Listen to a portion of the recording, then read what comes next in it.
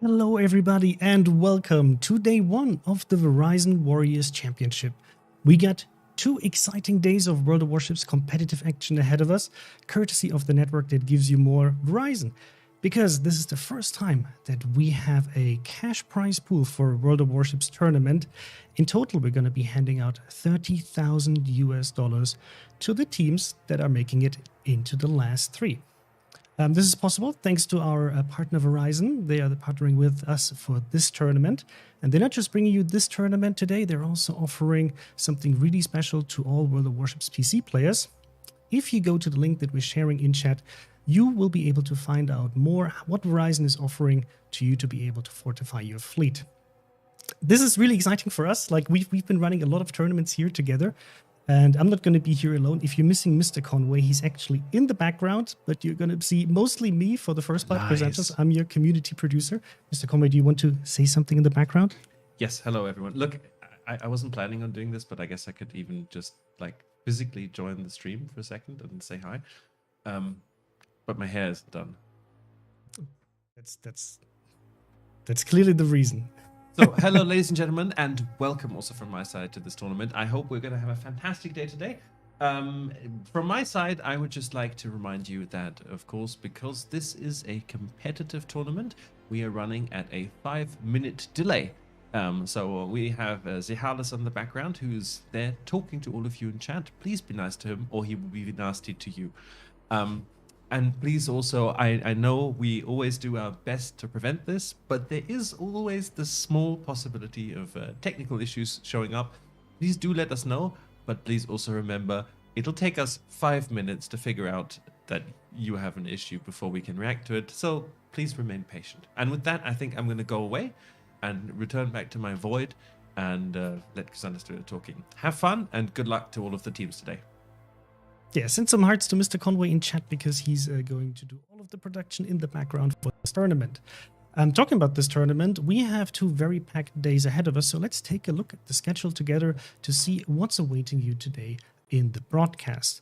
We are going to be looking at, firstly, at the Asia semifinals, and depending on, because we're going to be playing today all matches in a best-of-3 setup, potentially also see the next round of the Asian part. We had to split this up just for your context. We had to split it up a bit into regions because obviously we're trying to have this in one broadcast, and all of these teams are sitting in very, very different parts of the world. So I'm happy that we managed to establish this, that hopefully in a way that the teams are not going to be playing in super early hours or super late hours, but halfway humane. So we're going to be having the Asia semifinals first, then we're going to be switching over to the CIS finals. Then, I think a lot of you are also tuning in from Europe. We're going to have a very spicy match from the EU server. And then this afternoon, we'll take a break from this part of the tournament for a very special exhibition that is also sponsored by Verizon. It's going to be the Verizon Branches Challenge. Now, if you're wondering, okay, what's that about? We're going to have an exhibition match that will feature 4 teams of veterans representing 4 military branches. It's going to be the Army, Navy, Air Force, and the Marine Corps, with a total of $30,000 being donated to the military charities of their choice, depending on who's going to be the top 3. This exhibition is just one of the ways that Verizon is committed to giving more to those who give the most. They're also giving $250,000 to a really great organization, to Wounded Warrior Project. They're helping veterans in need with a variety of programs. Later on, in that segment, we will have our NA colleagues from Austin speaking to a special guest from WWP and give you more information.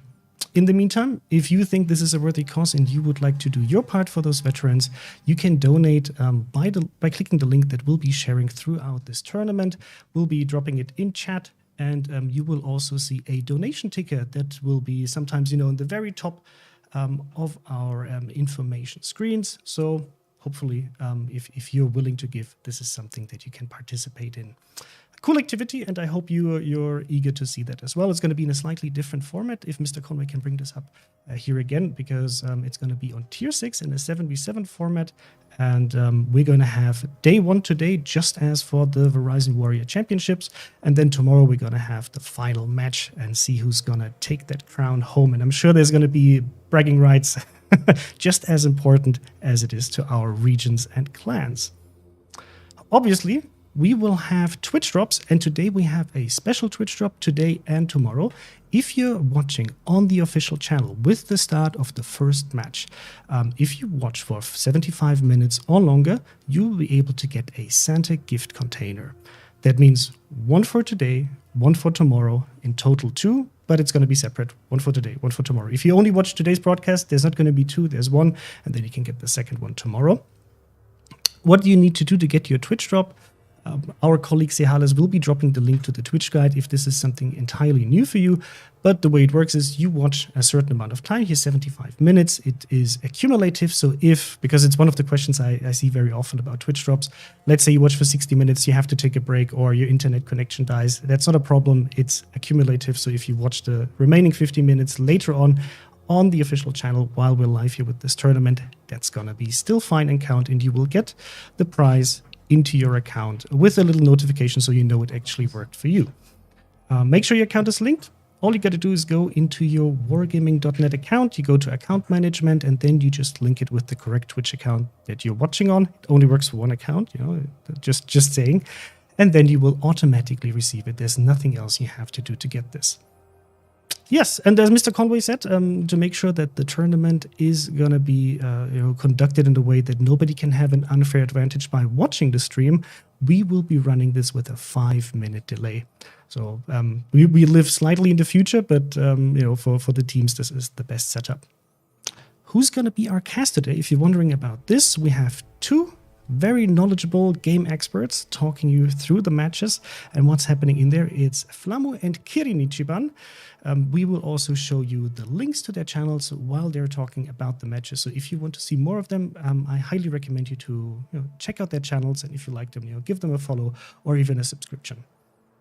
For the post-match analysis, we today have 3 guests, and I'm very happy that we managed to get experts from almost all regions this time. We will have C-Raptor from the NA cluster. I hope you know him by now with all of the King of the Sea tournaments he has been casting over the past years, and he will be able to give us some insights from the NA cluster.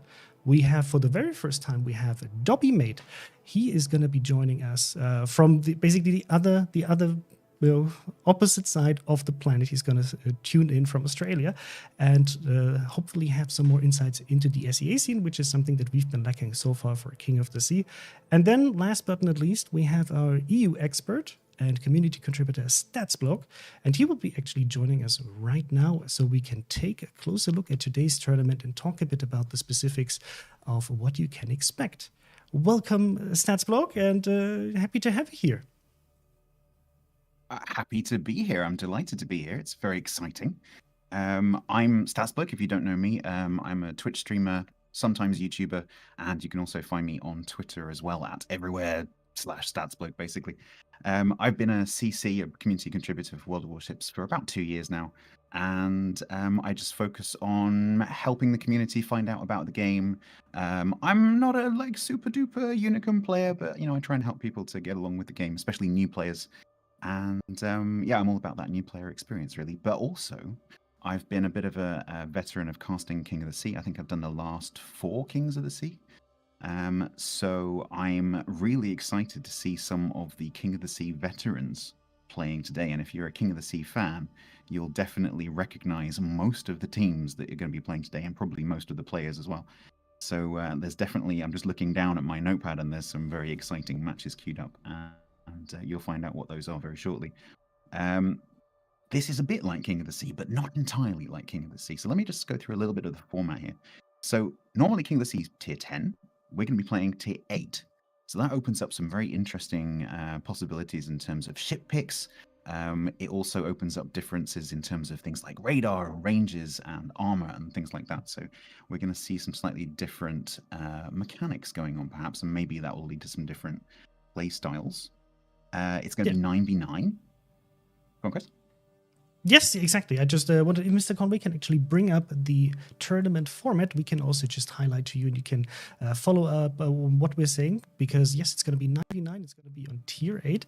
And just for context, how these teams that you see here on the screen, how they actually managed to qualify for this tournament, because it's quite different to what we've been doing in the past. We actually had a qualification, kind of like a baby clan battle season, we've been running last weekend. And the way it worked is that, for 3 days, the teams of each of the clusters were able to, play against each other, and the best 4 teams of each of the clusters qualified for this tournament. There was already like a smaller prize pool with doubloons for the participating clans, and when they made it into the either top 25 or the top 100. But now in the second stage of the tournament that we'll be broadcasting today and tomorrow, they will be fighting for the big prize pool, when it's about cash. Yeah, and Stats, so you were talking about the difference to King of the Sea in terms of the tier, and it is going to be a 9v9, but we also have class restrictions. Can you tell us a bit more about the class restrictions we're going to be seeing today? Yeah, absolutely. So this is something that is completely unfamiliar if you're from King of the Sea world. So there's a maximum of 2 battleships. You can take 0, 1, or 2 battleships. You can take 3 to 5 cruisers. There's a minimum number of cruisers. And then 2 to 4 destroyers to make the total of 9. And there's no carriers in this tournament. And so what that means is that you cannot take 7, of one ship, for example. So we're not going to see any crazy 7 destroyer things, which is something that some players might have been a bit concerned about because of past experiences with things like clan battles in the past. So I personally think we're going to see mostly 2 battleships, 4 cruisers and 3 destroyers, or 2 battleships, 5 cruisers and 2 destroyers will probably be the most common comps. But it remains to be seen what's going to actually happen. So that's just to try and rule out any of the crazies. And try and get us some nice comps. But there's a lot of ships to choose from at tier 8, so it's going to be quite interesting. And what makes it even more interesting is the idea of ship bans, and then there's also map bans as well. And we'll be able to tell you what those are as we go into each of the matches. There's also a fairly familiar map pool. So the map pool for today is, maybe we can bring that up on the screen. The map pool is North, Islands of Ice, Mountain Range, Warrior's Path, Sleeping Giant, Greece, and Northern Waters. And those will be played in the Clan Dominations format to when that is available. I think there's one map in that pool. I think it's Mountain Range that doesn't have that currently available. So we'll be seeing a different format on that map, but all the rest will be Clan Domination. There we go. There's the map pool on the screen there. And of course, the players, the teams can actually ban a map each at the beginning of every match. And so if there's one they don't like, they can just remove it from the pool. And then they also get to choose their spawns as well. In terms of ship bans, go on, Chris. Yeah, I just wanted to say that obviously we have 7 maps here. On today's part, we will be having best of 3s. So it's going to be, each team can ban 1 map. And then the third match, if it goes into the last match, that will be a randomly assigned map. And when you heard about the ship bans that we've been talking about, so this is something we didn't have for the final stage of King of the Sea, for example, if you're somebody who's following that competitive scene and you're wondering about how this is going to work. So for this part of the tournament, it works that way that each team can ban 1 ship. And we will display this for you for the upcoming matches that which ships the teams actually banned. And then maybe we can talk about later on why teams might have gone for that pick. The first teams we're going to be seeing to play today is going to be 1S and HAFA from the Asian cluster. And interestingly enough, Mountain Range, which is in basically the ranked setup map that we will be seeing here, is going to be the first map. So I'm very excited to see this one because it's a map you don't see usually in King of the Sea. And then we have Greece. And if it goes into a third one, it's going to be, the last one is going to be on Islands of Ice. So I'm very hyped to see this. And Mr. Conway, do you already have the ship bans for us so we can maybe talk about this? Oh, yes, the stats, but we see that we have 2 DDs actually banned here. We have an Orkan and the Kiev. What do you think about these ship bans? I think Kiev might be a reaction to what happened quite a lot of the time during the clan battle season we had a while back, where teams tended to bring a lot of Kievs. So that might be a reaction to that. Orkan is more interesting because I don't think was actually a very popular ship during the last tier 8 clan battle season. But of course it carries that radar, and actually, although personally I think on its own in random battles it's actually not that strong, you stick it with a bunch of players who are doing really good focus fire, and actually that radar becomes quite powerful. So I understand why they might want to remove that, but at tier 8, there's a lot of other radar ships to choose from if you want to take radar. So banning Orkan doesn't remove the radar problem. Absolutely. So ships are going to still have to deal with that. Yeah. I can also tell you that looking at, we took a sneak peek at what other teams have already banned. So we can see that the Orkan is actually one of the top bans, if not the top ban, together with the Chapayev. So we can see that, yes, the radar capability of these ships in combination with their firepower is something that the teams are rather happy to avoid if they can, force the team to take something else. So curious to see whether this is actually going to change throughout the tournament towards the end, but we'll have to see what the impact is. And I think the Orkan was actually, I don't think it was available for the last clan battle season that happened on tier 8. Oh, that would be it, yes. Yeah, because it was introduced with the European campaign that we had available. So yeah, that's going to be an interesting, different kind of setup we will see from teams, and also how it impacts the playstyle of teams.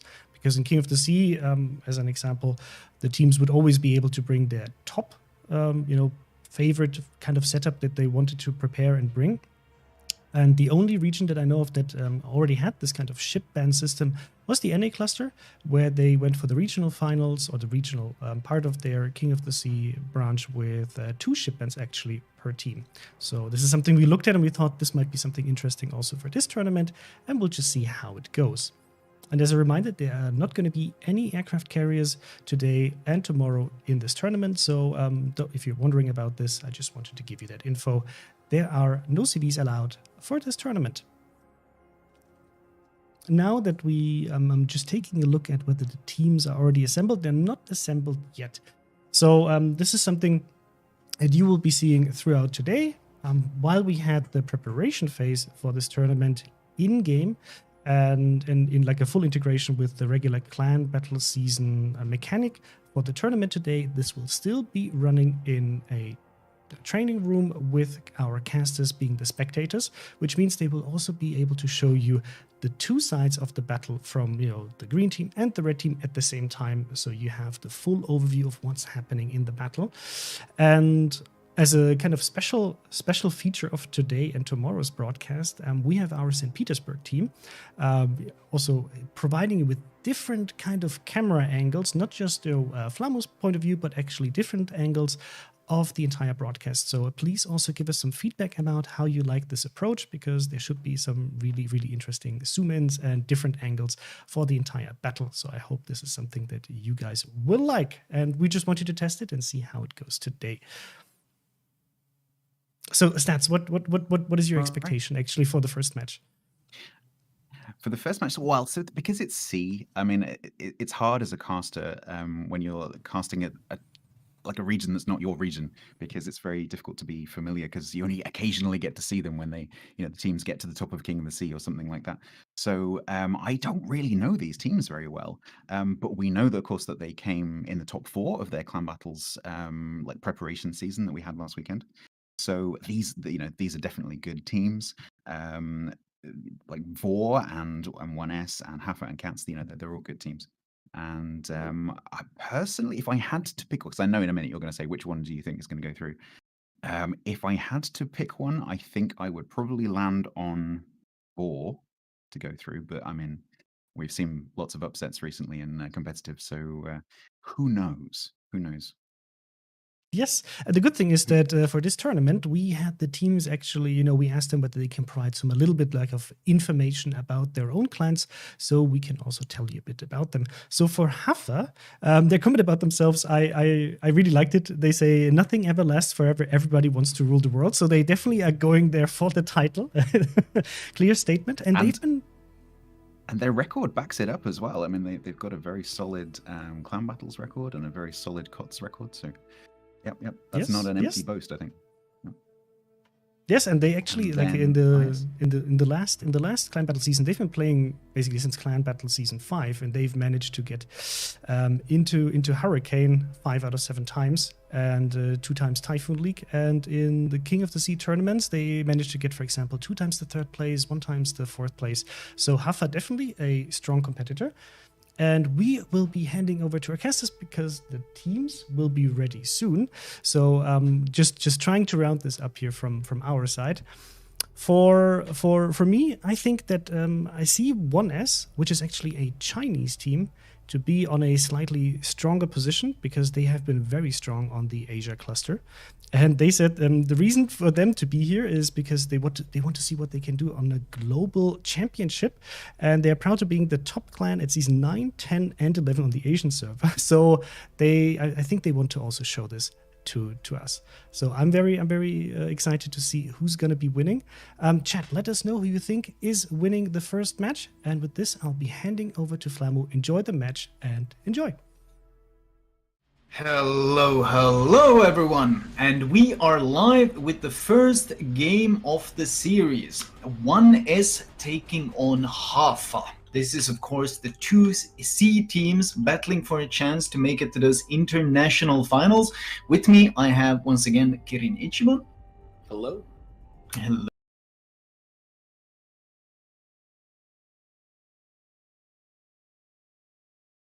Stealth radar, but an Ignis? What on earth? Yeah, I'm not sure what the Ignis is here for and what they plan to do with it. It could be because of, I think actually, I'm not sure. It's just an Amagi, right? Yeah, it's just an Amagi, and they're even running what looks like kind of the default camo on it, so I guess they're just taking an Amagi, but with the extra style points on top. Overall, we do have 3 DDs versus 3 DDs, 2 radars versus 2 radars. No Kutuzov for 1S though. I was expecting to see a lot of Kutuzovs actually. A Cheshire, which is a bit of a surprise pick, I guess, and a North Carolina. I'm actually really looking forward to what they can do with that North Carolina because obviously the shell velocity is a big weakness, so can the armor be, but the gun accuracy is quite terrifying. Yeah, the NC, I think it's going to be one of the meta battleships. We're going to see people play Lenins, Amagis, NCs, and then probably Massachusetts. I mean, the Massachusetts is probably going to be picked every time it isn't banned. What were the 2 ship bans, actually? Did you the 2 ship bans? Yeah, there were Kiev and Orkan were banned. So they banned Kiev and Orkan, so Massachusetts wasn't banned, but it still wasn't picked. That's actually somewhat surprising to me. We have an early radar from the Chapayev. I think they are trying to get vision of Sakura. They do have vision of the Terrible inside sea with that radar, but the Terrible has parked very smartly right behind the island, and I think they will struggle to get any real hits in. Purple Exile is trying to get the resets in. We have some shells coming over the islands, but also great juking work from the Le Terrible, dodging all the shells and actually not taking a single point of damage. Really? He finally gets hit once, but overall he just withstood that entire radar without really losing any significant health. HAFA, however, bought time for this Loyang to push in, and that means there will be a Hydro pushing in to spot this. But there is a counter radar by the Chapayev, and now it's their turn to take pot shots at the HAFA DD. He ducks in behind the island. Do they have a similar type of crossfire to punish him with? It doesn't really look like it. The Cossack should not have range from where he is, and he's also currently just sitting in his smoke after driving off the tusk. Actually, Purple Exile lost a ton of HP for that. They got 1 hit on Sakura Megumi, and Purple Exile lost half of his HP. So that's basically giving him. Yeah, the Cossack is just so brutal when it comes to fighting other DDs, and it basically just means mid control is going to go to 1S for this at the start of the match. Speaking of the deployment though, 1S, look at this heavy deployment they're sending around this flank. Actually quite identical. We have Charles Martel, Chapayev, Vladivostok, Terrible, and even the Cossack all going down this 4-5 line. And well, they're gonna face 5 ships against them, but they do have that Kutuzov Kid. And I think that smoke advantage can become quite significant. There's some dangerous torps coming towards the Vladivostok. Oh, they run out before they can catch him, so no chance of hits there. Yeah, I think as long as HAFA can maintain spotting on this side, they're going to have a really easy time bullying away the Chapayev and Martel flank. There is one advantage though. I mean, they're greatly using this kid smoke. They basically hid all their light cruisers behind that massive kid smoke, which I really like because, well, this allows them to trade so favorably. And normally they would struggle to trade because, well, they're trying to farm down a Vladivostok, whereas 1S is trying to farm down an Amagi, and that 32mm plating. Oh, Purple Exile is spotted it. Cossack ambushes him. He does have the smoke to disengage behind. There will be shells in the air though. 358 health. Oh, they take him down! And that's Cossack ambush! He just charged straight down the middle. I guess they weren't expecting that aggression from the Cossack, and that gives 1S a DD advantage just 4.5 minutes into the game. He should be radared. He should be radared by the Chapayevs. So he should be getting some hits. Oh, he is radared, but can he get the damage in? It's a small, agile ship. He's juking back and forth. Vladivostok is pushing actually super aggressive in response. He wants to punish any of these cruisers now that the DD is dead. And the Cossack actually gets away. He's undetected, 6.5k health, and he's gone. I think they smoked a little late there. They might, this Vladdy might get a good shot in, and they're almost, he's almost pushed up into their actual spotting range, smoke spotting range. Yeah, Kutuzov smoke firing penalty is 7.7, and oh, he's going for the blind fire. I think that was lock on actually on the Ignis. No, it was blind fire, and the Kutuzov gets chunked huge. Kutuzov goes down to 16 health. He's too close soon to be able to shoot. The Vladivostok is just charging in, and this is really the big downside of losing that destroyer. You cannot stop a Vladivostok charging in with just HE pressure. You need those torpedoes. They do have some torpedoes from the Kid coming in, which might actually be really, really good. I think he's going to eat 2, potentially 3 of these torpedoes. Oh, he takes 2 of them. He dodges the 3rd, but he's so close now, and that fast reloading damage con keeps him healthy enough to actually close the distance, and the Kutuzov might be caught. He does get caught. This Vladivostok aggression paying off so heavily. Kid pops another smoke, but the Chapayev, I think he's still too close to be able to use his guns. And this Vladivostok, this aggression is just giving them a huge edge on this flank. This push is actually just screwing them over. The Kutuzov couldn't actually use his smoke screen. Oh, sorry, look at the Terrible. The Terrible actually got the flank of the Chapayev. He loaded AP and he using the reload booster. And the Chapayev actually has to angle against this AP because it can citadel him. And this crossfire is brutal. They're creating a crossfire between the Vladivostok and this Le Terrible. And this Chapayev is just melting. He's being citadel from every angle. He's actually boxed in a corner, forced to angle. He has nowhere left to go, and they will take down the 2nd cruiser as well. There's no escape whatsoever. And it's just the Ignis and the Kid left with honestly nothing much remaining. This Ignis will die extremely quickly under this HE pressure. Oh man, 1S aggression is being beautifully executed here. I cannot believe that Vladivostok just drove up and killed both of those. On the other flank, the Loyang, however, is getting ambushed. He got caught by the Le Terrible, and he's down to 3.3k health. So 1S is actually playing aggressive on both flanks at the same time. And I was hoping to see some sort of big crossfires from this North Carolina on the Vladivostok, but he's had his own issues to deal with on this flank, and the Chapayev and Loyang are both going down. This is brutal, and if the NC is forced to brawl, he's going to be in trouble. Yeah, I mean, they're going to lose the Chapayev is 100% dead here, and the Loyang's on 600 HP. The HP is looking like, what, 273k to 150k? So yeah, it's going to be rough. This is 7 minutes into the match, and 1S has basically doubled their health advantage with a similar type of comp in terms of ship types. That is a crushing performance from 1S. This Vladivostok aggression worked out so well for them. And the Chapayev, I think he will go down. Oh, no, he barely ducks into cover. Oh, man. The Terrible takes down the Amagi, who was being farmed in the meanwhile. The Kid tried to go there and defend. He's really the only one left on this flank. And they're all going to wrap around on these few remaining HAFA ships, basically boxed in. Oh, man, this is honestly beautifully executed aggression from 1S. But, man, HAFA was really caught with their pants down because of that aggression.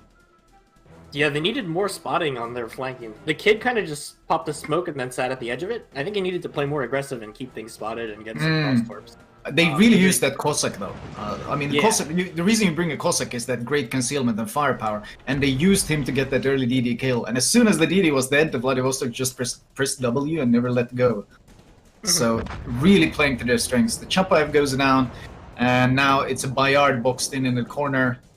They will take down the Cheshire, I think. They do take him down, but there is so much left to do for these 4 players. Yeah, I really don't see a way they can. Maybe the Kid will take down the Cossack here. Looks like they've spotted each other.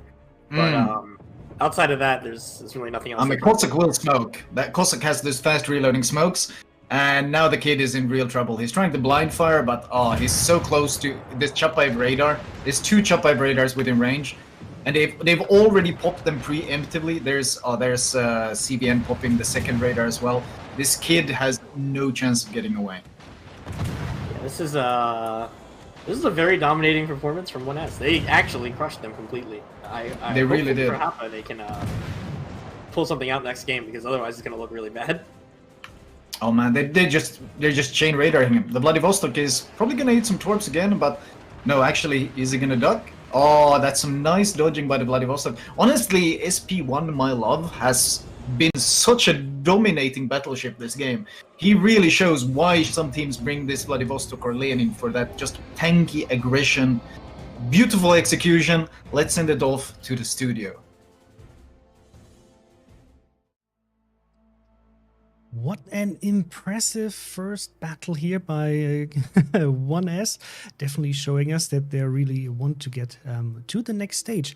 And that is something that I want to highlight to you, that for today's Verizon Warriors Championship, we do also have a prediction campaign where you can predict which 4 teams will proceed to the finals, and you can win some swanky FTW camouflages.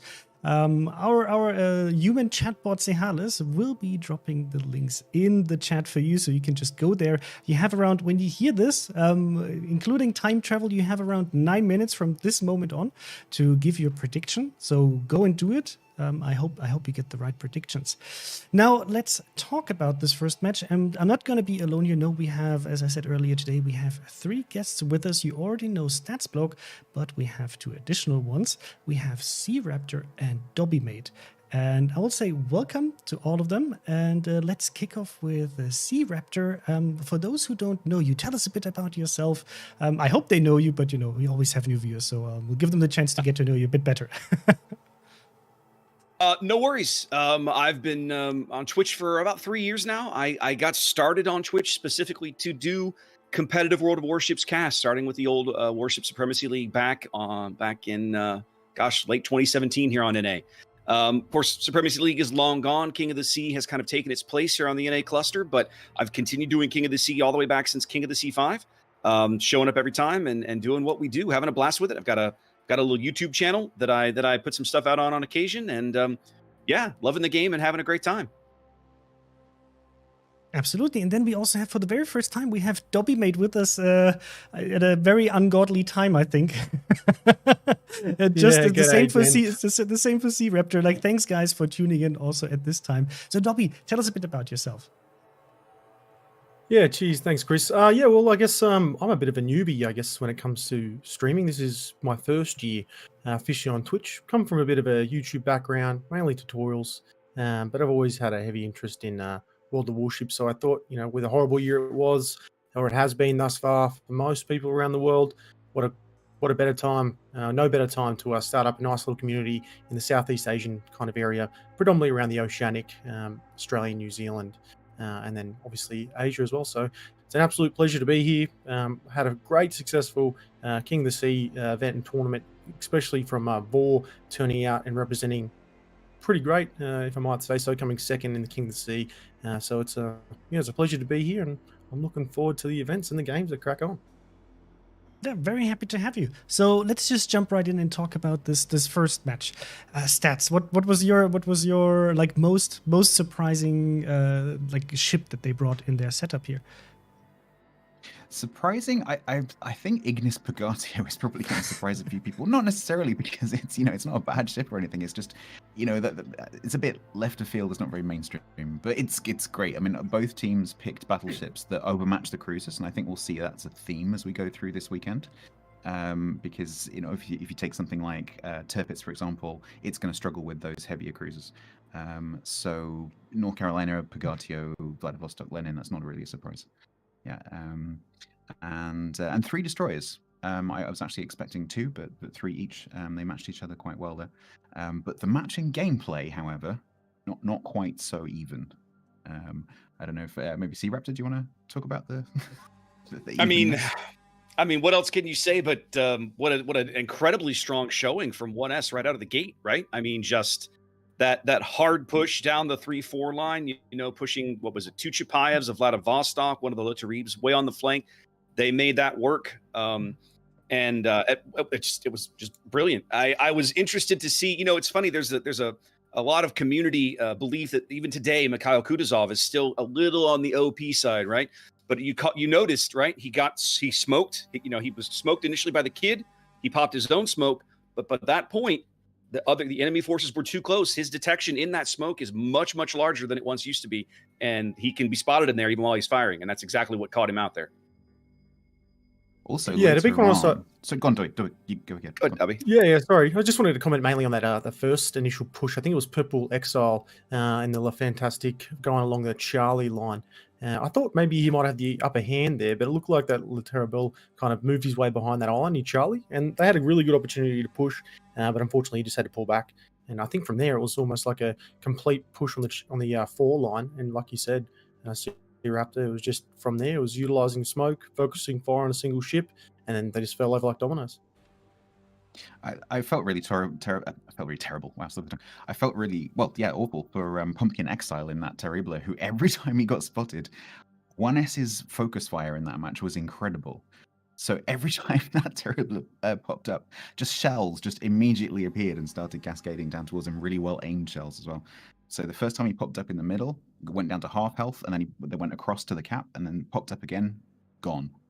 And then 1S pushed their Terrible down the flank to spot behind the smoke screen that had been set quite cleverly.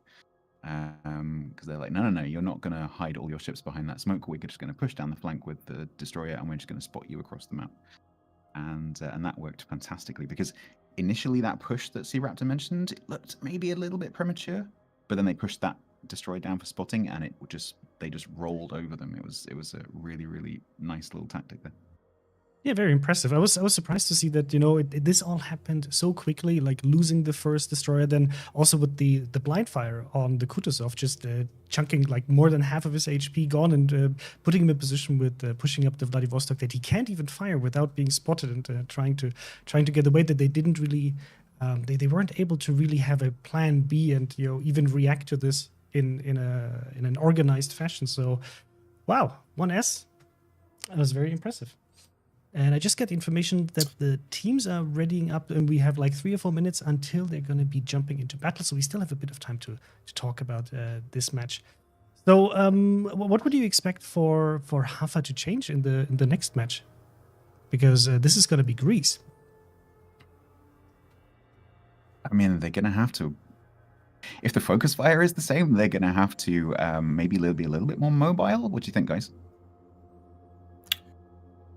Yeah, I think. Oh, sorry, mate. Go ahead. No, go right ahead. Michael. Yeah, I think maybe 1S that time. Well, obviously the terrific push there. I think maybe HAFA is probably going to go away from more of that kiting ability that they kind of went in with last game. I think they went in a little bit too prematurely and then didn't kite out away quite enough. So I think you'll probably see they'll be a bit more reactive, and they'll go for a straight push this time.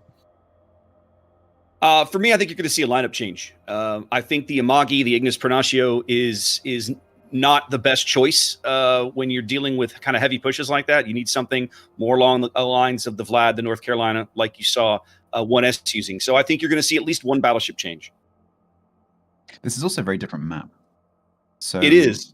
Mountain range, very well, one side of it, very, very open water. This map, you're almost completely visually cut off from the other side of the sport, like the other spawn.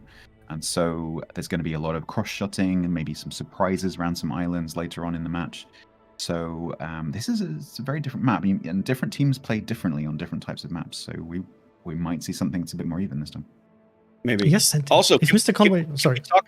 Go ahead. I was going to say, can we talk about Cheshire? Who was surprised to see Cheshire? I was. The ship sometimes suffers a bit from its reputation, but I was really curious to see how they're going to leverage that Cheshire. But I think it didn't even get into the fight as much as they probably wanted it to get it, because they were so heavily winning on the other flank already. But yeah, I was surprised to see overall the variety of ships that were brought up, because there was a Charles Martel, there was a Cheshire, right? Of course, you will see Chapayevs, and as we said before, they're actually one of the most popular bands here, because they give a really nice mix of firepower plus the radar capability, and we saw how important that is. But yeah, there was actually something that also surprised me, just as, for example, in King of the Sea, when we saw a Goliath, in very specific setups, these ships suddenly can become very powerful and fulfill the role that the team is actually envisioning for it. And then what I wanted to say, Mr. Conway, if we already have the ship bands, we can maybe bring them up and see if there is any change towards the first one. It's the same. Okay, so we still have the Orkan and the Kiev band, so that's not really going to impact them. But do you think that the teams will switch to a rather like a 2D DD setup for this very island-heavy map?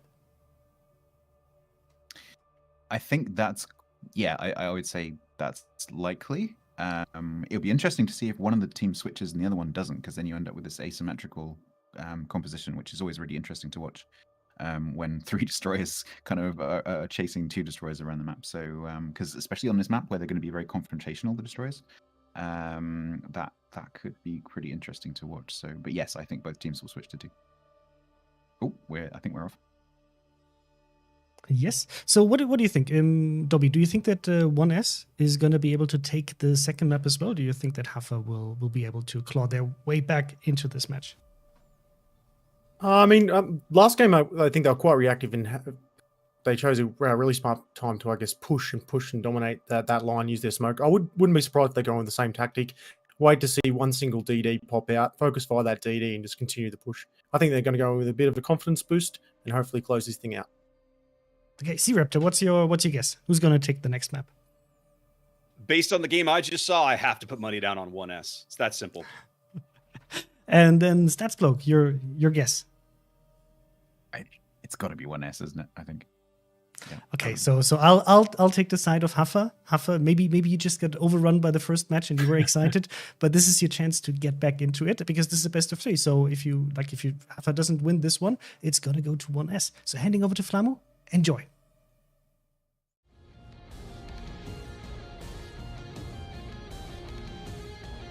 And we are live with the second map. 1S taking the first one in dominating fashion.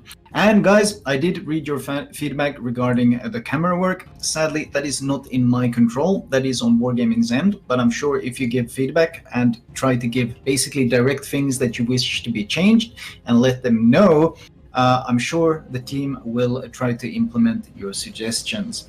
However, that is not something I can affect right now.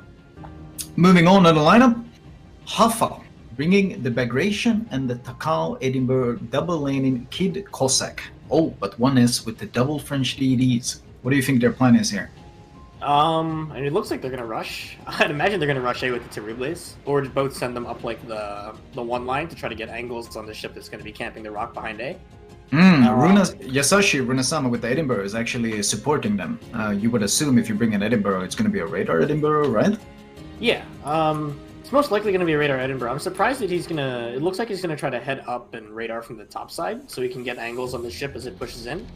And then with the other Terrible there, they should be able to drive off the DD if they preemptively radar the Cossack as it's coming in. Indeed, with 2 Terribles there's no way he can even attempt to engage here at all. And none of the Chapayevs really seem close enough to actually get even close to it looks like we're consistent. going to be seeing a restart here. Yes, they have all stopped. Let's send it back to the studio then and let them sort it out.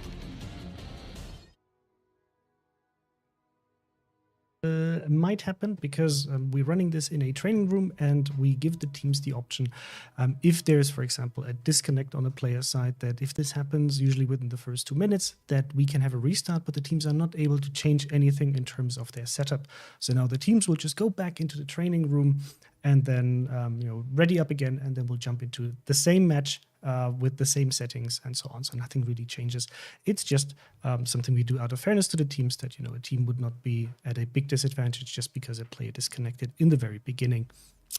We won't do this though if it happens, for example, towards the end of it, right? Because otherwise people might actually exploit this. Yeah, so while we're waiting for this, just a reminder here that this is only day 1 of the Verizon Warriors Championship. We're going to see the finals, so the semifinals and the finals tomorrow in the broadcast. And then we will see who will be able to get the prize pool. $15,000 await the winner of the tournament, $10,000 await the second place, and $5,000 the third place. Thanks to Verizon, who are our partner for this tournament. And if you are in a region where Verizon is active, I would highly recommend you to check out the offer they have for World of Warships PC players, because you can get 2 premium ships and a good amount of premium time, which will help you a lot in the game. So feel free to check this out. And yeah, for the qualification stage, as you can see here in the infographic right beside me, the top 25 teams were actually already able to get 10,000 doubloons in the qualification stage, and the 26th to 100th place, they got 5,000 doubloons for their clan. And now we're in the final stage. And if you participated, please give us some feedback about how you like this clan battle season qualification stage. It's the very first time we've been running this, and I think it worked quite decently. But obviously, I would like to hear from you how you feel about this, and see what we can do in the future to make tournaments even more fun for you. That also includes the ship bans, which I think is a really cool way to also get even more variety into the setups that the players are going to bring, and see how that works out. The teams are still readying up in the background, so I'll just give you also a reminder about the Twitch drops. Today's Twitch drop is going to be 1 Santa gift container. All you have to do is watch for 75 minutes. This is on top of the regular Twitch drops that we have active. If you're watching on YouTube or on Steam, then this is not working on these platforms because they don't have this feature. So if you want to get this, you will have to head to the official channel, which is on twitch.tv/World of Warships, link your account, and then you will be able to get these rewards. And yeah, I see some feedback about the camera work. So guys, please give us some feedback about how you feel about the camera work. Obviously, maybe to explain a bit how this works in the background. So we have Flamu broadcasting his point of view, and we have several cameramen actually in St. Petersburg who are trying to give you different angles based on what Flamu is talking about, to show you also kind of a different angle on the action. We'll try to improve this as much as we can while this is happening. So please keep giving us feedback, and I'm sure we can, perfection this over this weekend and make sure you get to see what you want to see from the broadcast. The teams are almost ready again. We're going to be jumping into the match in 20 seconds. The prediction campaigns are closed now, so I hope you gave us your guess for who's going to be in tomorrow's part of the stream. But don't be afraid, just let us know in chat who you think is going to take this map. It's going to be Greece. We're handing over to Flamu, and hopefully everything works this time.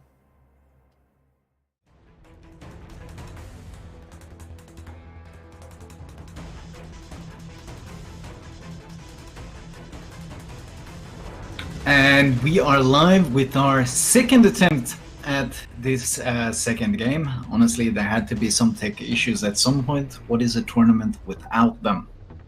Do you think they're going to execute the same plan again? Yeah, I don't see any reason they would change it up. And it looks like we see the Eden and the two Lazarebles heading up towards A again from 1S. So yeah, identical.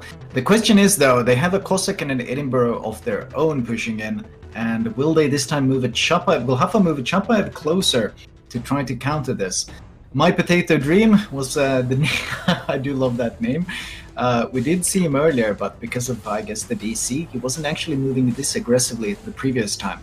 So it's going to be two Terribles against the Cossack, both with an Edinburgh as backup. The question is, are they going to run into each other's radars? Yes, they definitely are. I think the problem for 1S though is, or I mean for HAFA is the, I guess the south side of this map is like the DD tuck on the A-Rock is atrocious compared to the other one, and basically everyone will be able to shoot him. They won't be getting like big good hits, but they'll be getting chip damage over and over again. So if there are two DDs sitting on the rock, HAFA's DD will go down first, most likely. I do have to highlight though that 1S is bringing the Maya instead of the normal Takao. I'm still not convinced that did they change the way the camera works on that one? But I mean, I guess they are living up to their Weeb names by bringing the Weeb ships. Last time it was Ignis though, but we'll see what they round out this time. Meanwhile, the kid is smoking up the Chapaev from HAFA, so this looks like a very aggressive radar they're trying to pull off here. And they might actually catch off the Cossack if he's not respecting this 12 km radar. He's actually already in the range if the Chapaev should pop it. On the other flank though, HAFA and 1S they're kind of circling around this A cap, both of them being kind of hesitant to actually enter it. Yeah, I don't think they want to, because once you commit to diving the rock, you're basically stuck there until you get the cap. I mean, actually, you know what? The Edinburgh... Kokonoa is going for it. Kokonoa Aki is going for it. I guess he was looking for the angle to go in, and now that he's found it, he's just going to charge straight up to this island. And I don't really see what HAFA can do about this. Not a whole lot, Yeah. I think. I mean, again, this is the north side. Oh, wait, no. He's turning out. I think that's a mistake, because now he will be deep in this radar. Is it going to be a radar from the Edinburgh? The Edinburgh popped his radar on the initial, like when they were both heading up, because they wanted to initially catch him if he was diving for the rock. So it should be down. Okay, well, then you're just going to pick it up, I think. There's no real contest there. The Cossack on the other flank did get radared by that Chapayev in the smoke by the looks of it. He's down to 7.4k health. Katushika, oh my god, these names are so long. But he's down to 7.4k, and he's kind of being chased by the kid. Unlike the last game, the HAFA kid is playing much more aggressively. Instead of letting them get the spotting advantage, he's actively contesting that spotting. Yeah, I think that's very good on him. And actually, looking at the deployment, it looks like HAFA is like just gonna give up A, and it looks like they're gonna try to make their move down on the BC side. I don't know how I feel about this, because pushing into the Vladivostok with 2 Chapayevs and only 1 smoke is going to be extremely rough for them. It's gonna take them forever to kill it unless they bring out the battleship torpedo. And the Vladivostok was very, very strong last game. The kid torpedoes, though. Look at the kid torpedoes. Kirarane launched predictive torpedoes expecting this Vladivostok to reverse. And that's exactly what's happening. I think the Vladivostok is reversing right out in front of those kid torpedoes. And this kind of early damage might be exactly what they need. Oh, but the kid torps are so slow. The Vladivostok has time to accelerate out of the way. And torpedoes that looked so good are actually gonna entirely whiff. Oh, that is unfortunate. Very close to securing a big advantage there. Yeah, I'm surprised. I think what they should do maybe is... Oh, meanwhile, Cossack is spotted from HAFA. He's down to 9.7k, forced to run away. The Lenin is pushing up to kind of take a bit of the aggro and try to get up to that island.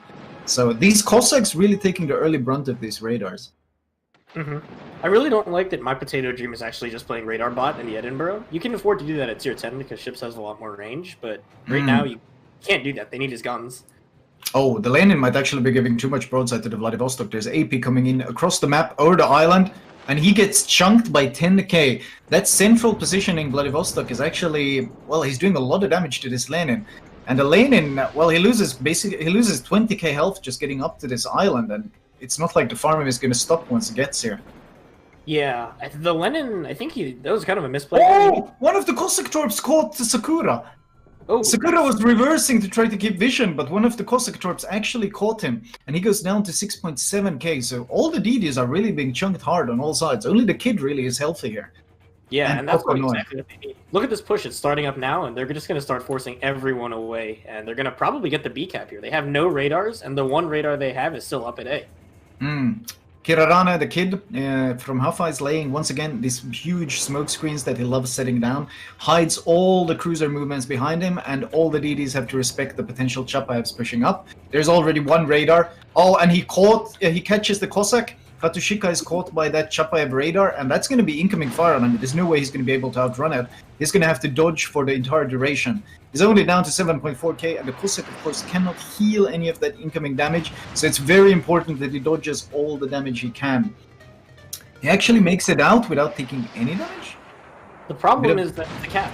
The Cossack, if he stays... Now that the smoke is so close, basically the Cossack cannot afford to even come close to contest the kid if he goes to this cap. He's actually reversing to do it. He's reversing to do it. He knows what they want, but I don't think he can afford to do this. He's probably... Actually, if the Vladi, he could take a really scary push around, like if he takes the right side of this island and then uses the island as cover while approaching the Chapayevs. He could do the same thing again, where he just shows up in front of their faces and blows them up. This smoke play is also entirely denying this Bayard from 1S. He's most of the time, if you see a Bayard, he's shooting all the time. Yahua has been basically silent because there's nothing for him to shoot. He doesn't have vision of anything. The spotting game is being entirely dominated by HAFA on this flank. Yeah. They actually dove the Cossack into A to freeze the point. I don't know if they needed to do that because right now what's going to happen is the Kokono is gonna dumpster him. Kokono is going to pop around this island. He's caught in that Edinburgh Hydro, and he's just going to be absolutely farmed by this Terrible. That health disadvantage is too huge, and the DPM disadvantage, oh, this is going to be brutal. Yeah, My Potato Dream again. He needs to be off that rock so he can prevent this. But he needs to be able to pop out and just blap this guy. But I think the Vladivostok is kind of locking him in. He can't really pull that off. Yeah, Kokono is straight up just going to park here, and he's going to farm this Cossack to death. And I don't think there's anything the Cossack can do about this. Yeah. I mean, B is now contested, so, and the Cossack is actually caught in another radar, it looks like. Yeah. They're gonna force him off. Oh. So they are, HAFA is winning the B side, but the A side is kind of a disaster right now. And the problem with this nose in Lenin is, I'm just waiting for this Terrible to YOLO him. Yeah, I think HAFA, if they were going to play the stall game on this flank, they needed to not commit to diving a ship into A, because they just gave away a destroyer for free, basically. Kirarane manages to secure the B cap though, and those radars force the Cossack away. But the smoke does fade, which means the Vladivostok finally gets to shoot these Chapayevs, and both of them take significant damage in the process. 26k and 33k, they're both being chunked every time they're out of smoke. Very squishy cruiser. And the Bagration is being farmed by the Bayard. Honestly, chasing a Bayard is probably not something you want to do, and he's giving up this entire push by the looks of it.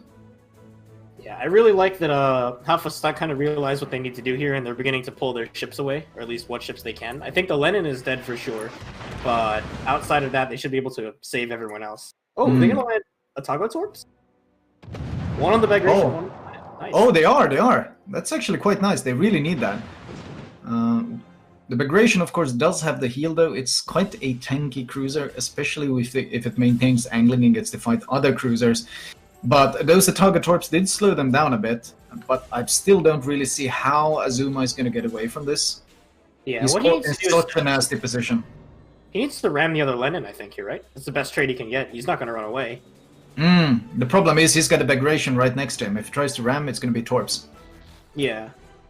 Alright, meanwhile, it looks like we're going to see 1S is starting to push back because they have to retake B.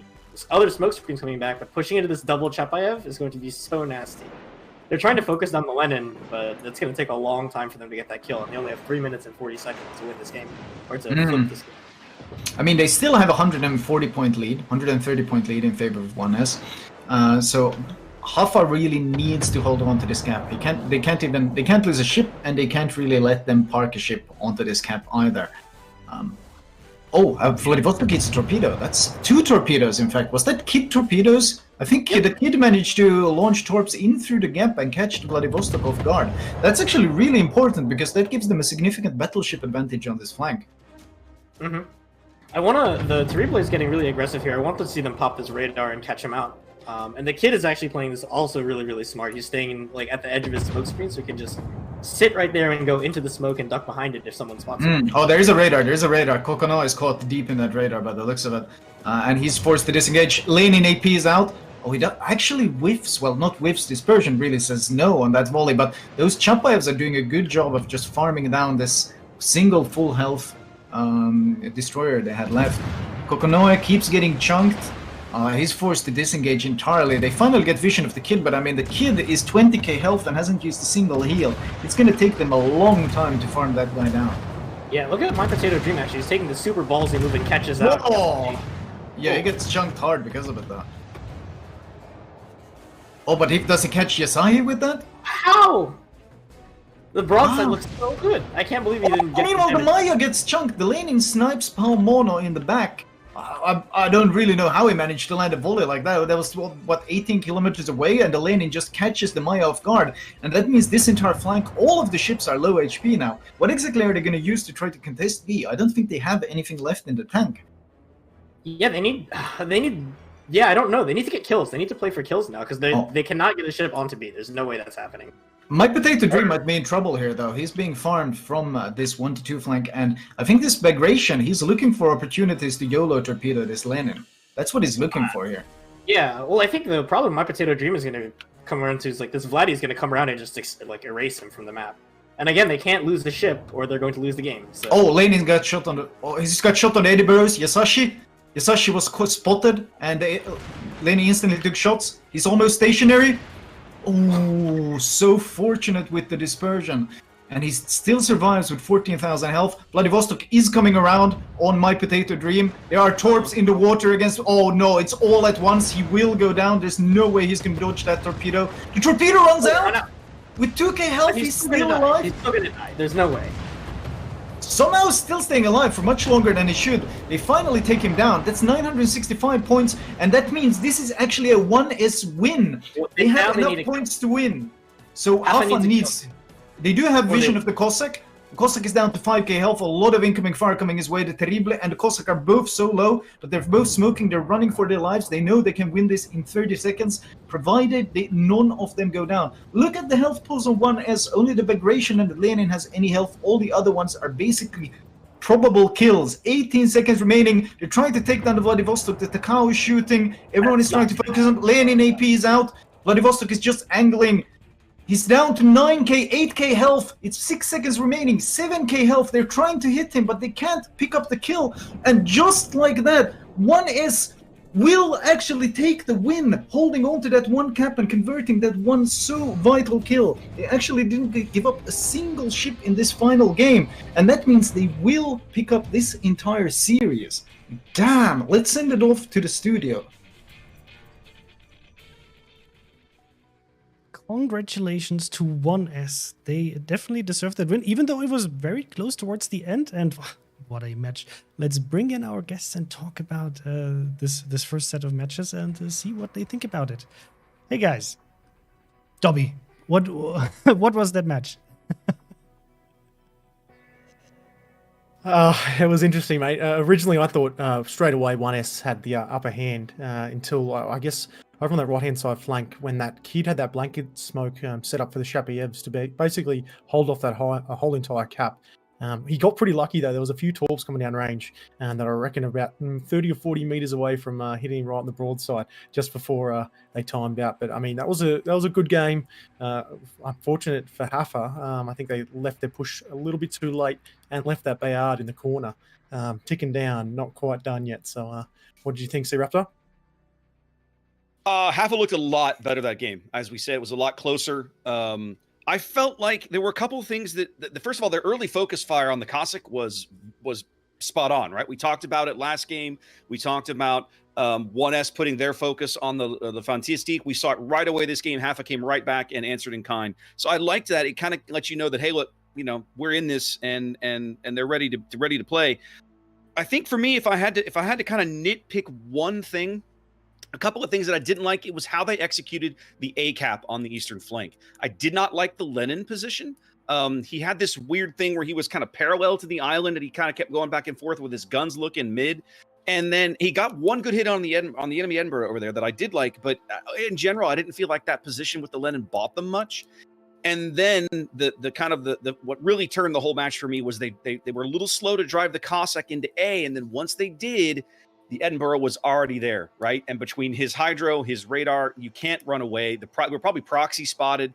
And then all they had to do was drive the Leteri to the south side of the island. His friendly Edinburgh was not able to cover him. They didn't really think through, I think, that position in terms of, okay, if we dump him in here and he's perma-spotted, how do we cover him? And it cost him. They lost the ship. What do you think, Stats? Absolutely. I think HAFA... I mean, like, I was looking at our cameras, right? Because I'm sitting here muted and I'm like shouting at the screen or like waving my hands. And I looked across the T-Raptor and he's doing the same thing. Because HAFA could have, they just so close. That buy, if they got that Bayard, that could have, I don't think it would have flipped it quite back, but it would have opened a window potentially. And that Edinburgh in the middle towards the end there, yes, they should have extracted that Edinburgh because there was nothing protecting his position. He just got pushed and then just nuked. That I think they should have tried to at least extract him because it was obvious he was going to get pushed. And that's what flipped the points because until Edinburgh died, HAFA were in the lead, holding those two caps quite nicely.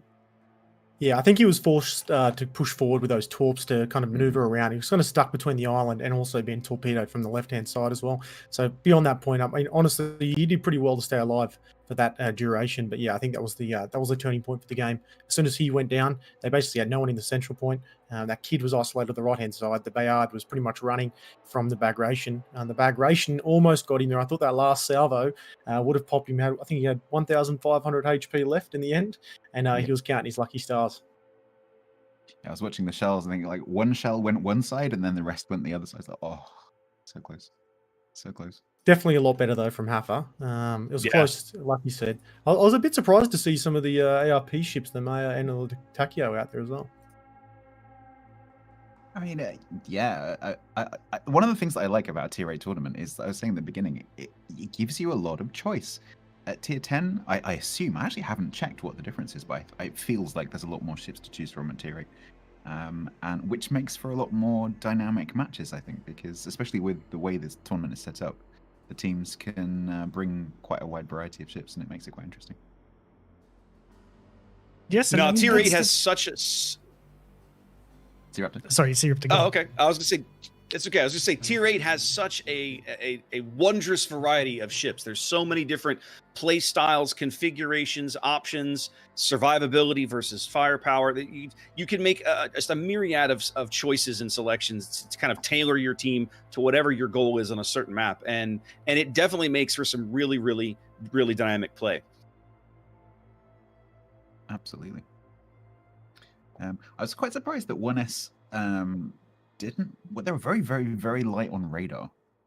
But then when you think about the map, that does kind of make sense, because most of your ships aren't going to be pushing right up against the islands, and so a lot of your ships aren't going to actually have the range at tier 8 with tier 8 radar ranges to be able to actually to use them. Whereas HAFA went very heavy with the radar, so it's quite interesting. And the mismatch with the 3 destroyers versus 2 destroyers was quite interesting as well. And I was quite surprised to see that I guess 1S did away with the 2 Shapiyevs, and they decided to go against them this time. But that, I think for HAFA, that kind of played in their favor at the start there, especially like I said, from the kid doing that blanket smoke right in front of him. Basically, it was just easy hunting for that Cossack in the middle. Yeah. Yes, and that actually, is the SEA part of today's broadcast, because we will be then transitioning now to the CIS matches, and we're going to be actually broadcasting LAIR versus Level.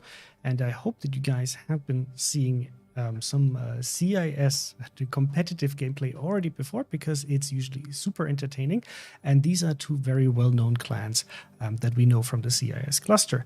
The setup is going to be exactly the same as it was for the SEA setup. So it's going to be a best of 3. Each of the teams are able to ban 1 ship, and they were able to ban 1 map. And we will see that, we have the Orkan being banned again, and the Cossack. The Cossack, we already saw how powerful that can be in the previous 2 matches. And once more, we see the DDs here being on the ban list. So what do you guys take from this with the Cossack and Orkan being banned already? I'll take it. I mean, Orkan we talked about earlier. The radar is particularly powerful when you've got a team of coordinated people who are in voice together and can coordinate on that radar target. A Cossack is one of the strongest destroyers in the game, let alone tier 8. So very, very powerful little destroyer hunter, that thing. So it's not really surprising that the teams want to remove. Currently in a draw, so it's going to go to the very last map. It's a best of 3, so whoever is going to win that one is going to advance to the next stage. And it's going to be played on Northern Waters. We haven't seen Northern Waters just yet. Seeruptor, do you think there's going to be like a significant change in kind of just the kind of ships they will bring compared to what we've seen so far? No, I don't think so. I mean, I think what you're seeing so far today is going to kind of set the tone for what we're going to see generally. The teams bring over the course of the day, right? You're going to see a mix of detection type destroyers such as Cossack. You see her on the ban list in this match, but in my mind, that's almost an acknowledgement of her ridiculously low detection in this tier, indeed, period. As to what she's super good at, and radar cruisers, right? I mean, there's a lot of really good radar cruisers in tier 8. It's a question of what teams want to bring, where they want to position them on the maps, right? We've been seeing quite a bit of Chapayev. I'm convinced that sooner or later we will see Cleveland. We have seen Edinburgh up to this point, of course, and we might even see a Belfast 43 somewhere along the way. It wouldn't surprise me anyway. The trick with she and Cleveland, of course, they have the lower range radar, so there's a trade-off there. But Belfast brings those little smokes that hopefully can get her out of trouble. Battleships, I mean, yeah, I think you're going to continue to see the big 16-inchers. I don't think you're going to see a lot of Tirpitz or Bismarck or Richelieu, for example. I think you're going to continue to see North Carolina, Vladivostok, and all of that. Yeah, that would be also be my expectation here. And I'm curious also, like, when are we going to see the first Cleveland? I would have expected the Cleveland to be a bit more prominent as well, but it seems like the teams are opting in for rather the long-range radars, because it's definitely going to be a risky position where you have to push the Cleveland into, and you can see how quickly any mistake or spotting is punished by the enemy team, as we saw in the first two matches. So while the teams are still setting up, they're actually redoing a training room, so it will take a few minutes.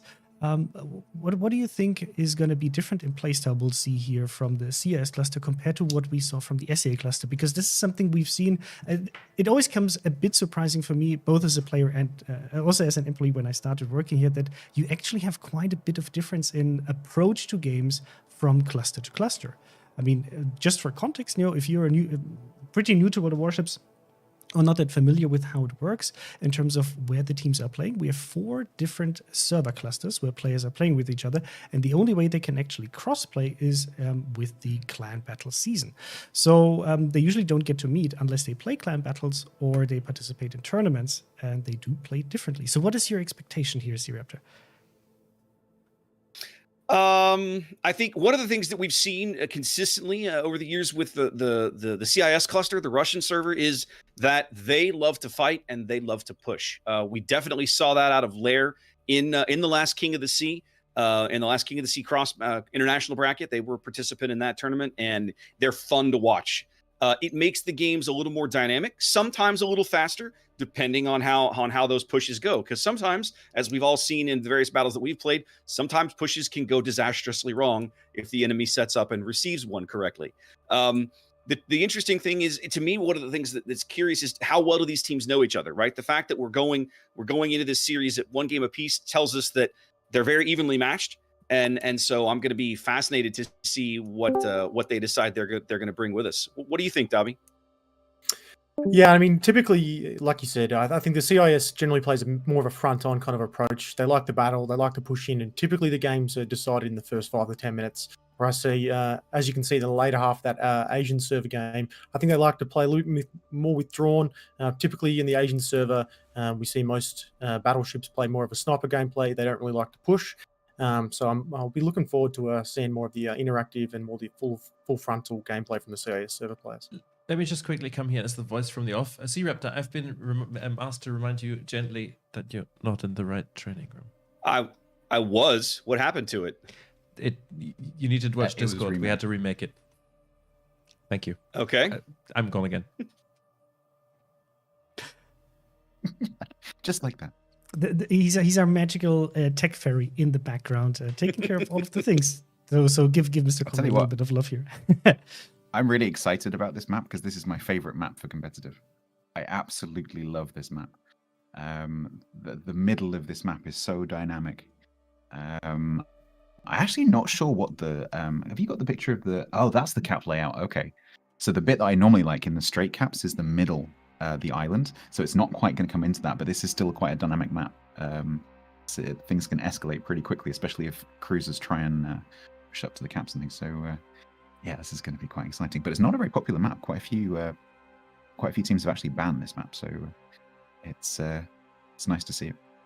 Yes, and it's going to be the first time that we will see it, at least for me, when I'm going to be seeing it in competitive on Tier 8, and I'm curious what the difference is to what we've seen in King of the Sea in the last tournament. The CIS teams, at least in King of the Sea 11, they actually brought a lot of smoke pushes, and I'm wondering whether they're going to be deploying even like anchorages or Kutuzovs or just rely on the DDs to actually provide the smoke screen and go for something with a little bit more rate of fire. So I'm really eager to see what LAIR and Level are changing about their playstyle and bringing to this map. Yeah. Before we jump into the next match, while the teams are readying up, just a reminder here: this Verizon Warriors Championship is sponsored by Verizon, and if you haven't, make sure yet that you will take advantage of Verizon's special World of Warships offer, which is going to be a $75 value offer with 2 premium ships and premium time. And we are also running a donation drive for Wounded Warrior Project. So if you feel like, this is something that you feel passionate about, it's a great cause, it's a good organization. So if you feel like you want to participate, you can just follow the link that we are dropping in chat and contribute from your side. Yep. So if you take a look at the schedule, just as a reminder, what's going to be happening after this segment, we will be sticking with the CIS cluster for roughly the next hour.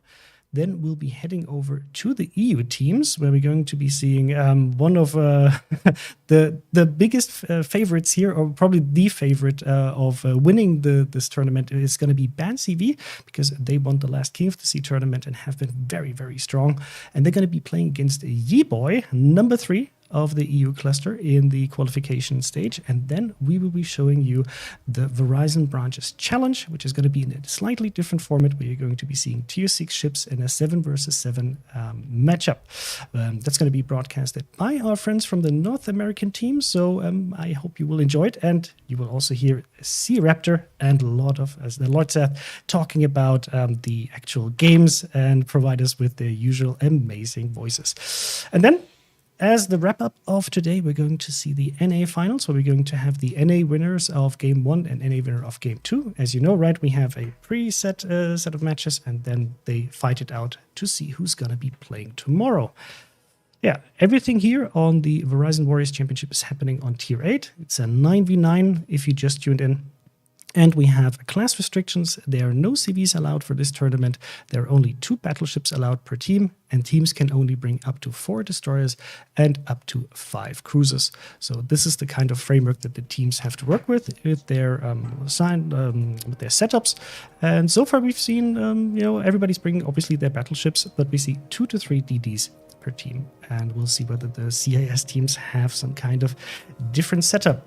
So, look, I'm going to quickly jump in here and say hello, because I'm in the background here. I've got all of you here and there and teams and things. So plenty of screens. I know what's going on. Unfortunately, we have a little bit of a disagreement on behalf of one of the teams with the spawn they've been assigned to, or that they've picked. So they're sorting this out, and we will hopefully be in the game shortly. Indeed. Yeah, that's I don't know. And now I'm just here. Hi, chat. It's a really good game, though. Look, I'll quickly take a minute to address, because I've seen some feedback about like the change that we're doing in camera. We are trying to do a little bit of a more cinematic feel, right? But our camera operators are doing their level best to pay attention exactly to what our casters, Flamu and Kyrian, are talking about. And also showing, actually, because they're getting a feed from Flamu, so they can see what he sees. And personally, I've really enjoyed having the opportunity to see the game from different angles. But please give us some feedback about like specific things you would like to change in the setup, and we'll gladly pass them on to our video team, of course. But hopefully this will be an enjoyable experience for all of us. And I think the issue has been sorted out. I'm gonna disappear back into my void, let the guys talk, and hopefully we'll have a game for you shortly. Perfect. Yeah, if you talk about the clans that are actually playing here, we have LAIR is one of the oldest clans actually on the CS cluster. I think they have been established in 2015. So this is pretty much, since the game has been launched, they have been playing together, and you can see this. On the other hand, we have Level. We've also been playing for a very long time. They were formed in 2018, so later than that, but they have been a very outstanding society of players so far, and have been in pretty much all of the King of the Seas and Clan Battle seasons since the 5th one. So this should be a really good match. So now my question to my guests here is, who do you think is going to take the next match? Stats, you start. LAIR or Level? Who's going to take it? It's Level. I'm gonna go for the underdogs for once. I don't normally do that. Level. Sea Raptor? I'm gonna pick LAIR. I liked what I saw to them in King of the Sea, and I want to see more of it. So that's who I'm rooting for. What do you say, Dobby? Yeah, I've got you back there, mate. I'm going for LAIR as well. I mean, I watched them pretty heavily on the King of the Sea tournament, and I was very, very impressed. So who knows, though? Maybe Level can win the second game if they win the first and level it out. We'll have to see. Nice way to plug it in. I see what you did there. And we're handing over to Flamu and see who's going to take it. Chat, let us know who you think is going to win this one, and have fun.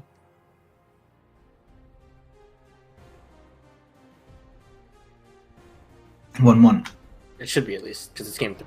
And we are alive with this third game, I assume, between a Level and a LAIR. And obviously the first thing you might notice is LAIR bringing the triple terrible and a kid, which means 4 DD comp, 3 cruisers, and Vladivostok Lenin against Level with double Amag. What do you think the plan with the double Amag is? I believe they were just going for crossfires, but now they're kind of in a good situation with the double Amagi because it is a good cruiser eliminator, and every time he's edited without smokes, they run the risk of getting just annihilated. And I mean, Amag HE isn't bad either. If they have to deal with the Lenin or Vladivostok, that IGN HE actually hits quite hard. But a double Edinburgh Baltimore. We haven't seen too many Baltimores yet. Glad to see it though, because actually I expected to see a bit more of that cruiser because it's so powerful with that basically stealth radar. So, and of course the tankiness and performance against other cruisers. LAIR though, Le Terrible, Amalfi, Edinburgh, Vladivostok all being sent towards A, and double Terrible Kid being sent towards C. So triple DDs to C. You think they're gonna push through here? Yeah, I think they are. I don't think they know that they're going to be going up against Level's weak side. They can't really figure that out at the start of the game. But once they see once stuff starts getting spotted, they're going to make that call, and I think it's going to work out really well because the Edinburgh and the Kid, I don't think they'll be able to hold all 5 of these ships back. No, and I mean this LAIR comp is actually really nice. The Kid Edinburgh work together well with the Edinburgh radar, I assume, and then you got 2 Terribles just harassing and closing the distance so very quickly. So both teams can getting their own 3 cap, and meanwhile we have a Fantask and a Terrible being sent towards this island at A. And if they catch Mindblowing off guard, they got a pretty significant DD advantage here. However, the Amalfi Sep might change that outcome. Yeah, I don't think they're going to catch each other because it looks like they're just... none of them want to touch the cap here. Maybe they'll touch it with Akizuki, but that is kind of risky. Oh, the Fantask though, I think is going to reverse for the cap. Is he trying to bait out something? He should get vision of the... No, actually, the Edinburgh does stealth radar. Isn't Edinburgh concealment 9.2 or something with 10 km radar? So he might actually get caught in the radar, but at this angle, the Edinburgh doesn't really have any hopes of getting any damage in on him. They are actually pushing in this. Mindblowing is trying to crawl up towards this island. RPF is no doubt letting him know where they are. So now it's just a question of who spots who first. And ideally, LAIR needs to get information quite quickly, or actually Level also needs it, because this LAIR push on the flank, it's becoming a reality. They're going for it. Yeah, I think actually we're going to see... I'm just going to make a bold prediction. I think LAIR's push is going to catch them completely pants down here. You see the Kid has stopped. The Kid is slowing down. He's waiting for the Edinburgh. I think he's going to accelerate soon and start laying smoke for this Edinburgh, and then they're just going to smoke him up as close to the cap as they can. Yeah, I don't want to see them smoke before the Edinburgh gets spotted. I think they should take advantage of the fact that they're kind of surprising them right now, and then get as close as possible to the other Edinburgh and the Kid before even starting to lay a smoke. They just want to keep them close to each other so that the smoke can be available immediately as soon as they show up. Level is reversing an Akizuki towards A, and he will be touching cap in just a second. Edinburgh pops radar. What vision do they actually get? They get vision of both them. Basically, they get vision of everything with that radar. And they will force them back a bit. Amalfi, though, is angled so well, he's not going to take much damage. What about Mindblowing? There is some Amag AP coming in, but I think they might be surprised with how little they actually see on this flank. And in fact, looking at the other side, we can see the Edinburgh from Level and the Kid have both instantly turned away when they see how little they actually catch on that flank. I think they're expecting to see some big stuff here now. They're playing very, very safe, which is exactly what they should, because this Terrible Kid Edinburgh train is coming at them quick. Yeah, I think... Oh, man. I really don't know how they're supposed to stop this, though. They're going to have to get kills on A, because there's no way they can hold the cap here. They only have one radar. Akizuki got radared. He got caught. Terrible getting some good damage in. I'm actually surprised how much damage this Akizuki is eating. Is he trying to trade here or something? This went very poorly for this Akizuki. He should not have been taking this fight this aggressively, I think. Akizuki isn't that nimble, really, especially when stationary. Trying to accelerate out of that incoming fire is not a fun experience. So they take him down to half HP. He will be contesting A, but this push is happening now. Kid smokes up the Edinburgh. Applebit is smoked up. Where is the radar? Are they radaring the Kid in return? It looks like they have popped the radar on the kid. The Edinburgh, however, he's pushing out of the smoke. That's a bit dangerous with the Amagi right on his broadside. Yeah. Oh, I don't think he meant to do this. This might actually be trouble. He needs to accelerate here and turn hard right so he can get behind the island. If he tries to reverse, the Yamagi's going to delete him, right? Yeah, he's going for the reverse, though. This might be a huge mistake. He's going for the reverse. They have constant vision of him. Oh, Amagi's taking that shot. Can he juke it? Oh, this might be terrible at this range. Not as bad as it could have been, honestly. Not as bad as it could have been. He only gets chunked for about 10k. He does manage to angle and mitigate it to some extent, but man, that's a lot of health thrown away. I think we're going to see the advantage of the Amagi come in here. Against cruisers that are using smokes like this, the spotter plane just works so much better than, say, a Vladi or a Lenin that doesn't get access to that. The Lenin is pushing up straight for the center now. And with the DDs having scouted everything, he's basically just charging right up this flank, and he's looking for shots on this Edinburgh. In fact, if he shoots from behind the island, it might catch, or behind the smoke, it might catch him off guard. Actually, I think the Klebers might just run down to Edinburgh here. Levels Edinburghs and under huge pressure with these two Terribles. But meanwhile, Level is responding to this. They're pulling back their Amagi, the Rebel Jet is being pulled back, and they're pulling back the Fantask as well, trying to intercept this Lenin. The Lenin actually stops, which might be a problem now, because I'm pretty sure this Fantask is kind of looking at this Lenin with hungry eyes as he is here, because he's all alone. He actually just got radared, so they do have vision of him and they know he's coming. So I'd imagine that they're going to keep the Edinburgh as a support if he goes for it, so it'll be a trade instead of a kill. Lenin is turning his guns, those 360-degree turrets working wonders. I think actually Mixer might be playing a bit too aggressive into this Lenin. He does go dark, so this is basically a blind fire. Oh, it does chunk him a bit, and he's down to 13k. They have no more vision of him, and he gets away from it. But still, that's actually going to stop this LAIR push for now. No, not quite. The Edinburgh is about to go down, and once the Edinburgh goes down, you're right. Yeah, that constant pressure.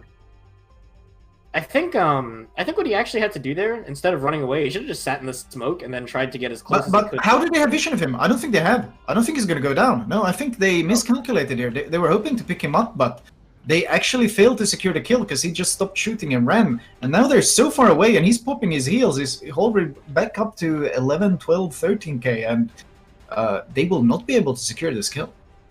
Yeah, I mean, they have 4 minutes now, but they're going to be able to put the kid on cap for free, basically, in a second here.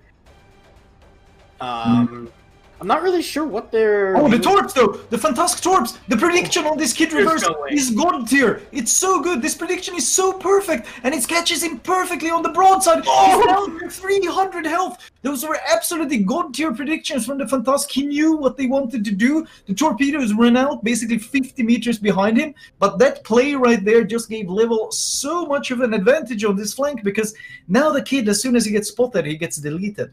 That was a fantastic play. No pun intended, but yes. Yes. I mean, with the double Amagi's back too, they can't even really put the Lenin on cap, because then Mortifier will just turn around and ram him. Then that's just going to give more of an advantage to Level. The thing is, though, Level has actually pulled back so many resources from this A flank that if the Vladivostok so chose, the Vladivostok from LAIR could just push up on A, and I'm not really sure what they could do about it. YOLO in the Terrible, but he's got plenty of support here.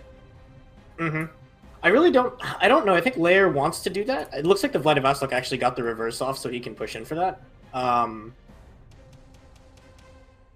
Oh, the kid is Bon Vivant had just backed off now. He's afraid to go into that cap. That one torpedo basically it threw a wrench in their entire plans of parking that DD on the cap. And now they're actually forced to take it the slow way, smoking up the Edinburgh, so the Edinburgh radar helps him out in case any engagement happens.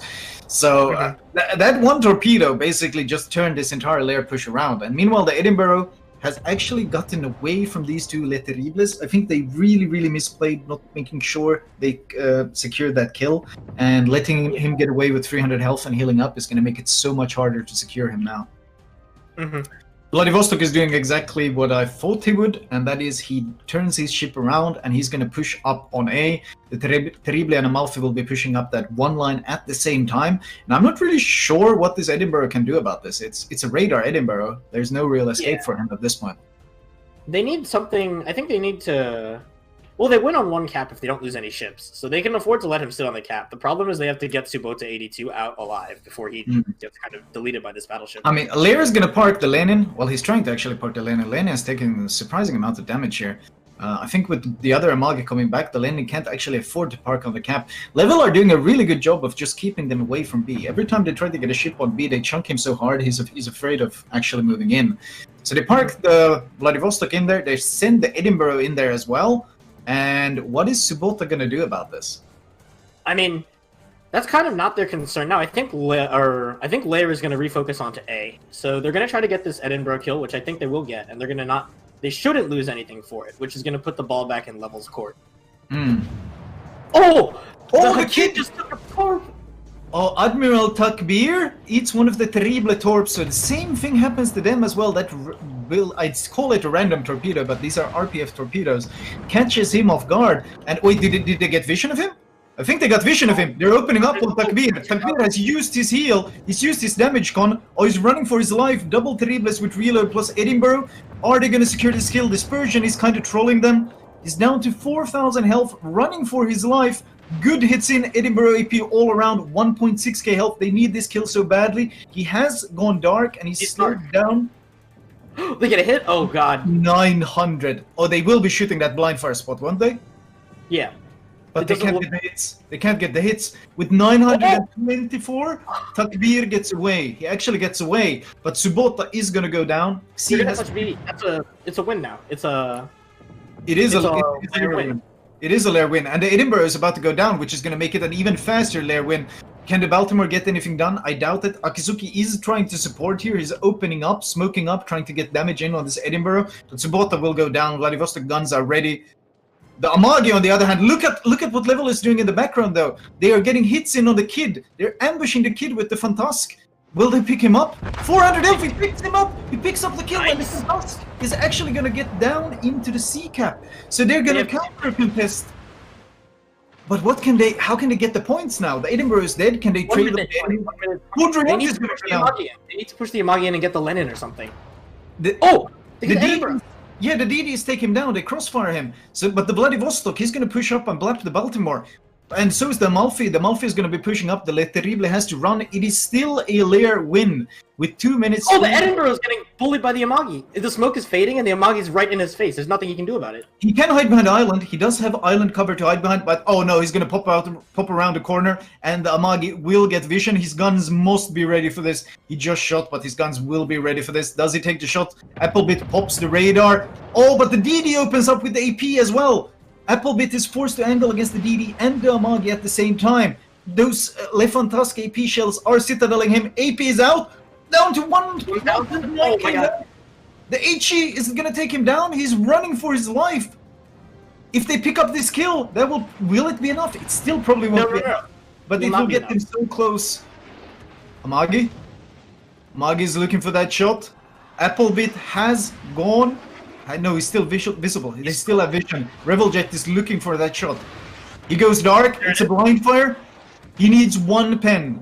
1 pen is enough. And it took him 984 to 830, but they still don't have a cap. They need to stop Mix-Up from securing this C objective. LAIR is sending a Terrible down there to try to stop him. If they pick up the kill, that will help them significantly. But LAIR cannot afford to lose a single ship. And meanwhile, the Vladivostok is pushing into a crossfire. That Baltimore AP is chunking him so very, very hard. Oh, this is a risky play. He's taking so much AP damage. He needs that overmatch Citadel on the Baltimore. The Baltimore is just reversing out, but look at mind-blowing. He's flying around the island. He's got AP ready, and he's probably got reload booster ready. This Baltimore is about to explode from torpedoes and AP. Mind-blowing pops out. AP is loaded, and there's the damage coming in. 5 seconds. 5 seconds. He has to survive for 5 seconds. Oh, they get the cap. They got the cap. Oh, no. How did they let him get the cap? What happened with the DD they were sending down to stop that cap from? He was too slow. He didn't make it there in time. He was right outside the cap when the last tick happened. What an absolutely insane game. I gotta say, I do love it when these Russian teams clash. It's always so action-packed. Let's send it off to the studio. What an amazing match. And on the very last second. Wow, this was really interesting to see, and I hope I didn't promise too much when it comes to CIS teams clashing, because this was definitely fun to watch. So let's bring in our guests and talk about this one. Wow, Dobby, what was your favorite moment of this match? Well, I guess you can't go past the La Fantastic at the end there with the rotation around into Charlie, going dark, holding off that cap. I mean, from where the angle I was looking at, it seemed like every round was coming to him, but no rounds were hitting. So without a doubt, that's the only that's the decisive move. Other than probably there was a big push by LAIR at the 6-minute mark, where I think maybe Level had the upper hand, and then that's where LAIR brought it back in, especially on that more eastern flank. But yeah, it was a great game to see. One of those ones where it could have gone either way, and I saw everyone's camera glued to the screen and a nice nod at the end. So it was good to see. What about you, Steve Raptor? How'd you like it, mate? Great match. Tons of fun to watch. Had a blast. I would have loved to have been doing my own commentary for that one because I just saw so much to talk about. I'll say that I felt like that late game push that LAIR made into A, right? They shoved the Vlad in, they shoved the Eden in, they picked the Eden off the one line over there behind the island. That all made total sense. But then they unfortunately lost their own Edinburgh in exchange, which didn't work out in their favor. But the Vladivostok over there, the battleship in that cap, there's a Baltimore right around the island. We saw him trying to get that shot at the end, but there was a time that he stopped. He slowed down and he stopped. And I thought that was a mistake at the time. I was like, man, you got it. There were these. They were too close to winning. And I feel like if they could have bagged that Baltimore, because eventually they moved the Tariba around the island to try to pincer him, and they probably could have bagged him. That might have made a huge difference. But it was a well-played game by both teams. What do you think, Stats? I think with 4 destroyers on each team, that was bound to be very messy. 3 La Terribles on one team, and oh, sorry guys, I just have to cut in here because we seem to be losing a bit of audio from you. So Mr. Conway will try to fix this in the background, and we'll just switch to my camera for a second because we had some slight connection issues. So I'll see whether Mr. Conway can quickly fix this. Might just be a short connection drop. So in the meantime, I'll just quickly give you a reminder. So this was the first match we saw from the CIS teams in their first set of matches. Now we know that Level advanced to the semifinals, and we will see them playing against Smile, won the other set of matches. And I hope you know Smile by now, because they are one of the best teams from the CIS cluster, and their matches are always very fun to watch. So we will be seeing this as the next match. And hopefully the issues that we just experienced are going to be solved. I'll take this opportunity to also highlight that during today's Verizon Warriors Championship, we will also have a special set of exhibition matches where we're going to have 4 teams of veterans representing 4 branches of the United States military. And they're going to have a... guys, sorry. We have some guests in the background. Just need to remind them that we're live on air. And so there's going to be a special set of exhibition matches that we have today. And we have the first set today, and then tomorrow there will be the final set. We have the Army, the Air Force, we also have the Navy and the Marine Corps, and they will fight for $30,000 worth of prize pool to donate to a charity of their choice. So this is going to be very interesting. And also on a different tier, it's going to be played on tier 6 in a 7 versus 7 format. And we also have currently a charity drive going on for a Wounded Warrior Project. If you want to contribute to this, please follow the link that we will be dropping in the chat for you if you think this is a worthy cause. Our partner Verizon already donated $250,000 to this project. And if you want to help raise a bit more money for this, we would be happy to see you doing this. In the meantime, if Mr. Conway can let me know if maybe the sound is going to be better, we can bring in our guests again, and we'll just give it a shot and bring in our guests once more, our guests. Sorry, guys, that I had to cut you off, but your sound was cutting out, and I don't think that was an enjoyable experience for everyone. So we'll just try again. Sorry, I had to cut you off there, Stats. Let's just pick it up from the last match. What was okay. And I think we can hear you clearly. Nice. So let's just pick up where we left. Am I coming through clearly now? Let me just check. Yes. So, assuming you can hear me now. So, I'm a bit of a minimap watcher. So I tend, especially when I don't have to like do pretty camera work, I tend to just watch the minimap. And something that I noticed was that LAIR went heavy on one side and Level went heavy on the other side. And normally when that happens, teams rotate around each other. So the heavy side pushes the light side, the heavy side pushes the light side. But Level didn't do that. They had the heavy side. They realized they have the heavy side, but then they realized they were being pushed and they pull back. And the danger of doing that is that you have this transition period where that group of ships that you're taking over is transiting across the map, and then you end up with two light sides effectively. And they didn't push through the cap. But so they had this sort of very small wedge of the map for a few minutes, and it was looking a bit risky because LAIR were able to start pushing up on both flanks, and I was really worried for them for a second. And then, but they just held on by their claws, and I was quite impressed with the way they managed to actually pull off that transition and slow down that push on the other flank. It's quite impressive.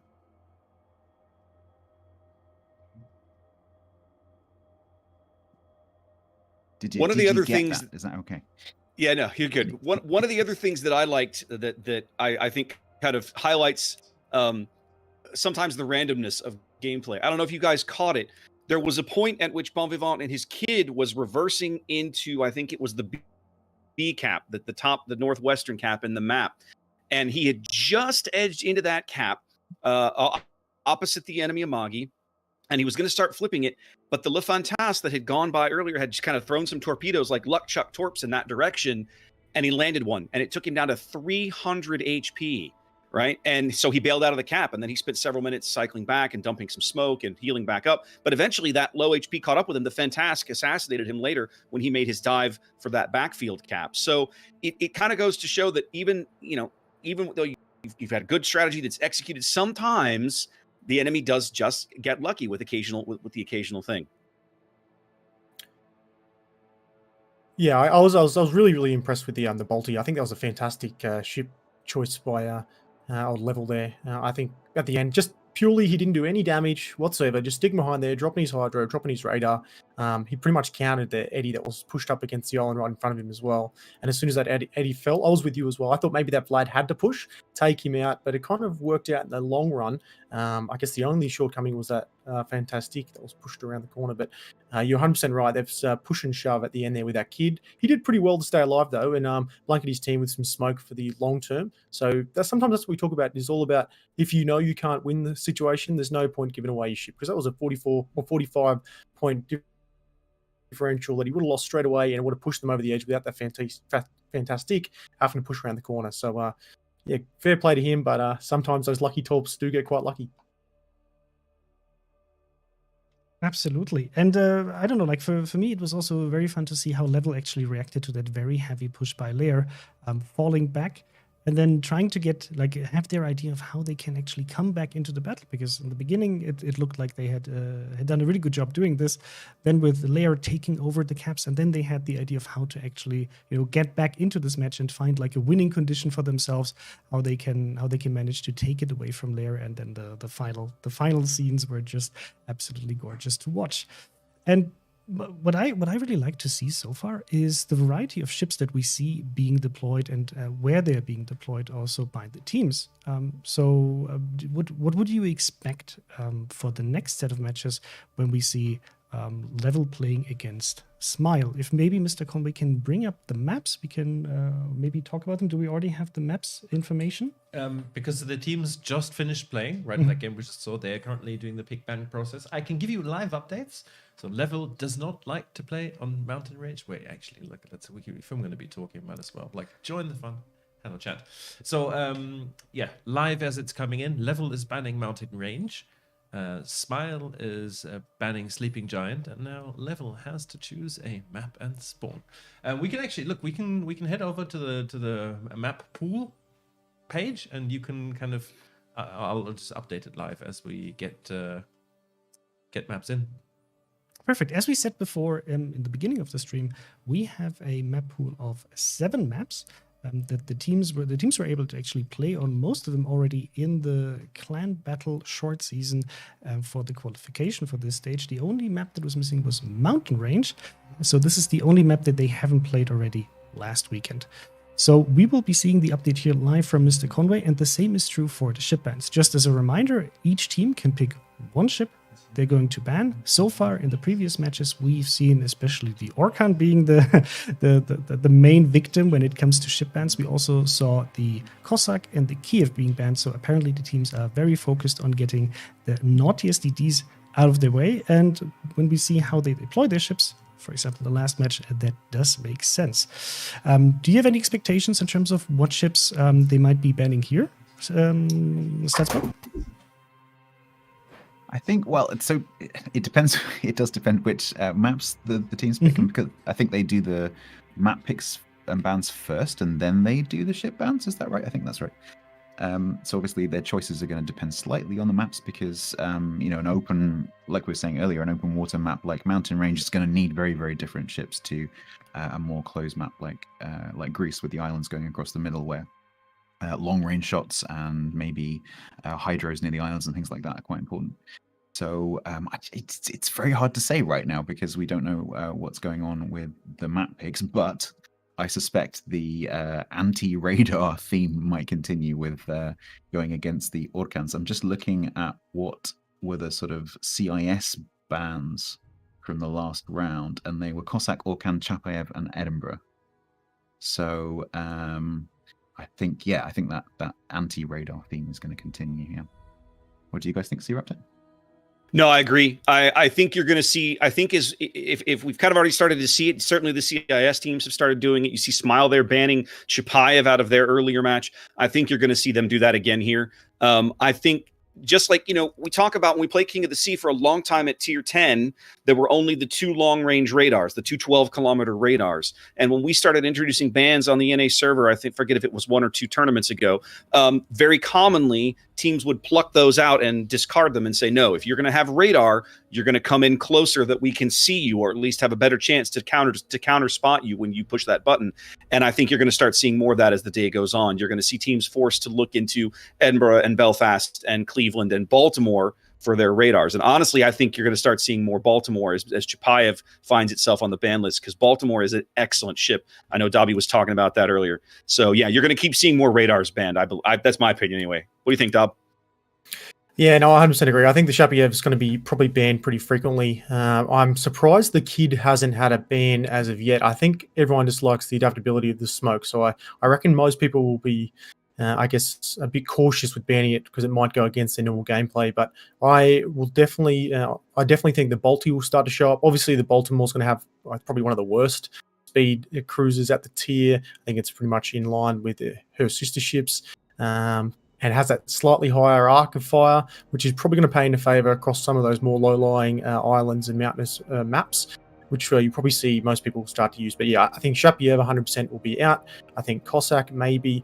And I wouldn't be surprised if we start seeing a couple of bans of the Kid. But I think we're going to be pretty consistent with the battleships. I think the Lenin, the Vlad, was a bit surprised to the Amagi last time, but heavy consensus on both those ships.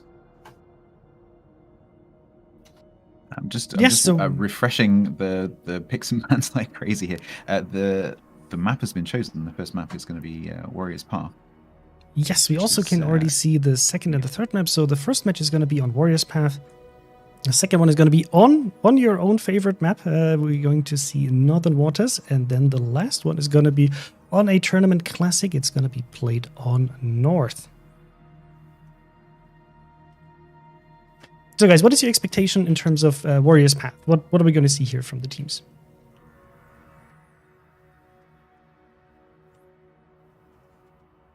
So this is a difficult one. I think. Can we bring up the picture with the caps? Because I think it's important people understand that it's not the normal kind of domination maps that you would see in random. It's this, which is what you would see normally in clan battles or something like that. So you don't have that transition from cap to cap through that channel, which is very, very important in random battles. But in this, it doesn't play quite as big a part. And going up through those islands between those two caps is way more important. and you really have to be ready when you go to those home caps, if you like, to either be ready to push or be ready to kite, because you don't know what's going to be on the other side of the map, and there's no spotting from the carrier, of course, because there isn't one. So you have to be ready to react, and I quite like playing this map in clan battles because of that, because you have to kind of react to whatever happens to you.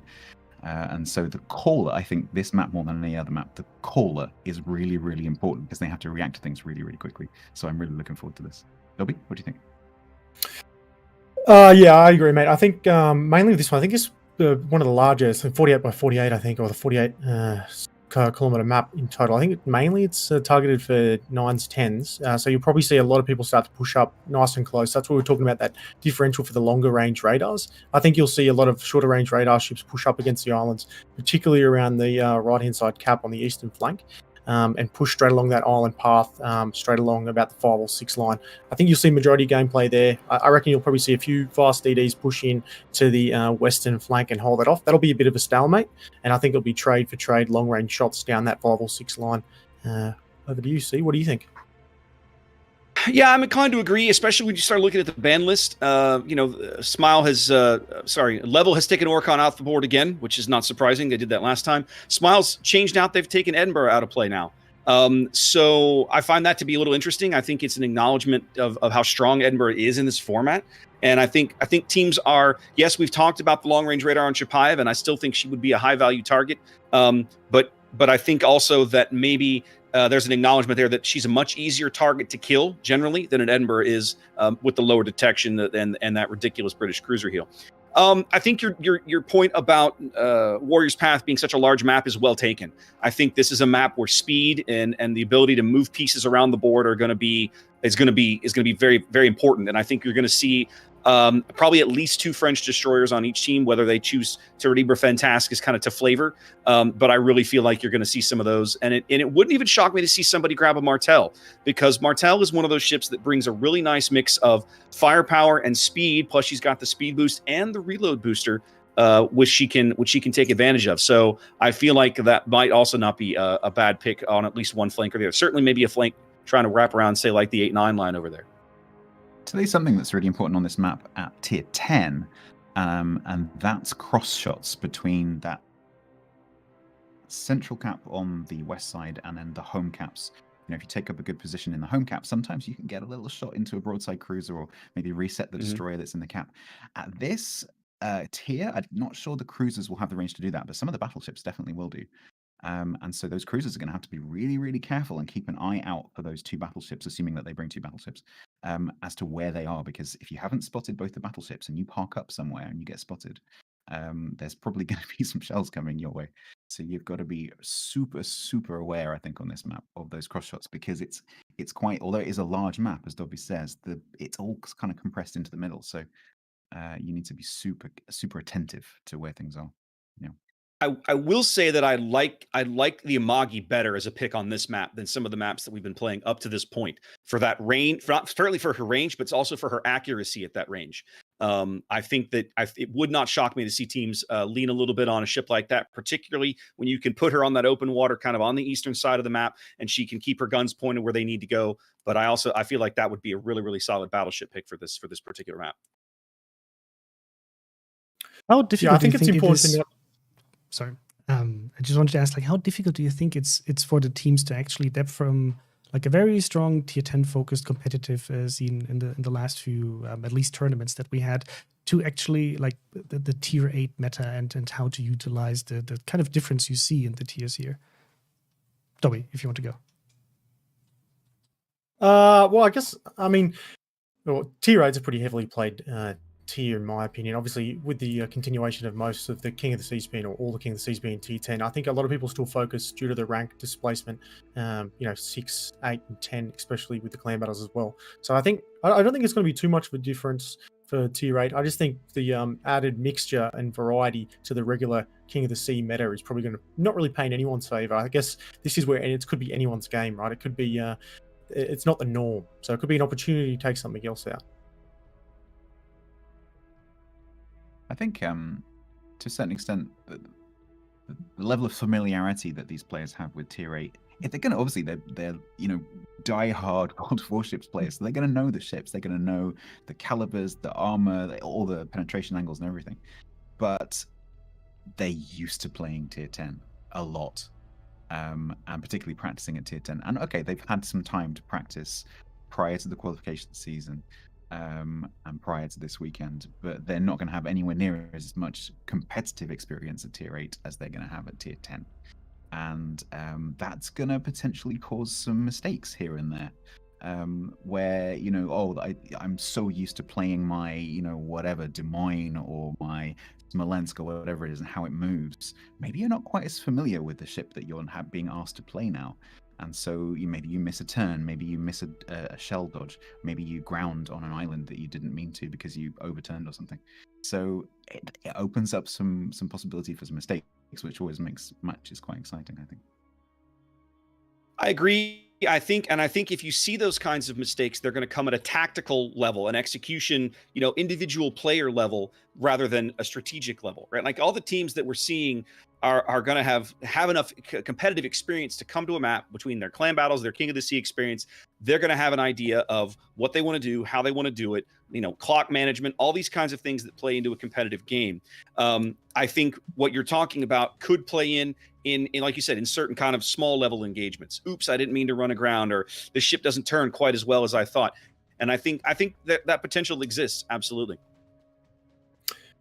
Yeah, I also think it's good to have a bit of variety as well. So, normally T10, like you said, these people are veterans in the game. They understand the pros and cons of certain ships, the counters and the metas at this current time. So I think you'll start to see now, if they are watching the games, they'll start to see what the gameplay is like with those members around those ships. I'm unsure if they're going to be doing that or not with the delay of 5 minutes. But that's certainly something I'd be doing, is understanding, or would have looked at how each member plays certain ships. I mean, with tier 8, there's a multitude of premium top class premium ships to choose from. So, I mean, if they do get stuck in a rut where they find themselves not being able to counter a certain ship, there's multiple ships they can use to counter that counter. So, I'm looking forward to it. I think it's great. I like to see some variation to catch people off guard. And like I said, for me, this is an opportunity for those members that don't quite perform or might not have had the ability to perform at tier 10. Maybe to limitations of what ships they might have, practicing times, whatever it might be, to now perform in tier 8. So, absolutely. The teams are now readying up. The teams are readying up in the background, so we should be able to jump into the match hopefully in the next 1 or 2 minutes. I just wanted to take the chance because the teams submitted a little bit of descriptions about themselves, and for Level, as I said before, they are a team that was formed in 2018 as a new outstanding society based on the ruins of what they say the international client KISS. And although the name says we are the legendary empire, blah, there are nothing about empires or legionaries, especially legendary ones, actually about bubble levels from the construction side. But we're not sure of that. Thanks. That's a very interesting descriptions by themselves. And for Smile, they say that their clan was created 3.5 years ago, right after the official tournament YEBOI that was run in the CIS region. And Smile is part of the very large Smile gaming family. If you have watched some of our King of the Sea tournaments, you've seen them actually clash against each other. And their motivation is the pleasure of winning. So far, they apparently did this and got to this stage. And the gaming results, they say 4 times they won the King of the Sea, 9 times they were the clan battle winners, and much more. Most of their players are from Russia and the Ukraine, and as a team language, they use Russian. So Smile, at least for me, slightly in the advantage here to potentially take this series and go into the very final set of matches that we're going to be having tomorrow. But that's just my opinion. What do you think, Stats? Is Level going to have a good chance of winning this one, or? Well, we've already seen the number 1 go out, and the number 3 won against them. So who knows? I'm personally going to put my money on Level again because I think they did really well last time. Okay, C-Raptor, what do you think? No, I have to pick them up and give Level huge props for that win. They looked really solid. I'm gonna pick them here in game 1 just because I want to see more of what they have to offer. Of course, we've seen Smile, we're familiar with them. It would not shock me to see them win this game, but I'm gonna pick Level. and I have to go with Smile. I think that'll put a smile on everyone's face. Just looking at their Alpha and Bravo stats, it looks like the 43 fights for the Alpha qualifier with an 86% win rate. In the Bravo, they had a 100% win rate of 7 straight. So I'm hoping they take that in with a little bit of confidence that they can win these games outright and kind of bring back some of that dominance that they kind of showed back from the early King of the Seas tournaments 6 through to 8. Exactly. So, chat, we're about to jump into the match. I hope you're just as excited as we are. Let us know who you think is going to take this map, and we'll hand over to Flamu and Kirin Ichiban with the match of Smile versus Level. Have fun, and I'll see you on the other side. And we are live with our first game between Smile and Level. And we have Amagi, Lenin, double Atago, triple DDs, including a Lo Yang. We haven't actually seen too much Lo Yang. We've seen the occasional for very specific locations where they can utilize that Hydro. But man, what do you think about that Level DD setup? That Level DD setup, it's going to be really cool to see where they go. I hope they play them in the Wolf Pack, similar to how LAIR did last game. They kind of just went up a flank and bullied everything over there. Yeah. Yeah, no, that being said, I think it's going to be rough because the double Atago actually does kind of well into these DDs because the concealment is so good, so it's hard for them to keep it spotted. And when they do trade shots, it's just going to do a ton of damage as long as the hits land, as long as they land the Atago shells. Indeed, and then there's of course the fact that whereas they have an easy time citadeling the likes of Edinburghs, citadeling an Atago with DDAP is significantly more challenging. That citadel can be very trolly indeed, and of course the heal in there as well. It looks like Level are splitting their forces a bit. The Fantastic is going up center, I assume just to get some early information, and they are kind of fulfilling your wish there. 3 DDs are wolfpacking, Akizuki and 2 Le Terribles. No radar on them. Well, the Baltimore is pushing up. Oh, wait. I see a lot of ships slowing down, and that Fantastic has grounded. You know what? I hope the studio is ready, because we're going to have to send this game right back to the studio. There is no chance these guys are just stopping because they got bored of the scenery. Let's send it off. Hello, ladies and gentlemen, and welcome back to the studio with me, Mr. Conway, because Chrysantos thought this was the perfect opportunity to duck outside. So you stuck with me for a minute, but that's actually okay. Look, we'll bring both of us on screen. We do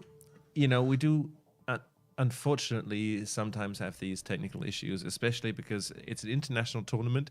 We have teams playing from Russia, we have teams playing from Asia, and they're all playing on the European server today, so that everybody's playing in the same place and we can easily hop in between games. And because of course tomorrow is also going to be played on the EU cluster due to the international nature. So yeah, that means unfortunately sometimes we have some issues with things like internet. Indeed. Hopefully you still enjoy this broadcast. We're very happy to hear your feedback about it. And just a reminder, when it comes to the Twitch drops that we're running today, in total you have to watch 75 minutes. So if you've been watching from the beginning of this broadcast, then you should have received yours. In case, for whatever reason, you encounter any issue with your Twitch drops, my recommendation is relink your account in your wargaming.net account management. You can just do this by going to the homepage, log into your account, and just reset the connection to the Twitch account. Also make sure it's the right one. And if you still had problems and you're sure you watched over 75 minutes on the official channel here, right? Because this Twitch drop is only available on the official channel, then you can contact our customer support and we will try to help you as much as we can. Yes. Yeah. So, Mr. Comey, what do you think so far about this the set of matches we've seen? I think by the end of this day, you're going to have to chug that whole bottle of honey over there to make sure you still have a voice for tomorrow. Yes, it's going to be a lot of talking. Look, I think we've had some really good games already, and the last one between Level and LAIR was quite excellent. It's so close right up to the end. And really enjoyed watching that. So I'm hoping we're going to see something else really good now. Historically, whenever we have a Russian final between 2 Russian teams, it's always super intense. They know each other. They obviously play each other quite often. And the competition and the kind of rivalry between them is what drives them to really push. And yeah, historically works out really well. I can actually see in the background that the game is loading, so we're going to hand over back into game in about 20 seconds. Chrysanthos, who do you think is going to take this? I don't know. I wasn't listening earlier when you gave predictions. Look, you know, like Smile has a little bit of a special place in my heart for all of the cool matches they've provided us with in the past. So I gave the first map to Smile. To Smile, yes. Look, what about you? Look, I can't remember seeing that much of Level during the last couple of tournaments. I know they're very good. I looked into the stats, and obviously they wouldn't be here if they weren't one of the best teams. But I also think historically, Smile has the edge here. We'll see how it goes. I think I'm just going to do my job, and without much further ado, let's hand it over to Flamu. And yeah, good luck to both of the teams, and we'll see you on the other side. Bye-bye. Enjoy.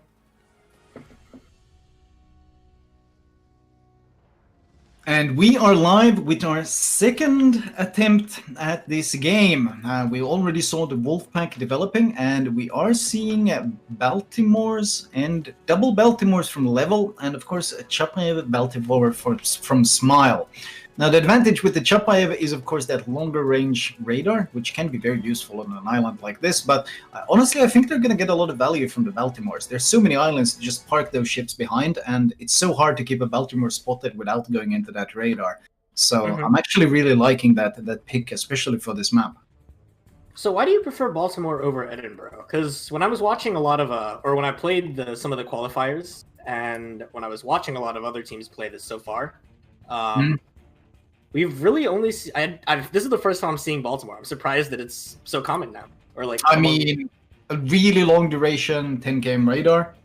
That AP basically allows you to bully almost any other cruiser, and of course the armor is very good, and the ship just handles well, and the health pool is nice. So it's got a nice combination of everything going on, and more importantly, in an Edinburgh, when you angle in, you lose half your DPM. In a Baltimore, you're kind of sitting nose in regardless. Like that's your natural state of being. So especially for these kind of island situations where you can just park nose in and peek out radar, take a pot shot, reverse back in, it's very hard to dislodge, I find, especially since you kind of have to enter the radar in order to keep him spotted. Yeah, the Smile Chapayev here, he pops the radar, he's going to see the Fantasks shortly, but I actually really like the way they're playing this. So I think what their plan is, the Fantasks is there to shoot the Lo Yang if he dives onto the ACAP. And they have the Baltimore radar there to keep him spotted for the full duration if he does it. Meanwhile, look at Level's DD push though. This Wolfpack, oh my god, that's just so aggressive. They're going to get there completely undetected. I don't think they're even expecting them to be this early. Akisuke drops RPF torps, but I don't think even he expects them to. Oh, they're going through the center to flank around. Oh, this is going to be really brutal for Yatago. Actually, they're going to pop up right in his face and then just start gunning him down. But how well do they really gun down a kiting angle Yatago? If they want to keep him lit, they're going to be close enough for the Tago HE to devastate them. If they don't keep him lit, he just stops shooting. I mean, his reload is 16 seconds already. He just waits a couple of extra seconds and he's dark, and then he just kites away. So I think killing an Atago isn't really that easy of a task for any of them. Yeah. I mean, the bright side is he can't play... They know that he doesn't have radar or anything, so they can play around with him as much as they want. And actually, maybe just holding him spotted so that the Baltimore and the Vladivostok can farm him down while they hold him spotted it might be their best move here. Oh, Akisuke even dropped reload booster to get 2 sets of torps in here. Baltimore is kind of crawling up. They will park him next to this island, but I mean, the Amagi doesn't care too much about that armor. But look, even the Vladivostok, this is so... I like this. This is very, very aggressive. But I mean, Smile has to be suspecting something because Smile got this A-cap entirely for free. If one cap is given out entirely for free, then yeah, there's a reason for it. Look at Smile's ships. They already know. I think they see this coming a mile away. The Chapayev and the Baltimore are gunning it back to the B-cap. Yeah, I actually think Level made a mistake in not even putting in the slightest fight over A, because the team has experienced the Smile. They were just handed a cap advantage for free. They will smell that there's something in the water, and they quickly react. Baltimore, Chapayev, Lenin, all of them are already gunning back towards this flank. I think Level kind of showed their hand a bit too early with just letting that cap go for so cheaply. Yeah, I think Level might not have been thinking. Maybe they think that we're just playing it slow or something like that. Because we have seen this, especially from Smile, where they kind of just let you have all the caps at the start of the game.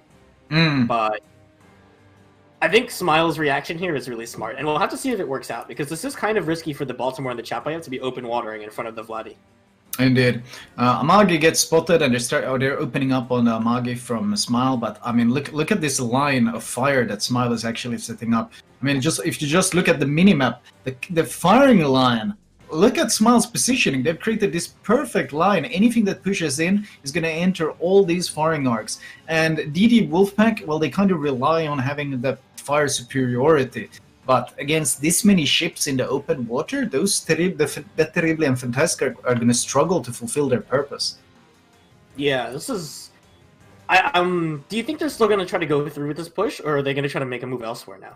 I mean, the Akizuki smoking up with the Baltimore, they can do a lot of damage on the Amagi, and they will absolutely force him back, but how on earth are they going to dislodge this kind of prepared defense? They're even cycling in the Lo Yang from back here. They, like, look at Smile. Smile knows that their win hinges on stopping this level push in its tracks, and they will probably pick up a couple of kills while they do it. So they have... Oh? Yep, there's one. Oh, he does. And there's a radar. Oh, there's a radar follow-up. The Chapayev might kill him off. Oh, he's produced his damage con now that. Oh, no good hits, actually. Oh, the Baltimore might block him. He's trying to get in cover, but the Baltimore is blocking him. The downside of being in such a small choke. Oh, and now the Vladivostok is stopping his acceleration. He's caught between two friendly ships, and the Akizuki goes down.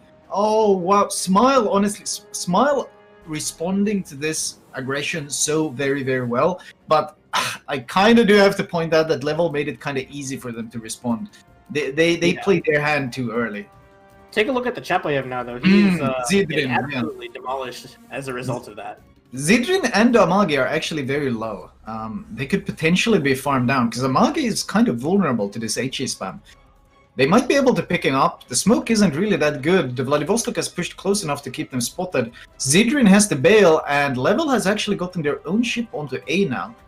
Medusko is trying to push up to contest, I think, with the Atago helping him out with firepower, but with the Baltimore here, neither of these really trade that well against the Balti. Atago providing crossfire as well.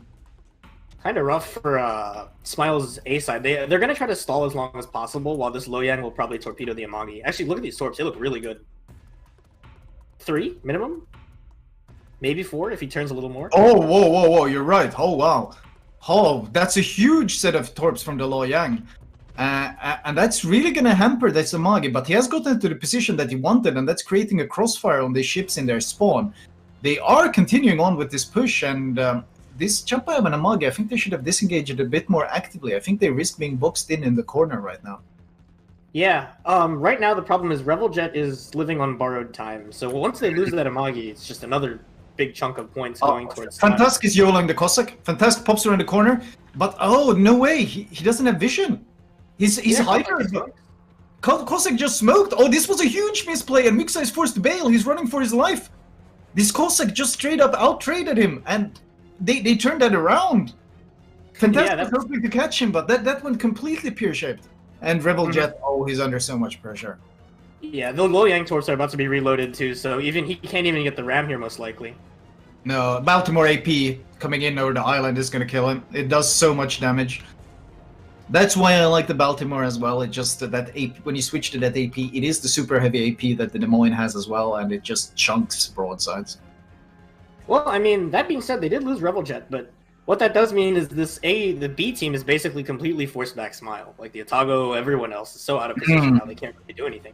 And I mean, health pool wise, it's actually only a 9k difference in favor of Smile, even though Smile is 2 ships up. The problem is a lot of that health pool is on that Akizuki DD, and that's not the kind of health you really want to be trading away. And the Fantask also, Mixa being forced back so hard. Cossack is actually playing aggressive now, something you normally don't really see in this situation, especially with the Baltimore nearby, and Fantask has to abandon the camp. Look at the crossfire that Levels Vladi is in right now. He's stuck between the Lenin and the Amagi. Amagi's just barely in range of it. He's stuck between the two of them, and he's going to be getting chunked by broadside. Oh, that dispersion on the Amagi actually looks really good on Mortifer. He slows down to juke, and he does manage to juke most of the volley. There are some torps coming in to help him, and he is taking pot shots at Zidrin. Zidrin is actually the weakness here. Zidrin only 13k health, no way of healing, and being farmed by a Vladivostok is not a fun experience. Oh, but Fantastic goes down to the Akizuki meanwhile. He tried to play a bit too aggressive, and that cost itself. Yeah, I mean, that's what's going to happen when they kind of split up. The one Terrible was with the Vladi, and the other one went up towards the Akizuki and Itago, and then he just kind of nuked solo.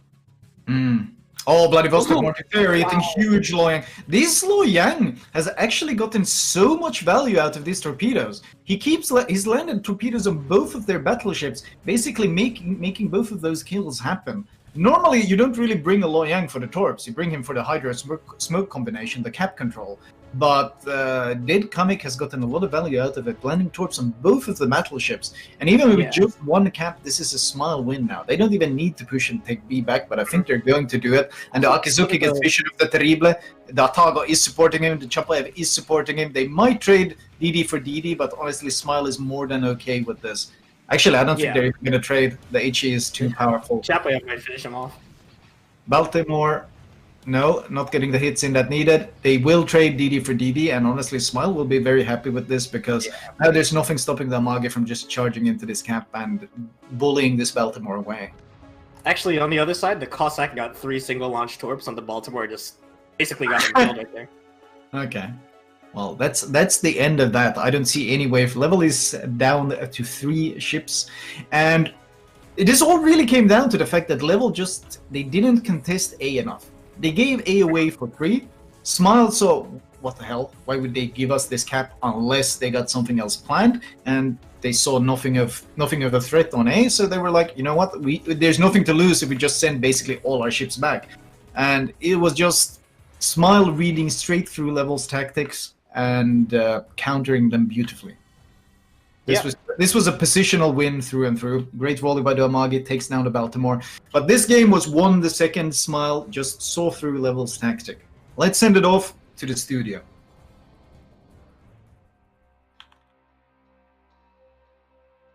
Nice Smile, and we'll get our guests in and talk about how Smile actually managed to win it this convincingly. Wow. Stats, what do you think? What was the driving factor here for Smile's win?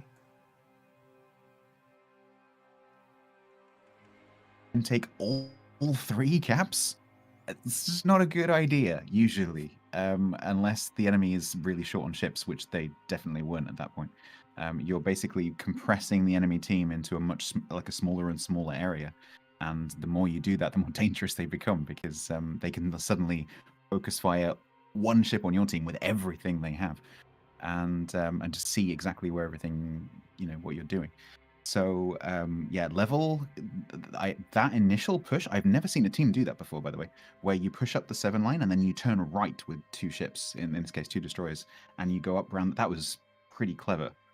But then they pushed the other side when they didn't have to. They were doing quite well pushing up on that 7 line on their home cap. And then they got greedy, and then it all went wrong, I think, from there. Yeah. Dobby? Yeah, there's a little island right off the Alpha Cap, like right down that 7 channel. I think there was a Akizuki from Smile, which basically locked in a Vlad, locked in a La Fantastique that was in there, and then one other ship, which was basically just having free reign of torpedo hits, all being able to stop or delay their push down that center line through that channel. I was actually quite surprised that Smile went quite heavy, or that heavy, on the Alpha Cap. But they pushed in pretty hard, and they kind of just used it as one of those stalemate objectives where they hold off the opposition team, snipe off something, and then get an opportunity, and just kind of deter the focus away from their main push, which is probably the reason why I think Level took that push on both sides. Is I think they were a bit confronted with how many ships were on that Alpha Cap, and they were already committed on that side, locked in the channels on that 7 line, and from there it was ship after ship was just falling. And I hate it so much. I hate it that Smile is so good at map control. And it seems like from an observer, they're not doing a lot other than just holding off the opposition team, finding opportunity to focus fire. It's almost like being brilliant at the basics. Every time I watch them play, they do it every single time. And it's always a pleasure to see. I loved seeing such an aggressive plan from Level, right? Like Sats was talking about the push up this the would have been about the 6-7 line, the destroyer swing through the channel. You realize in 5 minutes that LeFantasque and Tarib pair went from their spawn to the B line in the enemy backfield. Like that's how fast those ships are to get around, even a map this big. I love the way they executed that. I thought it was incredibly well executed. They got a little unlucky. They lost their Akazuki to basically to a torp in that smoke cloud, and then some blind fire took care of him. But even at that point, they owned B and they owned C. All they had to do was basically kind of, all right, let's set up shop here and wait to receive whatever Smile decides they want to do to counter our position. But like Stats said, it felt like they kind of kept pushing, and there was just kind of no need for it, right? They drove one of the LeFantasques back into A. The Amagi in the middle to me was the big turning point of the match. Being down a destroyer was unfortunate, but not catastrophic. But when you go down a battleship that early in a game like this, where you only get 2, it's very difficult to come back from losing that HP and firepower. It's very challenging. I think there are some teams, and there are a few EU teams that do this as well. I think BANCV and Rain are quite good at this, where instead of when you receive a heavy push, like, oh, they're pushing, instead of pushing back, you just take a step back, a bit like Aikido or something. You take a step back and let them overcommit, and then you punish them for it. And that it feels like that's what Smile did there with this. You know, W was saying about map control. They didn't map control by like locking the map down. They controlled the map by just flexing back slightly and then punishing Level for overextending. Bend but don't break. Exactly. Yeah, I think there was a point when, for me, I really acknowledged that Level pushed a little bit too hard. Was when that Vlad, I think that was along that 7 line, pushed to the left-hand side to the western flank of that little disbursement of islands. And he was stuck in a bit of envoy fire from pretty much, I think, 4 ships on the western flank from Smile, and I think there might have been that Akazuki rotating around the island again, which in turn got him. So that's when I really knew they committed too hard. But you're 100% right. It's like that. I think I saw Rapoi do it a lot in the last King of the Sea tournament, where they just pull back, they push forward into the caps, and they just pull back, and they're not too aggressive. They just find an opportunity to fire, get tactically behind islands, and then just control the map, not by locking something down, but purely just holding a line. That's it.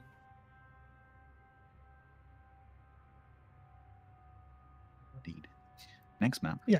Northern Waters. If we can bring up exactly the next map, it's going to be Northern Waters. We've already seen this map played once today, but this one is going to be potentially the deciding one already for Smile. This is still a best of 3, so if Smile manages to win this map, they're going to be advancing to the next stage. So, what do you think Level has to change in their playstyle to win Northern Waters, C-Raptor? I don't know that they have to change much if they execute this map the way they did. We saw them do just 2 games ago. They did a brilliant job in that match of holding on to B, receiving. We were talking about receiving that push, bend but don't break. They executed that very, very well in that match against LAIR. If they can do that again, assuming that Smile makes such a play, then I think that works for them. I'm going to be curious to see. To me, the big change, the big maybe difference is they're going to have to adapt to whatever Smile decides to throw at them at A. I expect them to come to this map basically with more or less the same kind of plan and lineup. So it's going to be curious. They took a couple of risks early in that match with LAIR that paid off, right? The Akazuki, who eventually capped the A cap for them, got chunked down in that game, but he managed to survive and circle around and pick that cap up. If they can get that early cap advantage and force Smile to make a move, very much like they did with LAIR, then and they can execute the match similarly, I think it'll work out for them.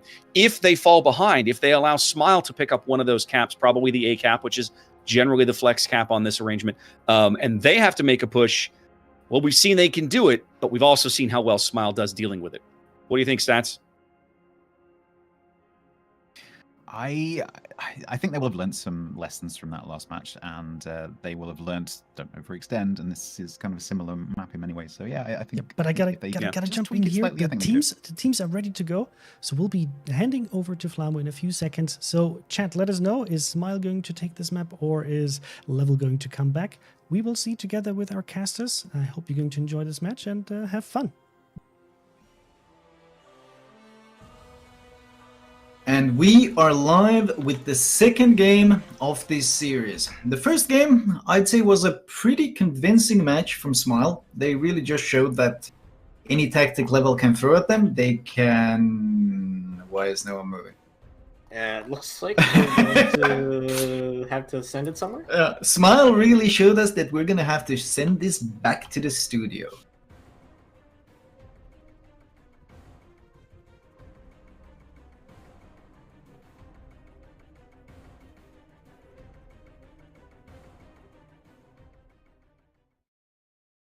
Sorry, I'm not sure what just happened here. We'll see whether we can get the feedback. But I hope that so far you've enjoyed what you saw. Just a reminder that this is only part one of the tournament. We will be also hosting the Verizon exhibition, where we're going to have the branches challenge, and we see the four branches of the military fighting against each other: Army, Navy, Air Force, and Marine Corps. So this is what you're going to be seeing after the EU part. Right now we're in the CIS part, and then we will be handing over. It's unfortunately we have some issues today, so I hope you're gonna bear with us. This is just as disappointing for us as it is for you. You can see here we have a donation drive going on. You can see the donation ticker right above the infographic here. So if you want to contribute, please do so. It is for Wounded Warrior Project. It's a organization that is having a lot of charity drives and charity activities going on to help veterans in need. So if you feel that this is something that you would like to support, please do so. While we are waiting here, Mr. Conway, did we get any information what went wrong? Look, I think I know what happened. And chat, I'm back. I think we just missed the restart, because we were discussing about some technical issues and how we're going to change things for the better for all of you. We have an unfortunate issue that our guests are coming to us in super low resolution, but hopefully we'll be able to get that ironed out for tomorrow. I'm really enjoying it, though. I'm having a whole lot of fun. Yeah.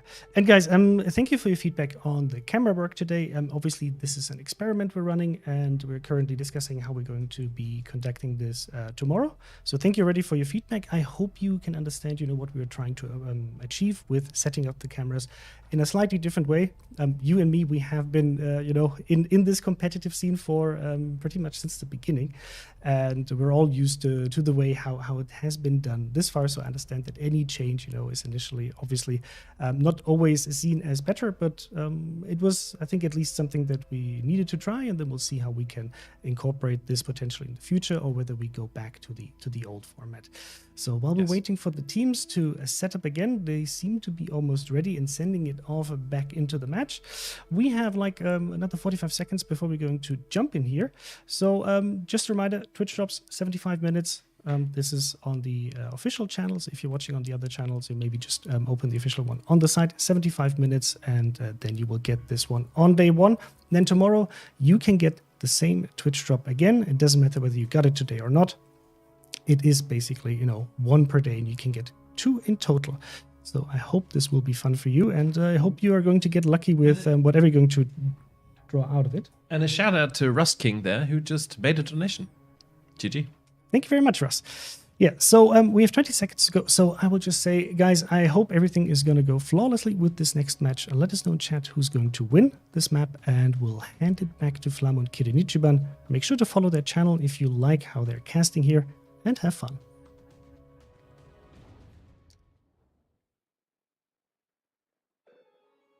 And we are live with our second game for a second time. Some slight issues with the settings quickly resolved. And once again, we have 4 DDs on both sides. This time, though, a double Kiev from Smile. Why would you pick a Kiev over the French DDs now? I have no idea. I'll be completely honest. No idea. But I guess we'll see what they do with it.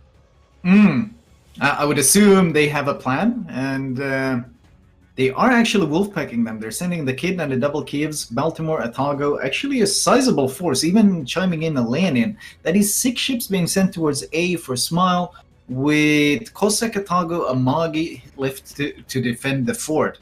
On the other side, though, Level are actually making this their strong flank as well. Looks like they're sending 6 ships this way as well. So obviously the BC flank will be rather, I would say, passive play. Both teams being wary of any potential push, and all the action is going to be around this A flank with the French DDs about to run into the Russian ones. Yeah, I kind of like Smile's battleship picks here. The Amagi and Lenin, like having one of each is really good because the Lenin can actually just push onto the A cap, whereas if the Amagi has to do that in a desperate situation, he kind of just dies. So Indeed. That'll be cool to see. Oh, are they going to smoke in? Look at their, they kind of slowed down a bit for the Baltimore.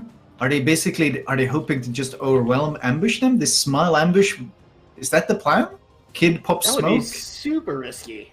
Yeah. Having the Baltimore out there, and like it's 2 French DDs. No, actually, I think they're doing it. Look, the Smile is, Kid is all popping right. his smoke. The Kievs are right behind him, and the Baltimore is charging in right behind them as well. Oh man, this could either be beautiful or terrible. Regardless, it's certainly gonna be entertaining. The torps from the Fantasque. Like, how are they supposed to spot? They're in radar range, but the Baltimore's not popping it. Are they waiting for the smoke to maybe completely cover? I don't get it. I'm not sure. Neither team is seeing anything right now, and we're just waiting for the radar pop. We're waiting for which team will pop the radar first. A bit of blind fire coming into the smoke. Rather optimistic by the Amagi, but why not? They're trying to get control of the island using this. They have snuck in the Atago. I think the Atago, Fairy Smile, went completely undetected behind that smoke, so they're not aware of what they're doing here. There are torps coming in on the Baltimore. The Baltimore, no, he's not going to eat any of them. They will run out. Oh wow, this is This is sketchy. They're letting Subota get up to this island basically for free, because as long as the smoke is there, he's not going to get lit by the Kiev that's sitting there. The Kid Torps look good, but the Fantasque will probably just press W. Oh yeah, the Baltimore. How are they going to deal with this Baltimore? I mean, Lenin will overmatch, but there's the first radar. Baltimore waited for the smoke from the Akizuki before he radared, and they do open up on the Kiev. A lot of fire on SDF. SDF chunked to 15k. The return fire not quite as impressive. Mahoney dodges the torpedoes coming his way. Down to 13k. They do get really good return on mix side return though. And huge chunks on the Baltimore. Subota under that Lenin AP is actually struggling a fair bit. They switch from the DDs to Subota, and I think Subota is overextended. And the problem with the French DDs, there's no smoke for him. He will be focused down. This ambush works out fantastically for Smile. And Subota, hoping to get to this island, is under a tremendous crossfire, and he's just going to be farmed to death. Fantastic opening by Smile again. I think he messed up there because he shot at SDF.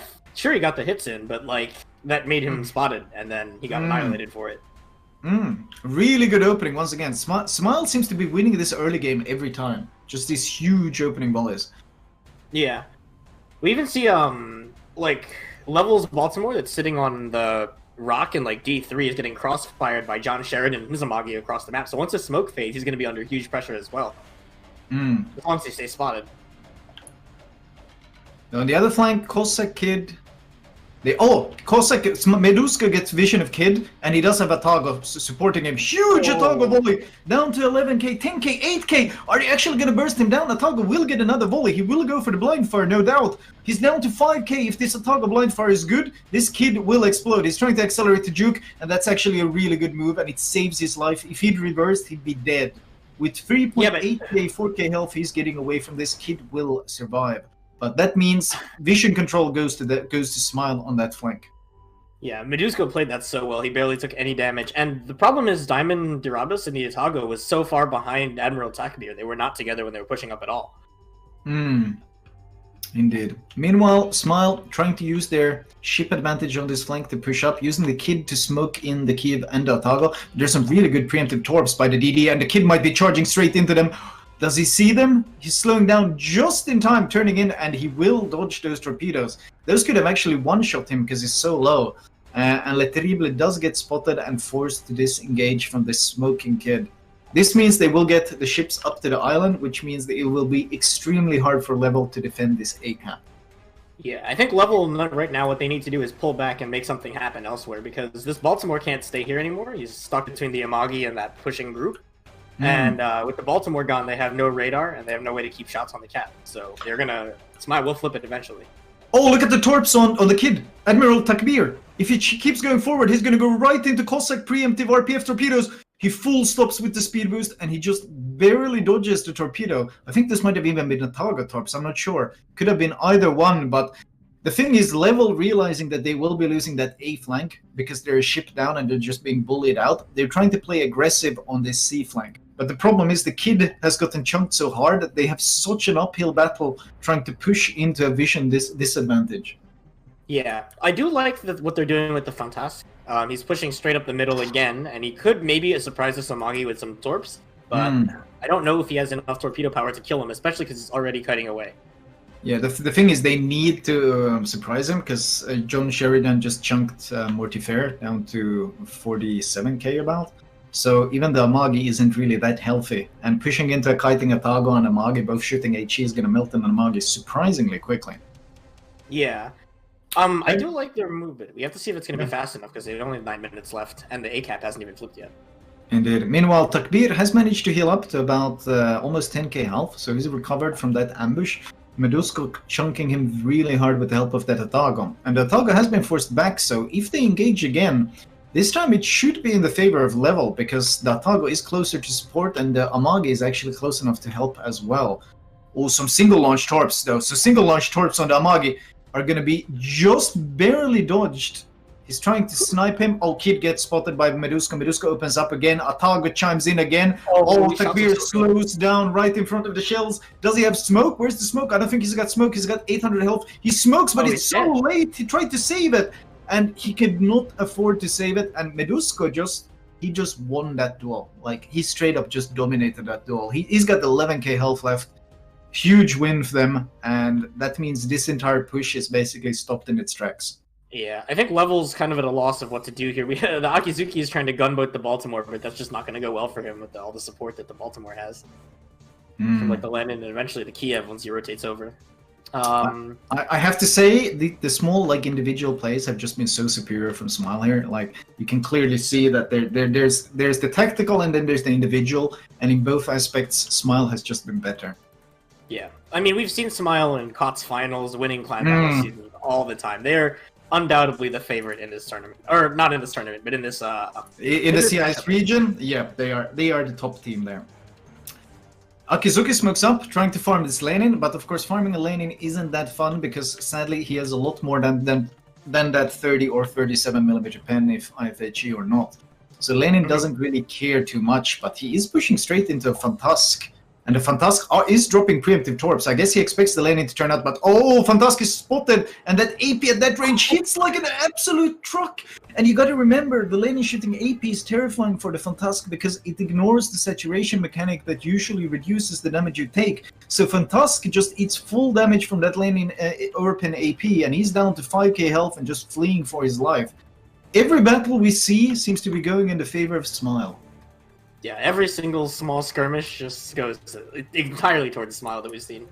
I still think that, the Baltimore loss at the start for Level just kind of screwed over their A flank, and then when the Kid just died, or the Kid died immediately, it's just, the Cossack is going to pick up the Fantastic right now too. Oh yeah, he's been playing so well, honestly. This Cossack has been playing so well. And he picks him up as well. Medusko has played this flank really, really well. Both DD kills can kind of be credited to him here, and he's still got 8,000 health remaining after all that as well. So this is huge uphill battle for Level. I don't really see what they can do. Mahoney is trying to play aggressive, but the Kid smokes up, and Atago gets pot shots at him at 7 kilometers range. Atago, of course, after that change to IGM dispersion, has DD dispersion on those main guns, so it's exceptionally good at blapping DDs. And Mahoney is finding that out the hard way. Oh my. That's a fire as well. Yeah, I think he's going to get away from this. No, he's definitely not, because he's still shooting. So he's definitely dead. Yeah, he's dead. Amagi trying to get shots in on the Atago. Atago gets one more volley off. Might that be all she wrote? It is. He picks up Mahoney. And now do they actually have a vision? I don't think that the Kid smoke is actually going to hide Mahoney, and he gets away scot-free from this engagement. Wow. Wow. Wow. Smile. What a dominant performance by Smile throughout this tournament. Especially props to Medusko, played really well on that flank, but overall the ambush at the start, everything Smile did, they did right, and every time it felt like Level was just charging into a brick wall. Let's send it over to the studio. What a convincing win here by Smile. Congratulations to them, because they're going to be advancing into the next stage of this tournament, and they have a chance to win the 15,000 US dollar prize pool for winning this tournament. But we'll have to see how they will fare tomorrow. Also wanted to give a big shout out to Kirin Ichiban and Flamu. These are the two casters that have been bringing the past games to you. And now we'll get our guests to talk about how convincing Smile was actually here, and what the expectations are for tomorrow for them. So, Dobby, what did you think about Smile here? Just as convincing as in the first game, right? I mean, yeah, just as convincing. I mean, they did exactly what they did the first game. They had the ability to kind of push forward. I did like they did stack this time that Bravo Charlie line, though, and started to push immediately through. I mean, straight off the bat, they did have that hold. And again, I mean, they just have a fantastic ability to push into a cap and pull back, hold off, and then basically it's just farming down, pulling back, farming down, pulling back, farming down.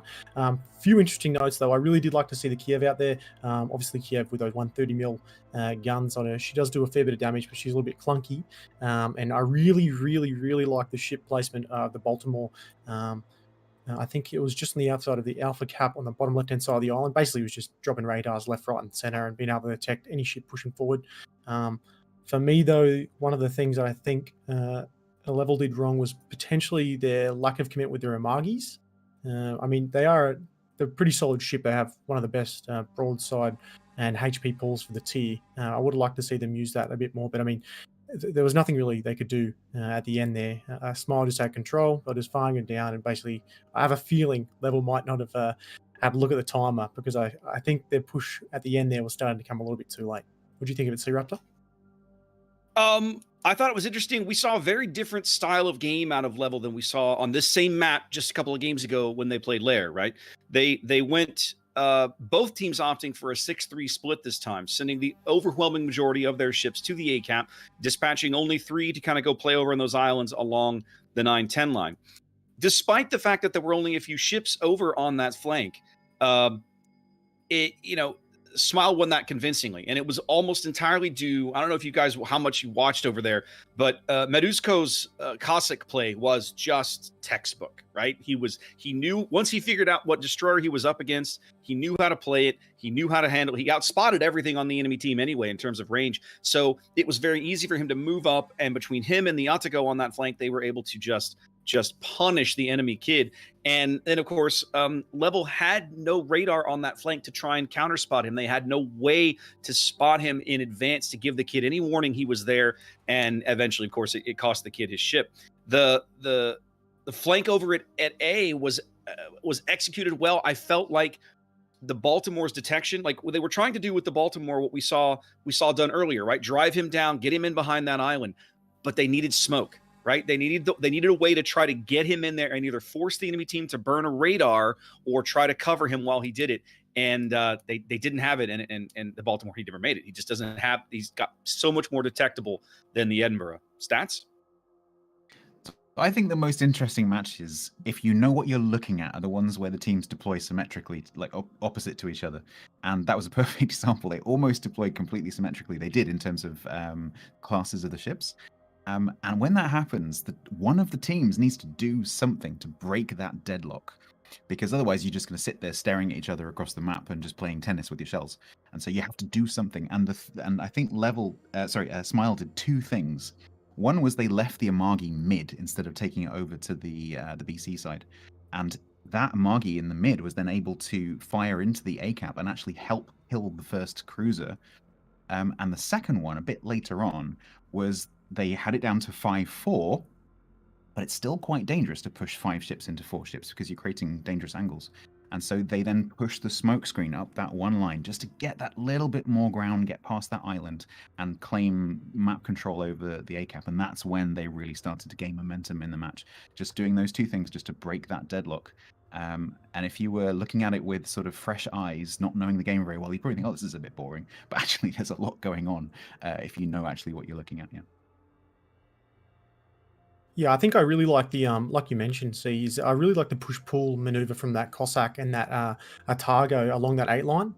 Off the outset, I thought maybe they might get caught in some cross torpedoes, potentially coming straight down that 8 line from the Bravo cap. But luckily to them, they just played it fantastically. The way that Cossack was able to push forward, go a little bit further forward than the smoke, pull the Atargo back. The Atargo was slightly pushing forward, and they basically just held them off. Were able to farm down without taking relatively any damage at all. So I was really, really impressed with both the Atargo and the Cossack. I think just outstanding vision control.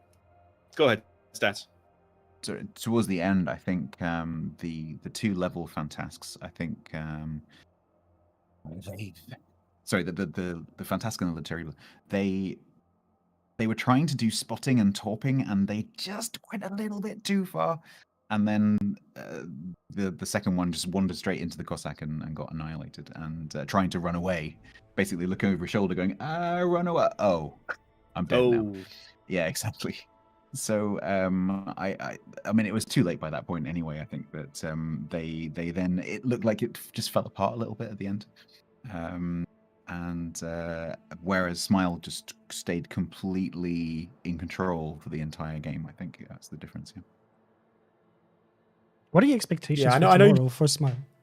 Like, do you think they're going to be like one of the main like teams to be able to take that $15,000, or would you still go with, like, for example, BANCV for that?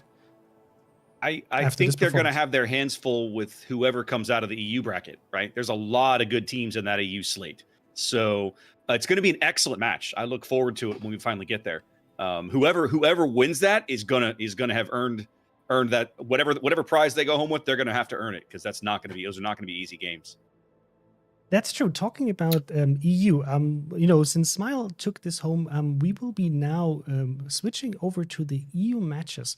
So the first set of matches we're going to see is actually BANCV, which is the team that actually won the qualification from last week's short clan battle season, and they're going to be playing against YEBOI.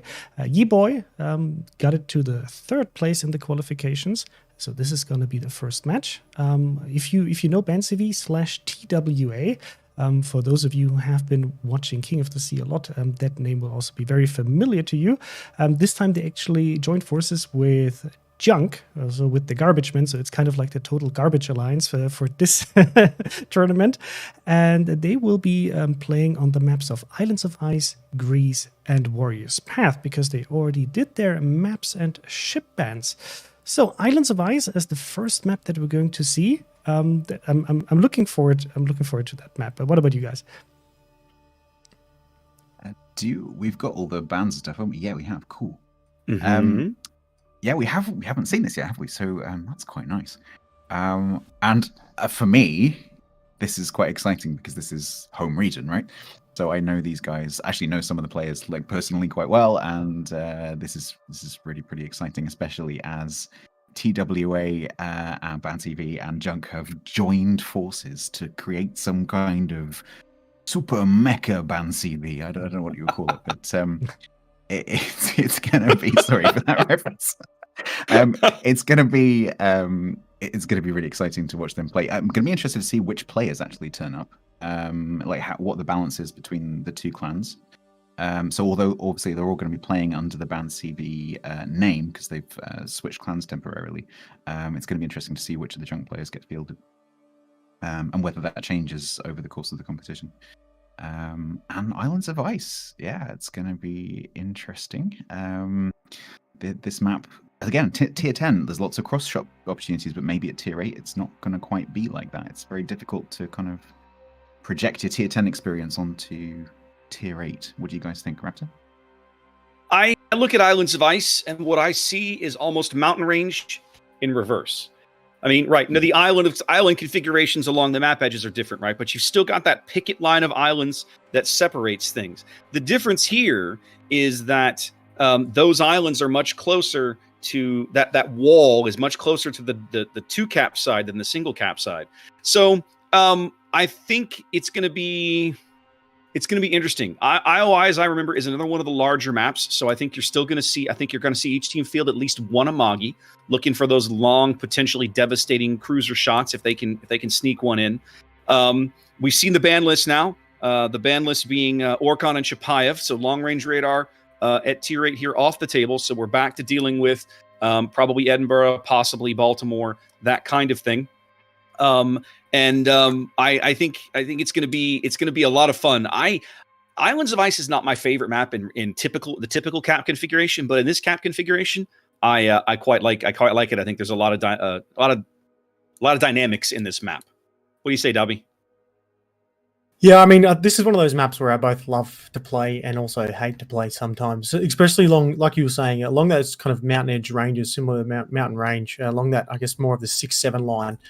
It seems like nothing's there, especially if you don't have a radar ship following you along the way, and then all of a sudden, out of nowhere, is a battleship that you didn't see. So I'm with you. I think you're going to probably see heavy use of Amagi here. I think probably if I was them, I'd be choosing the Eddie over the Bolty in this situation, purely just that low angle of fire across the top of those ranges. But I mean, this is one of those ones where I think the centralized cap is kind of, I think, not really left alone, but it's kind of that contentious point. You'll either see one team heavily focused along that 7 line or hooking back over towards more of the Charlie cap. So I'm looking forward to it. It's one of those ones that can go either way. Sometimes ship control and map placement, ship placement, map control is the two deciding factors for this map. But again, both love it and hate this map. I think my experience of playing clan battles in this map is that things can escalate quickly in 2 places. One is down the west flank, so that the single cap, because in order to take the cap, of course, you have to get something into the cap, and doing that is pretty dangerous because the island that's in there is pretty small, and you've got to traverse radar and stuff to get there and potentially be directly spotted. And focus fire can add up pretty quickly before you get into cover behind the island. And even then, you're not necessarily safe from being reset from very acute angles.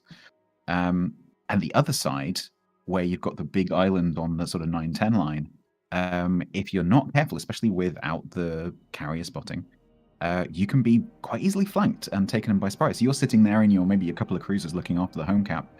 And then suddenly you've got a few ships pushing down the 10 line that you've got to suddenly deal with. And if you get your angles wrong, if you're sitting stationary and you're not moving, and you've suddenly got to start angling, you better be ready for that. So cruisers will tend to sort of keep moving and make sure they can react to whatever comes. And the other danger with this map is that the 2 halves of the team are very separated. And so reacting to things takes quite a long time. On some of the other maps, we've seen ships move from one side to the other quite quickly. You can't do that on this map. So it's going to be very interesting to see how the teams initially deploy and then watch it from there. Yeah, I'm just reading up on YEBOI's qualification stats. I think they got 26 battles with a 92% win rate and 23 fights or battles in the second bracket in the Bravo with an 83% win rate. They've only been founded since May this year, combined from the YEBOI community in the previous years, both King of the Seas 10 and most recently 11. They got knocked out with the qualifier 1 of 8 for EU. And if you look at their percentage rates, I mean, the last 2 years, this year they did kind of drop the ball a little bit for the win rate. They are 61.39. And the 2 previous seasons, they were at about the 73 to 78% win rate. So just reading through their comment here, basically saying that they don't take themselves too seriously. They're going to try to perform to the best of abilities. They come with a multitude of experience, and they're an international clan made up with players from all across Europe. So it'll be interesting to see. Sometimes when the added pressure on someone like BANCV, obviously taking out King of the Sea and being a renowned force to be reckoned with, that can go 2 ways, right? You come in, you could be on the top tier straight away, have had the practice to back it, or you could come in more like YEBOI here and kind of be the underdog, the team that no one really knows about, and have that to back, especially with a map like this, like we were saying, where the flank ability from an opposing team rotating around that map is out of control, especially if you get caught with your radar cruiser to start off with and he gets taken out. I mean, that's pretty much map control taken out in your one flank. Absolutely. See, Raptor? I was going to say I want to talk about this BANCV mega team, right? Because I think that's interesting. Yes, go on. When this tournament was announced, there was some speculation that clans might do that, right? That they might kind of band together, pick and choose, the cream of the cream of the cream of the crop, as it were, to put together like a super team in the event of trying. These are not insignificant cash prizes, right? Like this is a worthwhile endeavor and spending time on it. So it's interesting to me. I didn't know that had happened on EU. To my knowledge, it hasn't really happened on NA. The NA teams have pretty much kind of stayed amongst themselves. They may have picked up a player or two to kind of fill out the roster, but there hasn't been. You haven't seen like 07 merge with Bonks or somebody like that to form a mega team on NA. The teams that are playing on the NA bracket are pretty much many of the familiar names from the King of the Sea days, and the rosters that you're used to seeing. The BANCV kind of merger thing is interesting to me because it means you've got players that are, yes, they're familiar with each other's skill level, but are they familiar with each other as a team? Yes, they just got through playing their little 3-day session. Obviously, played well enough to get here. But I mean, anytime you kind of mix and match pieces, there's always a chance for miscommunication, misunderstanding, or just an underestimation, or even sometimes an overestimation of the skill of the teammates you're playing with. What they may or may not do in certain situations. I suspect, having talked to them a little bit as well, a bit of inside information, is that what they were doing basically is I think they got together because these guys talk together. They were King of the Sea teams. They're quite chatty with each other, and I think they decided, hey, if we enter separately, we're going to be competing for a spot in the finals for this cash.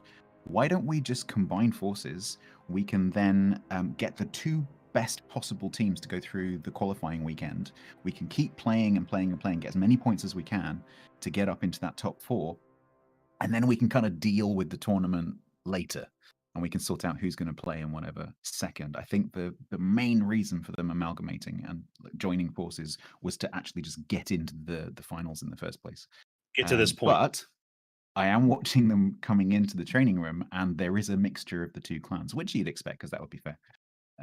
But how they actually chose the players is going to be very interesting. I'm going to want to talk to them after the tournament and find out how they decided who was going to play from each clan.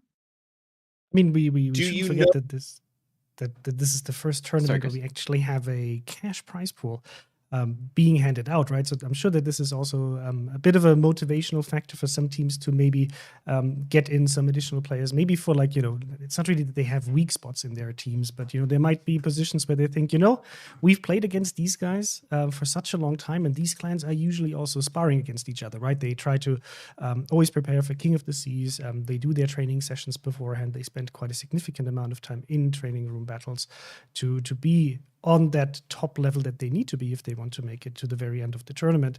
So I'm sure that this is also one of the driving factors to, see like, hey, outside of obviously trying to build the best team, the money might also make a difference here. And if Mr. Conway could actually show the graphic again, if you just tuned in a little bit later, what we're talking about is that for today and tomorrow's tournament, we will be handing out a prize pool worth of $30,000 US.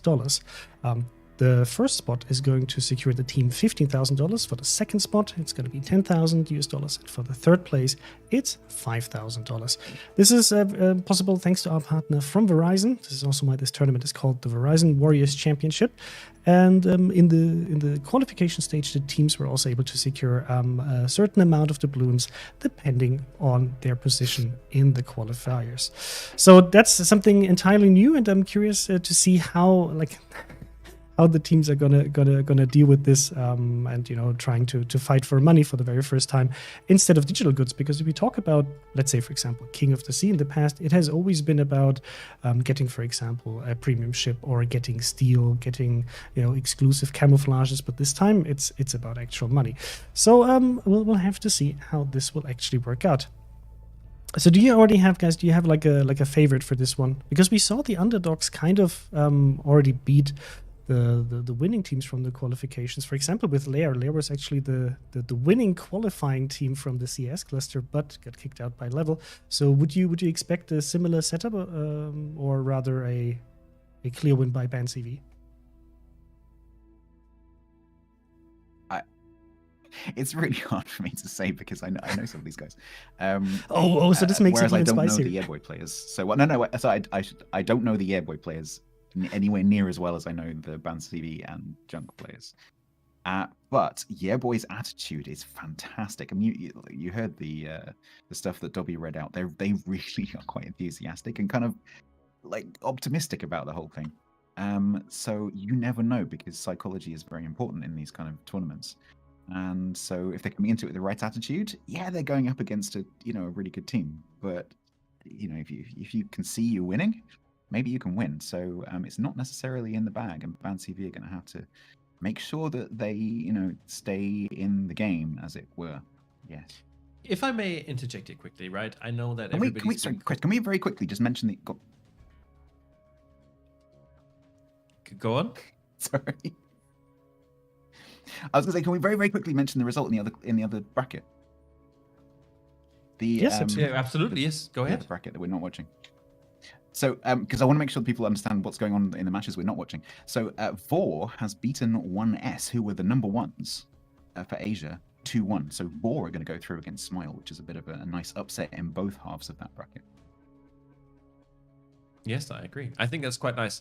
I was just going to quickly point out that you guys have been talking about BANCV as BANCV the whole time, but nobody's actually noticed that they actually officially changed their clan name, their team name for this, because of course they are a conglomeration of Total War Alliance and the Garbage Men. They are now officially known as the Total Garbage Alliance. We will have to adapt. This is you like. I'm sorry, TWA. It's because in my TGA. No, in my mind, TWA was always TWA because of that amazing clan logo they submitted for the very first King of the Sea they participated in. And it still says TWA on that same clan logo that they're still using. Yeah. So next time, open paint and change the W to a G now. But I love the Total Garbage Alliance. That's also garbage men. I'm sure are underappreciated and they need their love as well. So I'm sure they're fighting for all of the garbage men out there to get the junk out. Okay.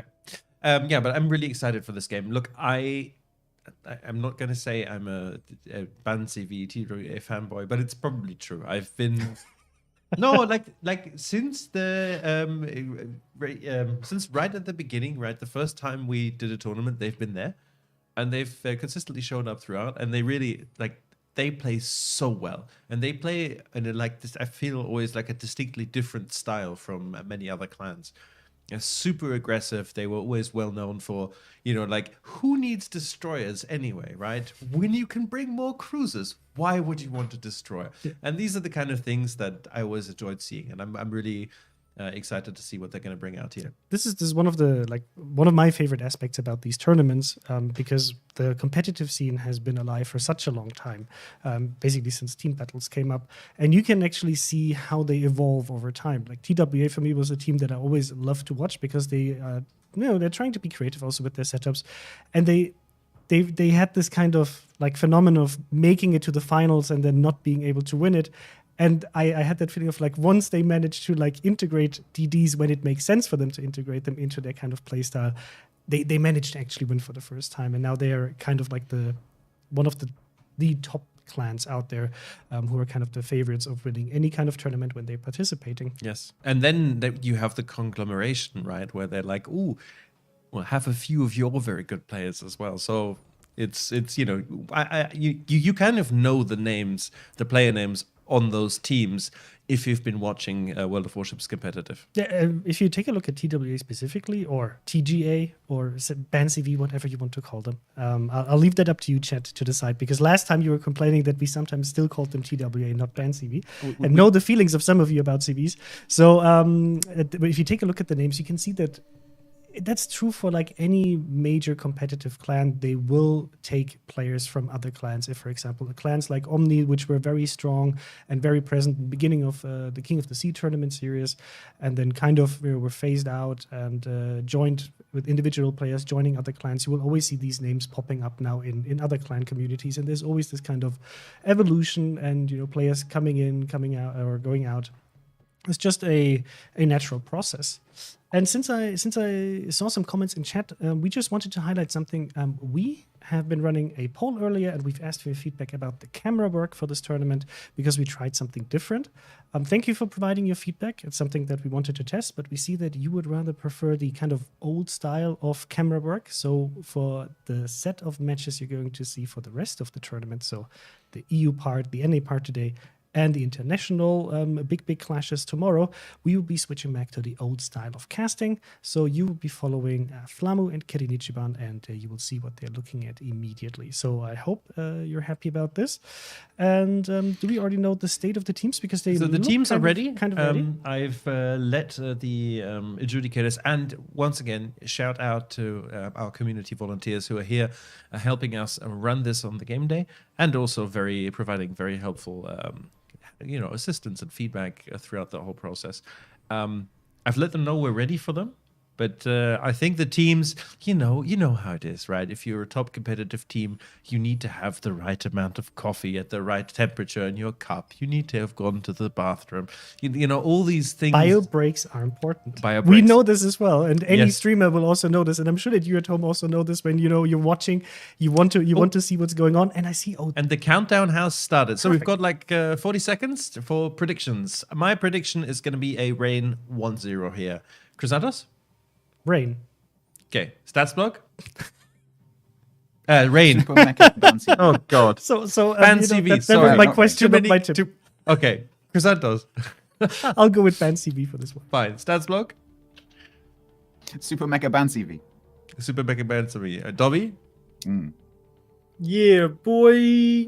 Yeah, boy. Nice. And Mr. C Raptor? I'm also going to pick your boy for the upset, just for the grins, and I want to see this one go all 3 games. Okay. So, I don't know, Chris. I'm not experienced with this part anymore. You have Okay, enough. so chat, you let us know what you think. Is it going to be BANCV? Is it going to be YEBOI? Is it going to be Rain, Mr. Conway's pick for this match? We will see on the other side. So please let us know in chat, and I'll wish you a good match. Enjoy it. Good luck.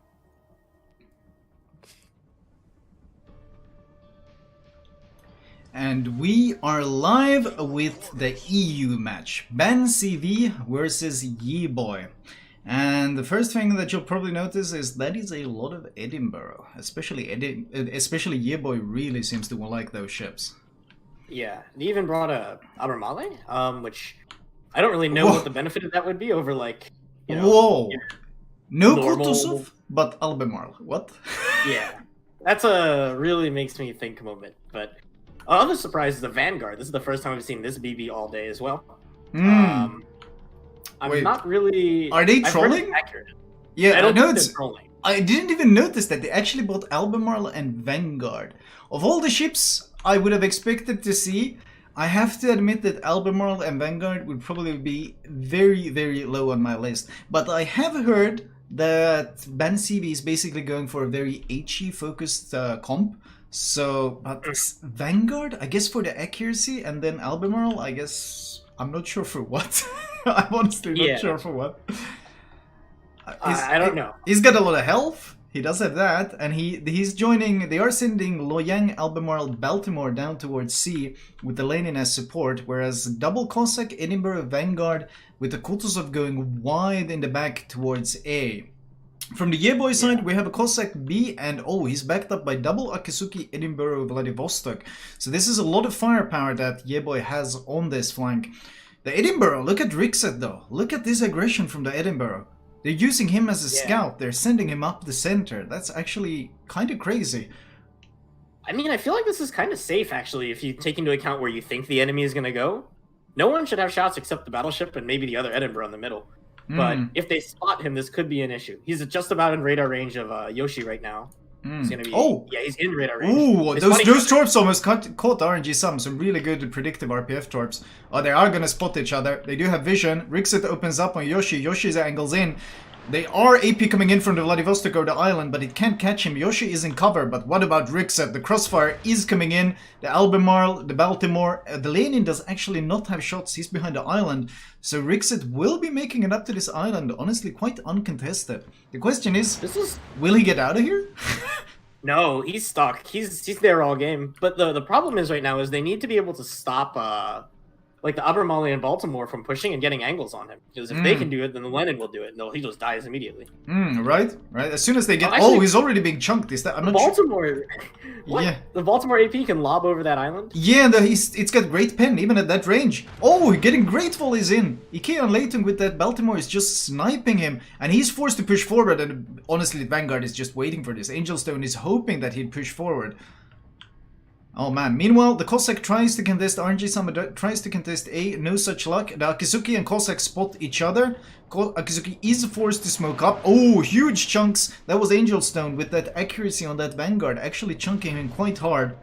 Meanwhile, Lakias is trying to snipe around the island, using his back turrets to farm the Cossack, but they are not really getting that much damage in on the Cossack.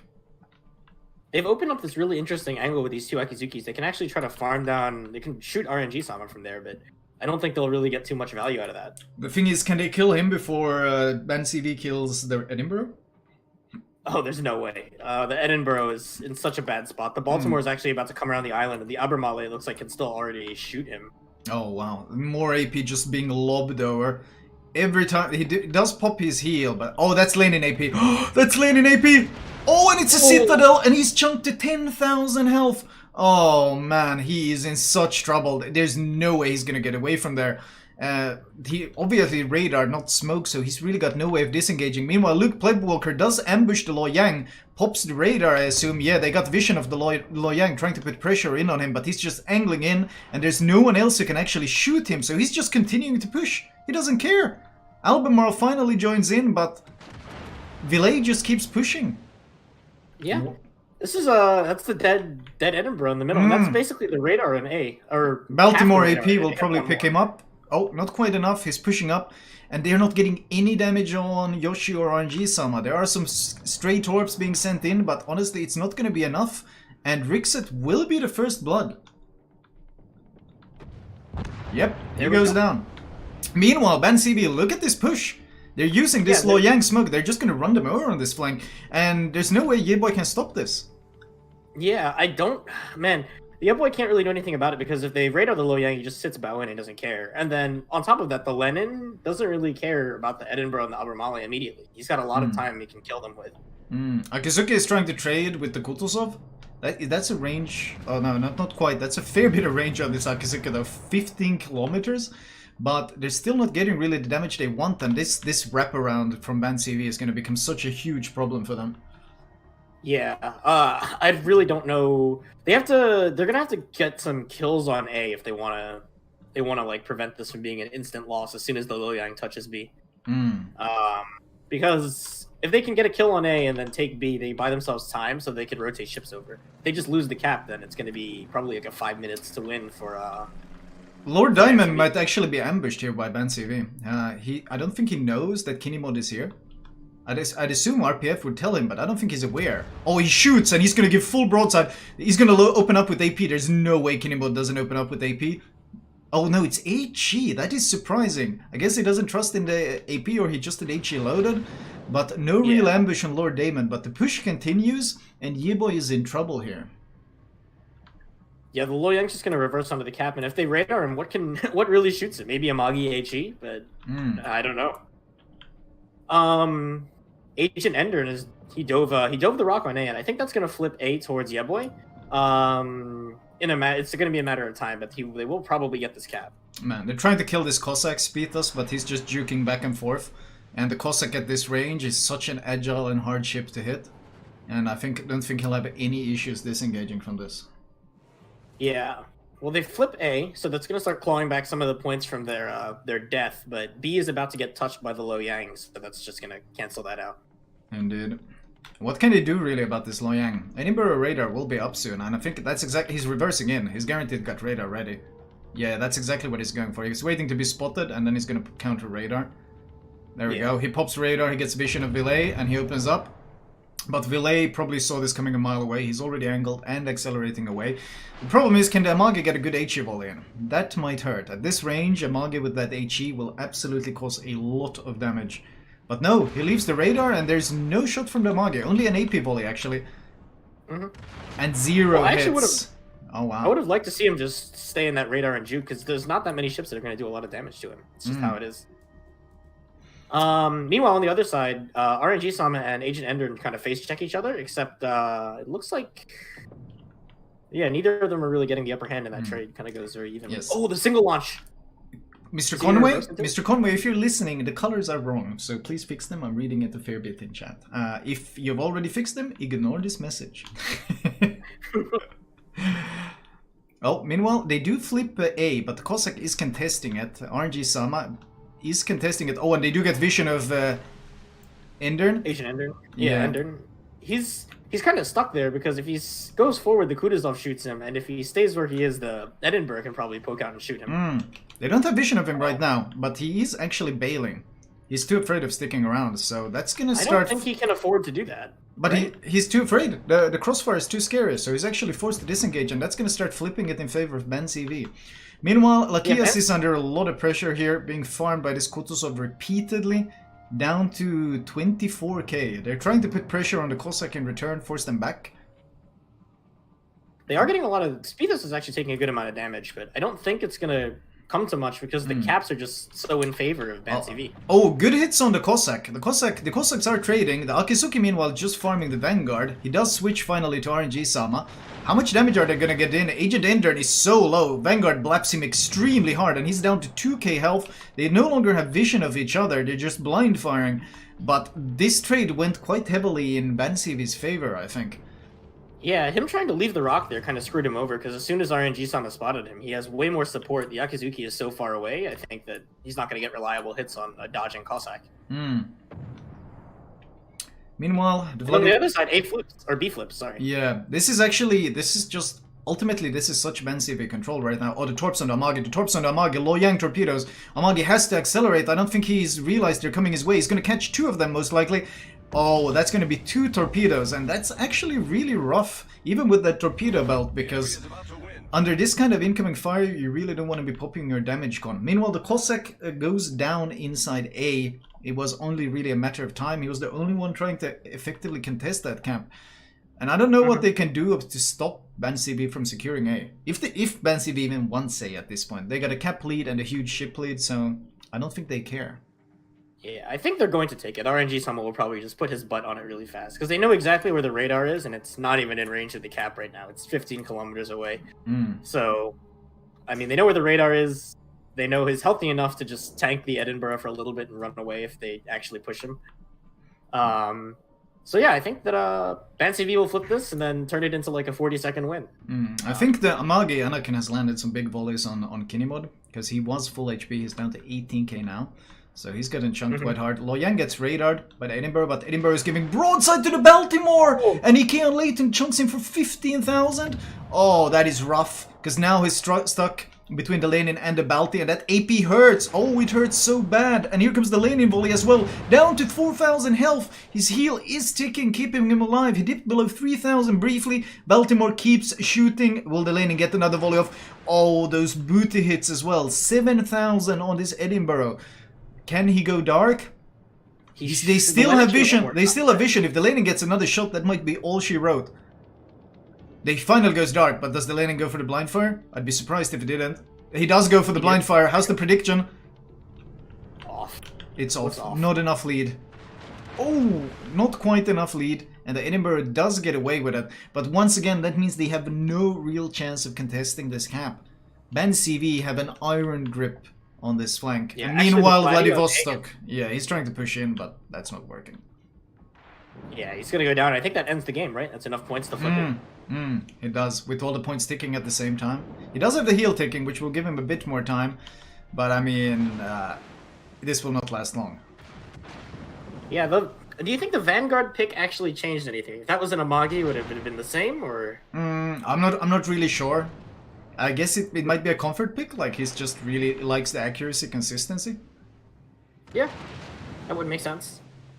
This Vlad is actually taking forever to die. I thought he'd be dead already. No, it's the Vlad is actually so tanky against tier 8s, because a lot of the HE coming his way, like the Kutsov, doesn't really do any damage. His superstructure is saturated and he's got that ridiculous armor, so the volleys do almost no damage. So it's honestly the Edinburgh doing more damage, but ultimately it doesn't matter because the points tick out, and I felt like YEBOI never really had a chance. BANCV, ever since they picked up that early Edinburgh kill, they just held a complete chokehold on the entire game. This is the TWA we're used to seeing. This is a bit of a combination, TWA and Junk, but this is the BANCV we were used to seeing, and honestly, this is the BANCV I'm looking forward to seeing, provided they can make it to the international final. Let's send it off to the studio. Thank you, Flamu and Kirinichiban. And chat, I hope you prefer this point of view with the camera work. Very well done by the Total Garbage Alliance / BANCV. And we'll ask our guests what they thought about this match. Very convincing. What do you think, Stats? So I think Bouncer, what should we call them? TGA. Let's call them TGA. TGA. So, Okay. No, TJA. Total, was it garbage? TGA. So TGA, I think they were very patient on the A cap. You saw the destroyer there just backing into the cap. Oh, no, can't quite get it radared. Go out again. Don't get killed. Don't lose too much health. Just keep chipping away at that cap until we can get it. Meanwhile, on the other side of the map, completely not careful, just charge headlong down the 8-9 line. And use that push to remove that Edinburgh that was in the middle in a very precarious position to be pushed. And YEBOI lost that Edinburgh pretty quickly, which then removed part of the threat that was on that destroyer trying to take the A cap, which then enabled them to take it, and then they got a bit of a points lead.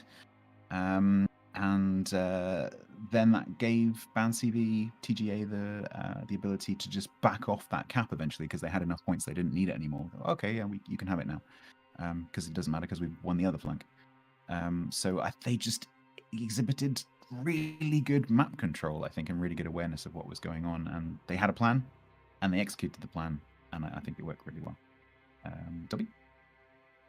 Yeah, no, I think from the outset, I like to see BANCV use, I guess, different ships than what we've seen from the last 3 games. I mean, I really liked the Kutuzov at the back there. I thought Kutuzov was going to be taken out early on in the game, but he kind of caught it away and held back. There was a massive, I guess, centralization around that. I'm going to say on the eastern flank at the top of the cap from YEBOI, which I thought was quite good. They were pretty centralized, but they had enough fire along that flank.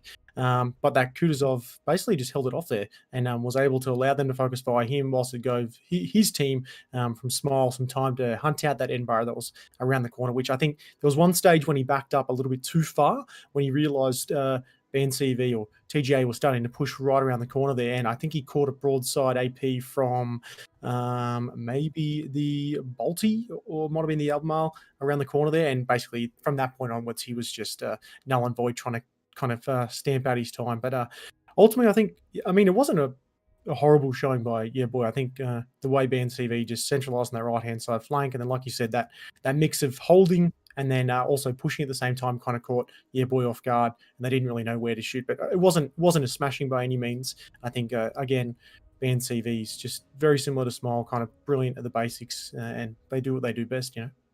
Sea Raptor? You're muted. Sea Raptor, you're muted. 2020 strikes again. There it was. So I guess for me, like, I got to start off by saying, Holy Royal Navy, Batman. Like, how many of Her Majesty's ships can you fit into one match like this? Even a Vanguard, guys. I mean, that's the first 15-inch armed ship we've seen today. It might not be the last, but I was floored to see Angelstone pick that ship because, you know, one of the most rock solid competitive battleship players on the entire EU server taking a Vanguard. Like, what? That was fascinating to watch. So I love the ship picks, you know, lots of Cossack, Edinburgh, Albemarle. When you look at your boys' lineup, you almost get the sense that they're trying for kind of an outlast composition, right? All of that health, all of the heals. And in the end, it didn't quite get them where they wanted to be.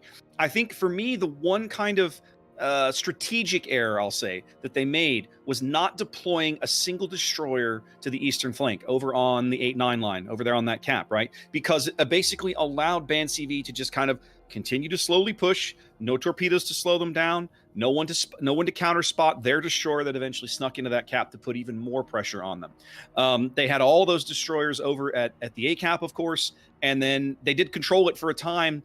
but in the end, it just didn't work out. I think their tactics were excellent. For me, I find a little bit of fault in maybe some of their strategic thinking myself. I think they had two Akazukis that were together on the one line for quite a long time, basically the whole match. And as Dobby said, that they started basically the only target they had really during the match was the Kutuzov, and they started to do their rainbow thing from the smoke, and the Kutuzov just went, no, that's not happening. See ya, just started kiting. So they didn't really do very much, and I think. I don't know, that BANCV had a more central position on that ACAP, and they went way over to the 1-2 line. And if you don't have any targets to shoot at, that's just a complete waste of ships. So I think, I mean, hindsight's a great thing, right? But I think they could have used those Akis maybe slightly more centrally, but of course they didn't know what the deployment was going to be on the other side. So, when you watch competitive warships, right, you generally start to see board positions have linchpins, right? There's certain ships in certain board positions that are critical and just key to the team holding the position that they have. Very commonly, this is a radar cruiser. At tier 10, we see it very commonly whether it's Stalingrad or a Moscow or something like that. In this match, Yoshi's Edinburgh position right there on the edge of the ACAP was absolutely critical. And it became very clear very early that if YEBOI wasn't able to extract Yoshi or damage him or threaten him or push him out of there, that BANCV was eventually gonna hold that cap. There was just no way to stop it. Absolutely. Yeah. I guess it was that main push they did along that alpha cap line, along the 2-3 line. I mean, that really kind of defined it for me. Like you said as well, Stats, the ability to be able to target a ship and give damage more than you can take damage is basically all that BANCV just did. There was no real point in that game I saw YEBOI had any envoy fire, any crossfire on any ships. There was mainly decentralized fire on that Kutuzov at the back, but that was null and void. They weren't actually doing any damage. He was just kiting away and giving himself his team enough time to get into position. But I can't recall, other than that one time, them having the ability to crossfire and shoot more than one ship, which is basically what BANCV had from the outset. I think the other thing with having two destroyers sitting in a smokescreen and firing like that is you know exactly where they are because you can see. And so it completely, you know where two of the three destroyers are at all times. And as long as you're kind of doing a bit of dodging and you're not taking any of those shells, you just completely neutralize those two ships. And when one ship is dodging the shells of two ships, you're basically plus one ship. And I think BANCV just took the opportunity and just neutralized those two Akis. And meanwhile, on the other side, they just didn't stop, did they? They just went straight through cap, pushed YEBOI all the way back down to pretty much the J line. So it was almost like two mini battles going on at the same time because nothing really happened apart from the Edinburgh in the middle at the beginning. No cross map action really happened. And BANCV held one side and won the other side. It's as simple as that, I think. Yeah, if we take a look at the next map that's going to play. Yes, exactly. If you take a look at the next map that's going to be played, we will be, if Mr. Conway can bring it up, we will see the map Greece, which we've already seen once today.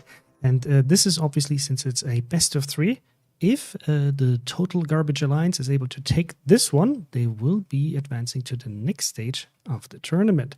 So, Mr. Conway, can we also see the ship bans? Because we haven't really talked about this yet for these two teams. So we have the Orkan and the Chapayev being banned here by the teams. So this is also the reason why, if you're wondering why did none of the teams bring any of these ships, each team is able to ban one ship, and that means none of the teams can bring it for this series. So yeah, what would you expect YEBOI to change to actually win on Greece? Stats. I think this map is actually a great map for the underdog team because A, it's fairly new, and B, there's lots of weird angles, and you can be surprised quite easily. And so even if you're an experienced team, you can be caught out on this map, I think. What will they change? I think maybe they won't change anything. We might see a Marquis for the longer range cross shots. But other than that, I think both teams will pretty much stay the same, more or less. Yeah, we'll have to see, because they had a really strong Edinburgh setup, right? So I'm curious whether they're going to bring that again, or whether they're rather relying on other ships. But I can see that the teams readied up and they're entering the battle in a bit. So let's collect our guesses here. Who's going to take this one? And I personally think YEBOI might actually be able to get this one back and get their foot back into this series. What do you think, Dobby? Yeah, I'm hoping for YEBOI here. I think maybe with those islands gameplay, and we can see the ships popped up now. We won't talk about them just yet, but I think they'll take this one out, and I hope they do. Stats, what do you think? Stats? I'm gonna go for YEBOI. This is the underdog map. I'm going to pick BANCV on this one. They've got my good buddy Sneaky Snake on the roster, so I'm going to pull for him. So we'll see who's going to be right, chat. We also would like to know who you think is going to take this. And with this, we'll hand over to Flamu. Enjoy the match. And we are live with the second game. BANCV, quite dominant in the first one. We do have some switches. Angelstone switching away the Vanguard for a Lenin at this time. And we have Vladivostok Lenin, a Lenin. So very Soviet-focused battleships. We do have some French DDs mixed in this time. The Loyangs and 3 DD for TWA, sorry, BANCV. And only 2 for YEBOI. A lot of radars though on both teams on this map. Yeah, that's not surprising. This map is really advantageous to actually, have a shitload of radar. Well, only 2 radars really for BANCV, but it's YEBOI who has brought three, I guess? 3 radars for it. But we haven't really seen that much radar usage. Teams haven't been prioritizing it quite as much, I feel, as you normally do. Yeah, I think what we're going to see is the Loyang from... The problem with YEBOI's setup that I think might become an issue is with 2 DDs, they're going to have a hard time maintaining spotting. Oh, look at the Obi-Wan. Look at the Obi-Wan, though. Obi-Wan Kov. That is... So I see what... Yeah? They're trying to ambush the DD on A, so the Loyang's going to have the Hydro on it, and Obi-Wan from this position should be able to shoot the nose of the DD if he tries to stuck behind the rock. Yeah. And then the Bayard will be able to arc over from the back. So if he's in front, if he goes forward, he gets shot by the Fantastic or the Terrible. And, preemptive torps as well. Yeah, I see the plan, preemptive torps, but Speednos doesn't appear to be walking into this trap. On the other flank though, look at the aggression from RNG Sama. Holy crap, he's making it to be at the same time as their team. What? They're really using that French speed. They had to pop a radar to get their own cap. He is spotted by the Baltimore. He's angling away. He does take a fair bit of damage there actually. 3,000 damage. Albemarle HE is out. Another huge follow-up. This might actually cost RNG Sama a fair bit. He's lost 6,000 health here. Actually, once the radar goes down, they can't cap B. Because they're going to be permanently spotted, and the Kutuzov can just reset them forever. Blood Legend can just keep landing those shells over and over and over again, and they're never going to cap it unless they bring a DD in. But the thing is, in not getting B, they are in return going to get A. Loyang, Agent Indern, is parked behind that island, and there is no way they're gonna get resets in time, and the Cossack Speedtas cannot contest because of the Hydro, so this will mean YEBOI takes A in return, and the battlefield actually becomes the B cap. Yeah, I'm kind of surprised at how this is shaking out. I'm actually worried for Speedtas right now. Has he spotted the Cleveland and the Bayard yet at all? I have no idea. I have no idea. There are torps coming in, but they will not be caught. But they are moving the Edinburgh and the Kutuzov into this Loyang smoke. And I think that they're going to try to edge out, basically, YEBOI from this B cap. They're bringing so much firepower. They got 5 ships here. The problem is, as soon as they start pushing into the cap itself, they will be in a potential crossfire. Yeah. I want to see them rotate Lakias in his Edinburgh. I want to see him take a little more of a central position. So once the smoke goes down, because it is not permanent. Actually, it should be with the Kutuzov. Never mind. Take that back. They had vision of Speedtas there. They had vision of Speedtas, so they know where he is. Ooh. I think he's going to get jumped here. If these 2 cruisers get the jump on him and he's stuck in his channel, he might just explode. Oh. Yeah, they see him. They see him. Bayard guaranteed popping reload booster. Oh, he's stopping to juke though. He stops to juke the entire first volley and then accelerates out of the second one. He's actually doing a really good job of dodging the incoming fire so far. Using that mobility, another full stop to throw off their aim. Oh man, and are they not going to get any damage in? They don't get any damage in on Speedtas. That was some excellent dodging work. Juking 2 light cruisers, especially one with the reload booster, is quite impressive. I think he got lit again. Lit again, yeah. Yeah, this time he does get chunked, but very, very little, and he's gone once again. The final volley is coming in from the Cleveland, and he does eat a fair bit of damage, but ultimately that was 3,000 health lost. Oh, look at Velex. Velex on the other side. I think he had a torp, maybe? Or something? Torp in Lo Yang? How does that happen? Oh no! He's burning! He's burning! He's actually gonna go down! No. That's a huge turnaround, and that means, well, their smoke advantage on this flank is evaporating. They're getting good damage in on the Albemarle, but he's angled away, and he does have that heal, so as long as he doesn't get blocked by the lane, and he's gonna be just fine. Oh, this is so bad. And if Lakius realizes he can rotate over now and just puts the radar over the Kutuzov smoke, these two cruisers are gonna be screwed. I think they realize that they're both in full retreat. They're both in full retreat. They might have bit off more than they can chew with this B aggression. I think it was just I think the push was fine. It was just when Velex took all that damage, it wasn't the radar. I think it just completely changed that push entirely. Well, now that puts YEBOI in the lead. Indeed. All odds. Oh, RNG Sama is spotted. He tried to contest. He gets spotted. Do they get any good damage in? Oh, he's gone dark. But Obi-Wan is pushing in this time to get vision of him. Yeah, he can't. I don't think he can afford to kind of do these reverse pokes because they need to preserve their DD as much as possible. Obi-Wan is their only DD here. You got to remember though, BANCV did bring triple DD versus double DD, so you could say they kind of could afford to lose one without losing all their vision on this flank. But it's still a rough trade. Look at the Angel Stone. This Baltimore position is becoming more vulnerable by the second. I think the Baltimore is kind of okay with this as long as he can go forward and just keep the rear of his ship towards Angelstone. He should be. They don't have vision. They don't have vision. Oh. They have no idea he's there. They have no idea Angelstone has snuck up. Oh, RNG Sama takes another big chunk. He's not a 14. Oh, this is gonna be the rudest awakening for the Baltimore ever. He still doesn't know. They haven't had vision. RNG Sama's dead. But look at this. Look at the Oh, AP! no. Oh god. Oh god. Oh god. Citadel. Oh, Orpen! He gets away with it, briefly. But they do kill RNG Sama, which is a huge trade-off. Obi-Wan gets away with it. They shouldn't have spotting on the Baltimore anymore. He should live for a little bit longer. Oh, no, the plane spots him. He's dead. Oh, plane spotting. There's so much incoming fire. They were waiting for that. And he does get taken down. That is 2 DDs for a cruiser, though. That is a pretty rough trade. Yeah, they need to... All YEBOI has to do now is hold... The Lenin is stuck in A, so he will eventually go down. Oh, single launch torps from Spitas, though. Anakin! How many? It's gonna be 2. All 4? No, it's 2. I think it's gonna... No, it might be 3. 3, actually. He's gonna eat 3 of them. That is actually really rough. Yikes, that's really bad. That is a ton of damage. They could bully him eventually, right? Or the Kutuzov maybe if they rotate back. Lo Yang is playing very aggressively here. Agent Ender trying to get around. But Lenin was forced to retreat so much that actually A started flipping. He has to push back in to contest A. This is still anyone's game. He needs to get behind the rock so that the torps can stop. He's gonna get torped to death. He might just eat these next... Oh! Point! Where is he shooting? Oh, he's got broadside on the Vladivostok. And I don't think the Vladivostok is aware.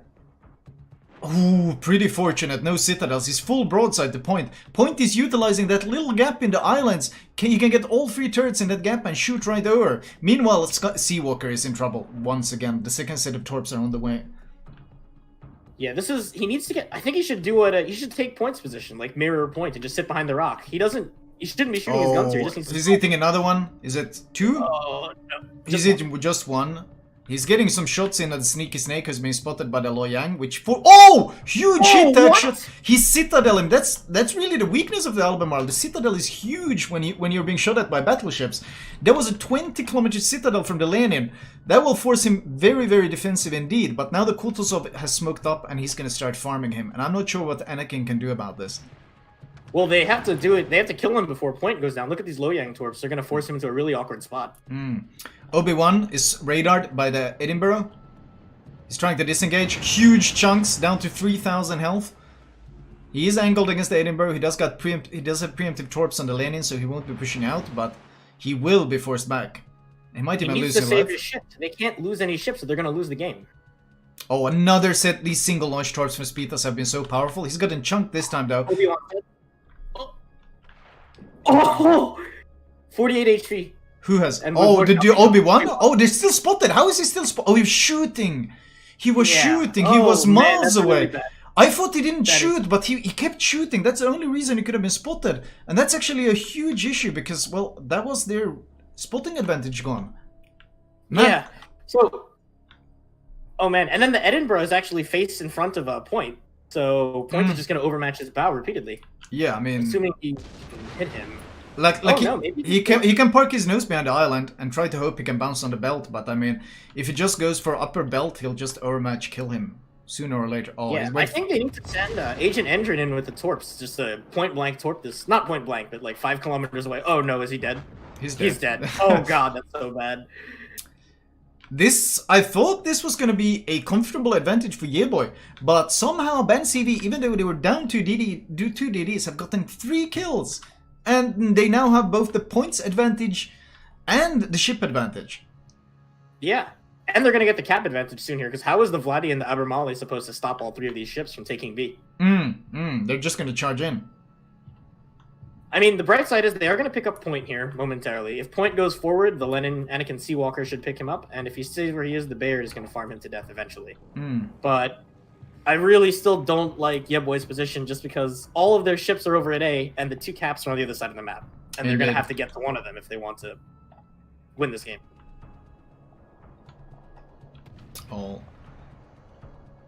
This is... Bayard is smoked up by the Loyang, and Cleveland is behind the island. They're just free farming this Lenin.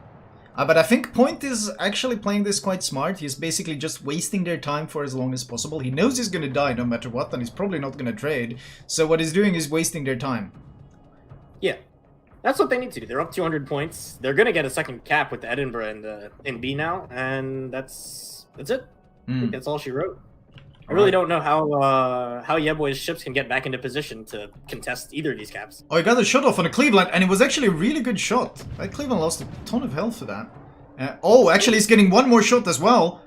Whoa, that's a huge volley! That Cleveland just threw away 20k health for, honestly, really no reason there. That Lenin was gonna die no matter what, and that's gonna make it so much harder for the Cleveland to push in with that health disadvantage. Yeah, what does... How they have 3 minutes, and all their ships are so far out of position. They're on the 1-2 line. Like, I don't think they can get to a cap in time. Endern can maybe pick up Spitas with the help of the Bayard, but the Bayard is actually charging straight into torpedoes, and he has no idea. Oh, he has no idea. He has actually no idea. Oh, he's barely gonna... Yeah, he slows down and just dodges it. They catch Spitas, but the Baltimore, Ikean Leighton is there in position, and Agent Endern is forced to disengage from that chase. Yeah, they have to get to the cap in time, but Ideon Leitong and the Edinburgh are both on BNC with the radars, so if the Loyang tries to touch, they're dead. I think the Vladi got forced too far away. I don't know what... They have to put the battleship on cap, right? Yeah, The Vladi and the Lenin. they have to push the Vladivostok, but how do you push in with the Vladivostok in that? Like, just a smoked up Kutuzov that just shooting you. Yeah, I mean, I don't think you can, but you have to, otherwise you lose automatically anyway. They have 2 minutes and 18 seconds left. And they are for a lucky pushing. kill. I mean, they still have a chance. There's absolutely not done. It's ships are even. Ships are even. Health pools are 24k advantage to BANCV. Not exactly insurmountable.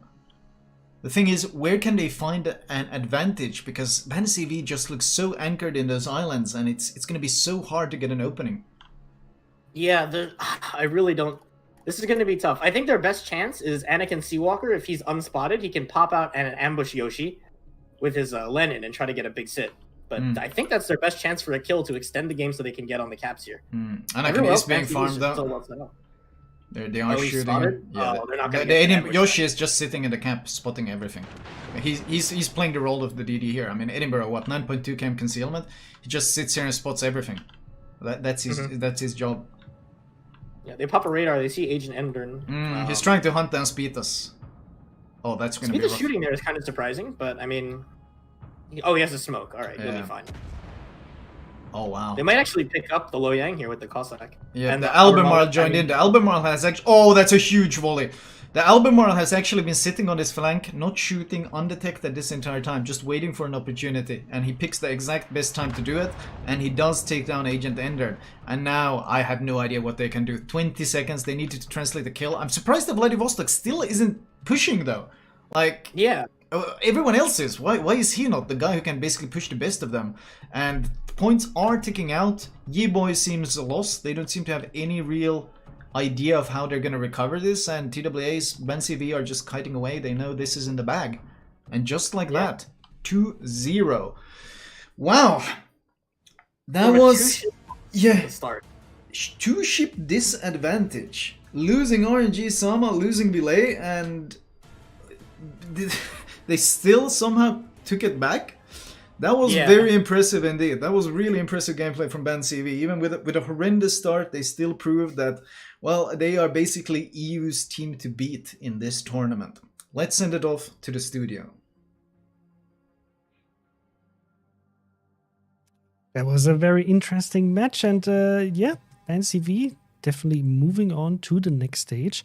And let's get our guests into the mix and see what they think about this one. So welcome back, and Dobby, what did you think that YEBOI would actually take this after this nice start? Were you surprised that BANCV was able to just turn it around? I did. Very methodically. Yeah, I did. I really thought once that Luoyang fell at the start, and then they lost 2 DDs, I thought BANCV was in a bit of trouble. I thought maybe the Lennon that was placed around the island cap, I think you'll see there's a bit of a harbour bridge, anti-harbour bridge effect that happens there. There's 2 large mountainous little islands with a little lull in between them. He kind of got himself in a position where he's getting farmed down without giving any damage, and I thought that was him done. I think, and then I think from that point, there was a couple of torps come from the Luoyang towards the Lennon, and I thought the Lennon, that's him, he's done, that cap's not contested anymore. And then they just timed out just beforehand, and he held on, and he ended up taking out 1 ship, bringing around the Luoyang, and also another Lennon, which ended up falling around the left-hand side there. So a bit unlucky there for some things. That went BANCV's way as opposed to YEBOI, but I really thought YEBOI would hang on there for a bit, but I think it was that hard push, that counter push along that 9 to 10 line from BANCV that just kept on rotating around.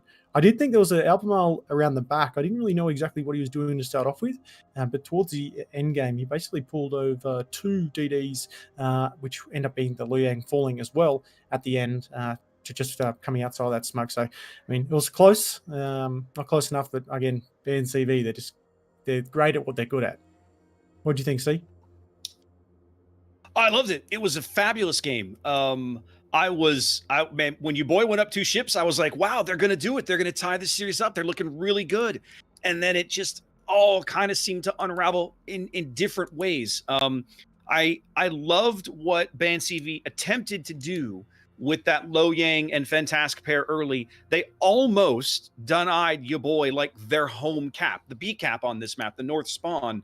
They almost pulled it off, right? In the end, they just didn't work out. It cost them the Luoyang. And I thought, okay, that's interesting, but it's only 1 ship. But then when RNG Sama's Fantastic went out as well, I was like, well, now, wait a minute. This is getting really interesting now. They've got a 2-ship lead, but then they just never seem to be able to capitalize on it. BANCV's forces over at the A cap, over on the western flank, sneaky taking a big hit, but managing to survive and slink away back down to the J line to heal up because Albemarle, the Cossack torpedoes doing their work on the Lenin there on the north side of the cap. Just a really, really great kind of recovery from what could have become an untenable position for those guys. So they just prove why they're here, if nothing else. So fabulous play. Stats, what do you think? Absolutely. I'm in the same position as you guys. I was like, oh, this is over. Like 2 destroyers down. There's no. I'll just sit here and just like kind of daydream for it. Oh, hang on a minute. Because Point who's from Junk, by the way. He was forced to push his Lenin into A. It's like, well, we've got to stop the points here somehow. So let's just park the Lenin in A. And it took a very long time for them to get Point down.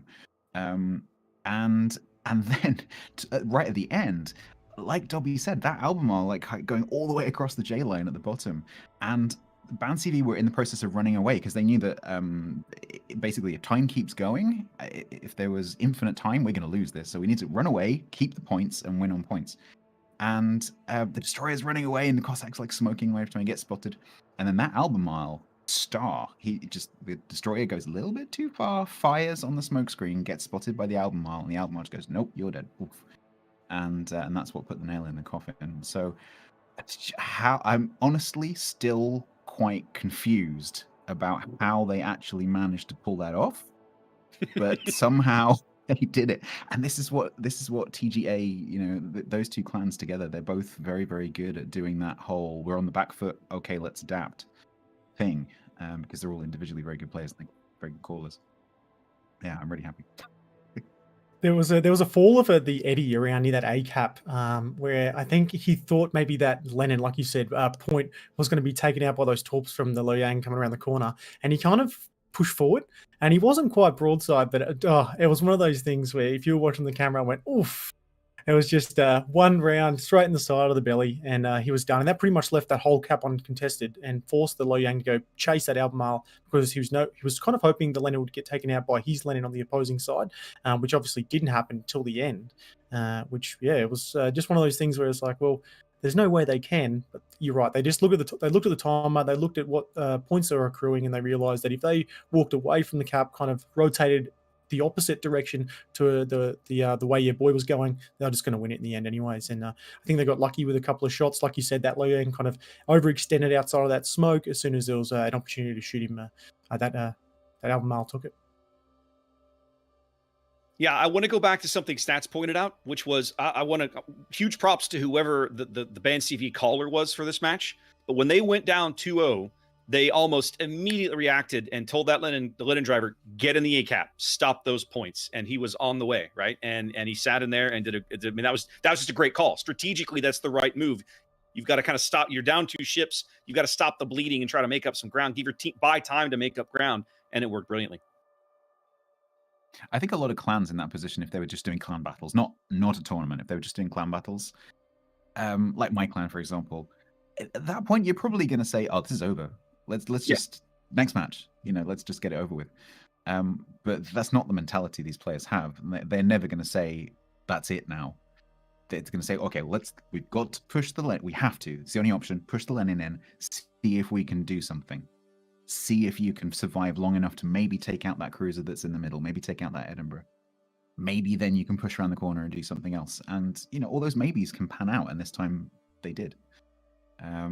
And you will, and I guarantee in the caller's voice, there might have been a swear word or two, but you're never going to hear "that's it now, guys. We've lost." It's always going to be "let's try and make it work." Mm-hmm.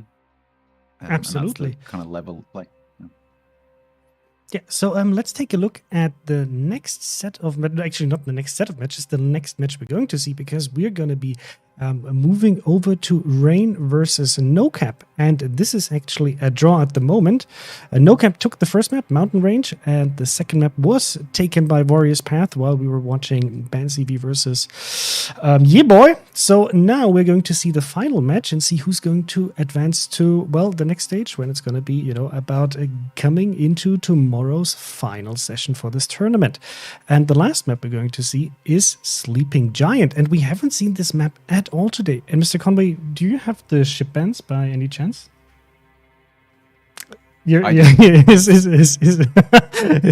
Perfect.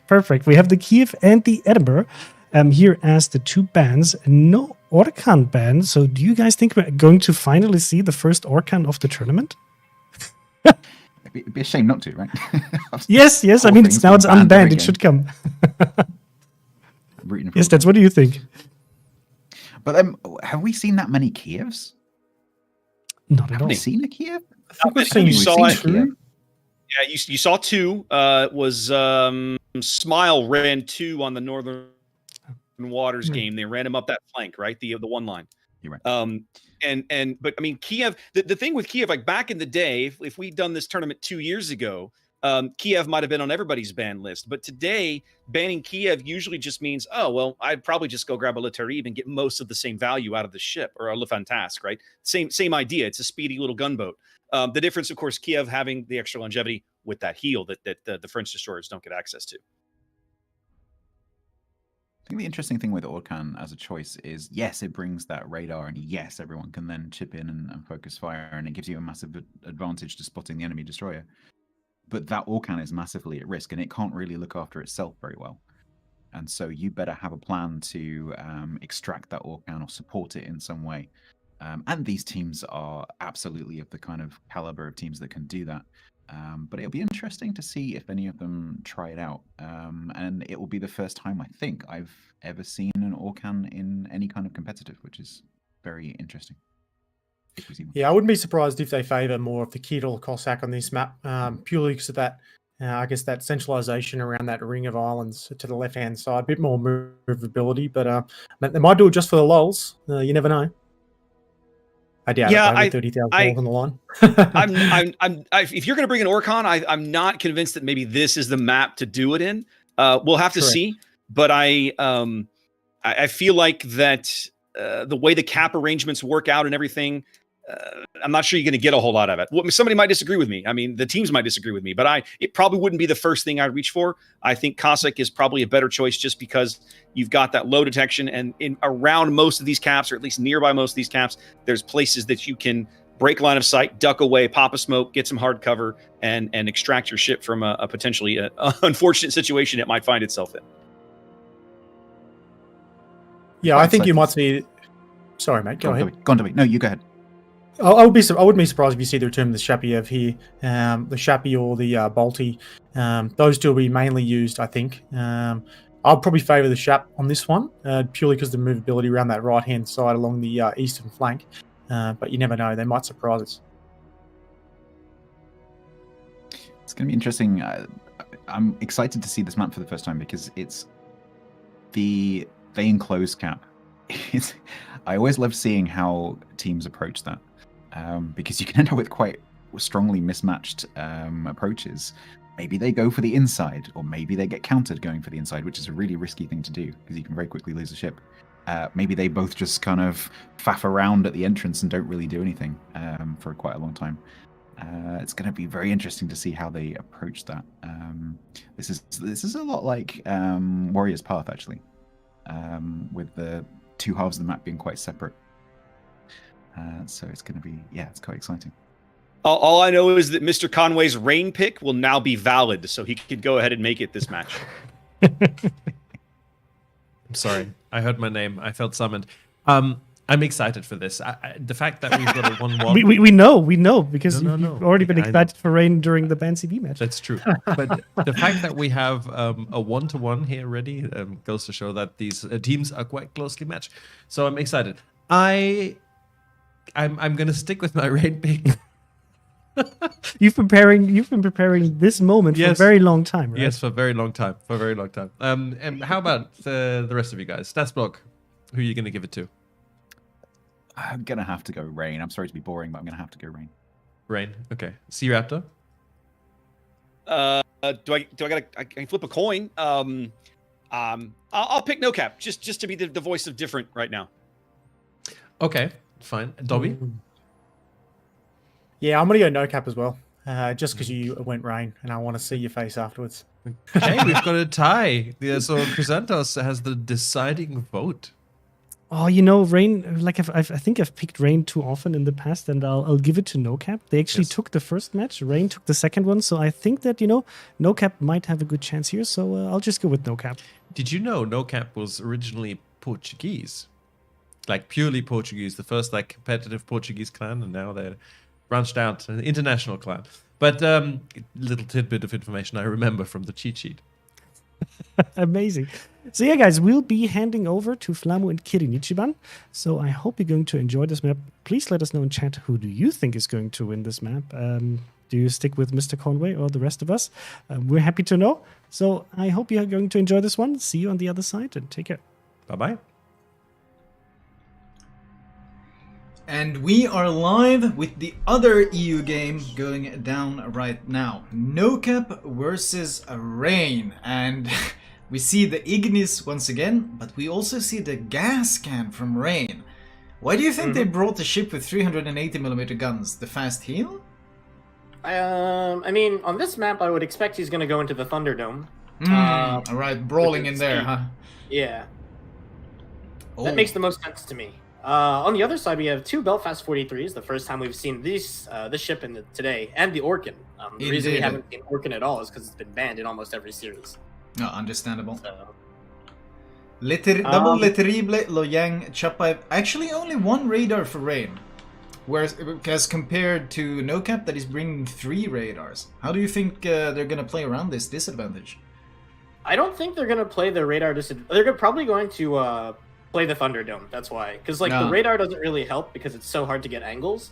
And if you push into the Thunderdome, like having a radar isn't helping you because you can spot everything anyway. We're gonna have early action in the center, that's for sure. The Orkan is charging down there with the Belfast support, and so is the Loyang and the Chapaev. So there's gonna be radars going down right in the center, right from the start. 2 Terribles are already going around the flank with Amalfi and Gascan supporting, but this center, that's really the danger zone. Loyang drops smoke for the Chapaev. Tafia is already deep in that Chapaev radar. It's an impressive 12-kilometer radar, and Tafia is deep in it, and he's still not turning out. Oh, this might be very risky indeed. Is he trying to catch a radar glimpse? That is so risky. And I think he realizes the risks and he's turning away. I think the Chapaev, did he glide out of the smoke there for a brief second? Did they spot him there? I don't think so. Oh, there's his radar. The radar is popped, which means they do get vision of Tafia. A bloody shot in his broadside, I think. Or it's HE, what? Oh, it's HE, what? Oh, he didn't! Oh. It's the first time he's playing the ship, I think. Yeah, he forgot to switch! He forgot to switch ammo. I think he had the wrong ammo loaded. But oh, did you? That would have been so good, because that actually got 3 hits with that. Yeah, but or alternatively, he just had HE loaded because... Look at the Thunderdome. NoCap is about to lose their first terrible. Whoa, yeah, they are. NoCap. He actually goes down. They got ambushed by 2 of them and the Amalfi support. Oh! Huge hit by the Amalfi! That second NoCap Le Terrible down to 13k health from full HP. That sap caught him completely off guard. They're trying to get some shells into that center, but this is gonna be full Raiden control, and getting in here is so difficult when the DDs are already anchored.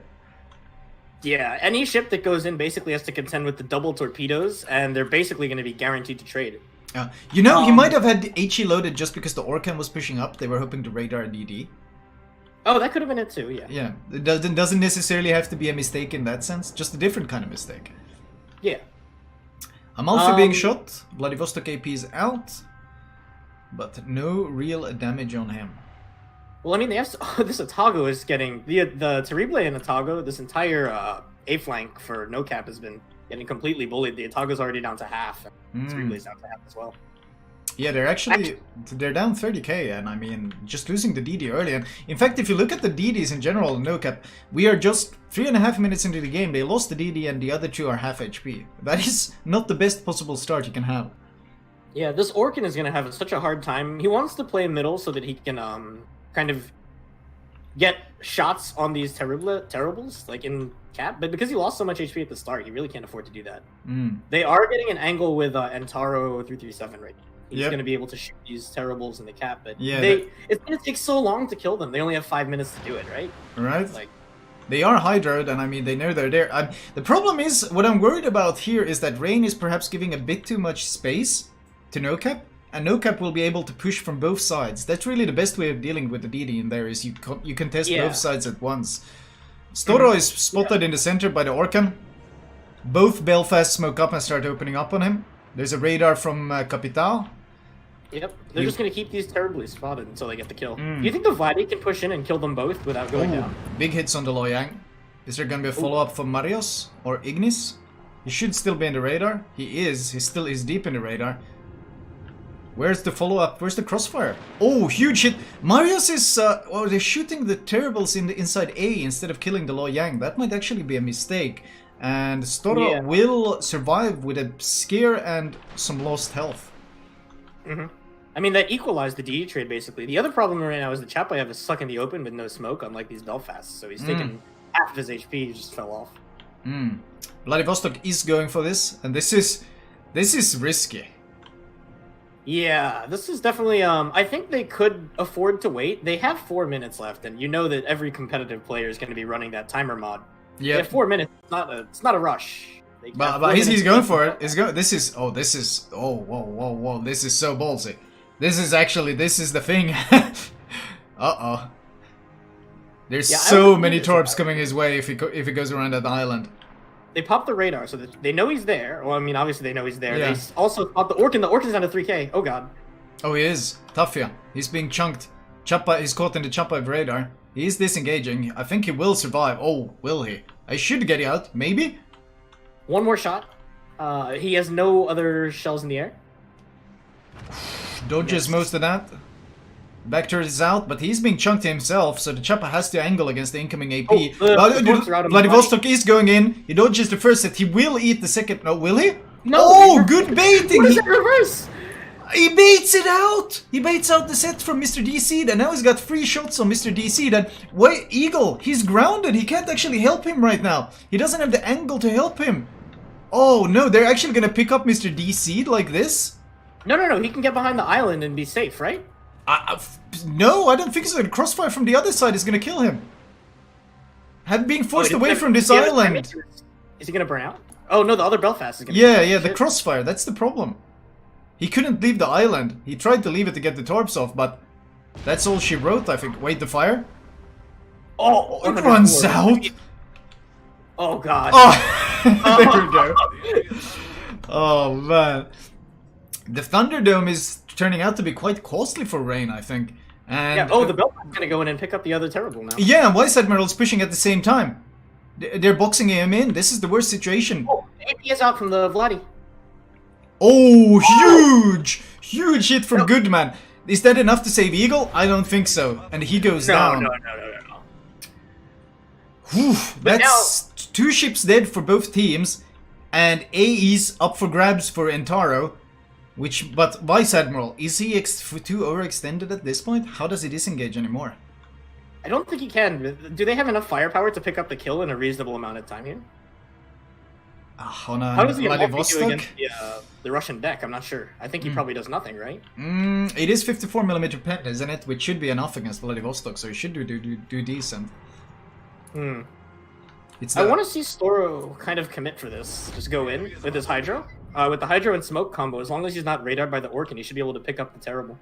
Oh, huge hits on the gas cam from the Vladivostok, and he's healing, so I don't think they're going to take him down anytime soon. Tafia is just basically struggling for his life. Goodman is under a lot of pressure as well. We got Tatago versus Atago on the 10 line, trading back and forth. And Ignis, this is that Amagi loading HE, and that HE actually hits quite hard. As you can see, that Vladivostok is going to die quite quickly under Amagi HE. IGN HE is no joke. Yeah, Lulu is pushed up, and I think they might be able to take him down with Lulu support if he can shoot through that gap. Yeah, they're doing good job on Vice Admiral. It's a question who dies first, Goodman or Vice Admiral. I think it's going to be Vice Admiral because so many ships are shooting him.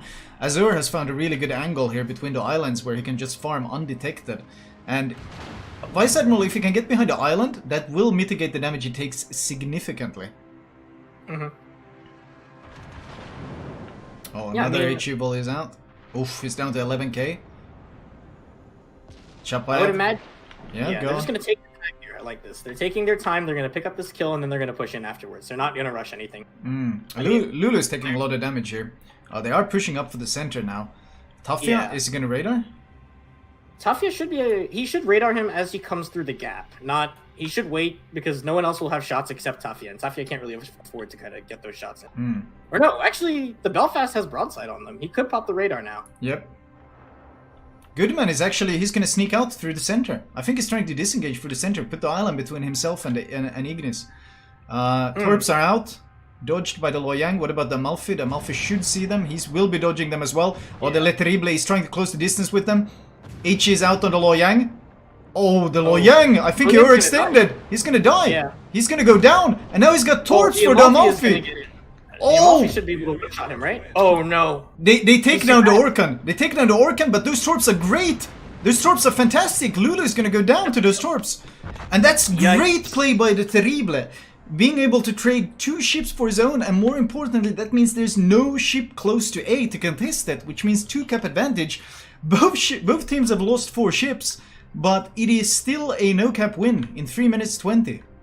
Yeah, but they can put the gas cannon now. I think they can put the Amalfi in as well. Well, if the Amalfi goes in, he's going to be broadside to the Vladdy as he makes the run. And there's no way he can go unspotted unless he can use his smoke. I don't think the Vladivostok is going to be pushing forward anytime soon. Or is... Oh, there's the smoke. Maybe he is. He's going to maybe use that. He is going to push forward here. He needs to prevent the Amalfi from... What about the Ataga Torps? If Amalfi goes full speed straight? No. Too much There's no way lead. he Too can much jump to lead. that, Too yeah. much lead. I think. Yeah, too much lead. Yeah. Oh, Atago gets chunked. Yikes! Oh god. That's a problem.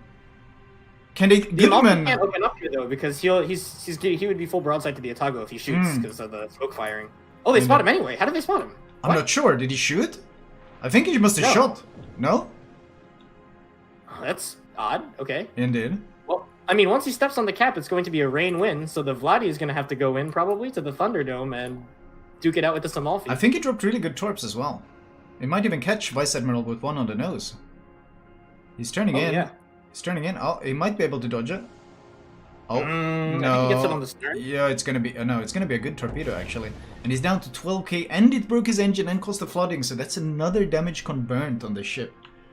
The problem with Franch right now, though, is his torps on that side are going to be on cooldown, so if the Vladdy comes around and tries to just kill him, he doesn't have torps to trade.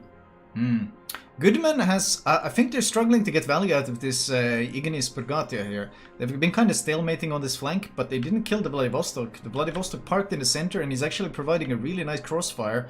And this is going to be a cap flip for Rain, with no interference from no cap. They do pop the radar. Yeah. Can they get some Ignis shots over the island?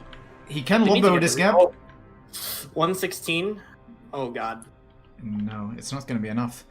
1 minute 10 seconds until this is the Rain win. What does no cap have in their bag?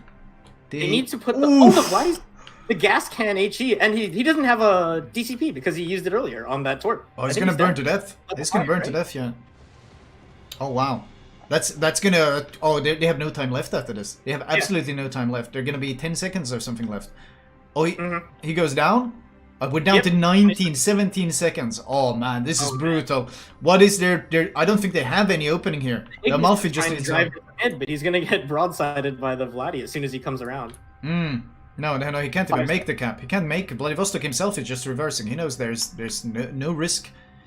Wow, I thought this was a no cap win after that fantastic terrible play inside the cap, getting 2 kills in return and holding on the cap. But they really had no tools left, and I think they struggled to really bring this Amagi into the battle. Overall, a fantastic battle and really well played. And congratulations to Rain. Let's send it off to the studio.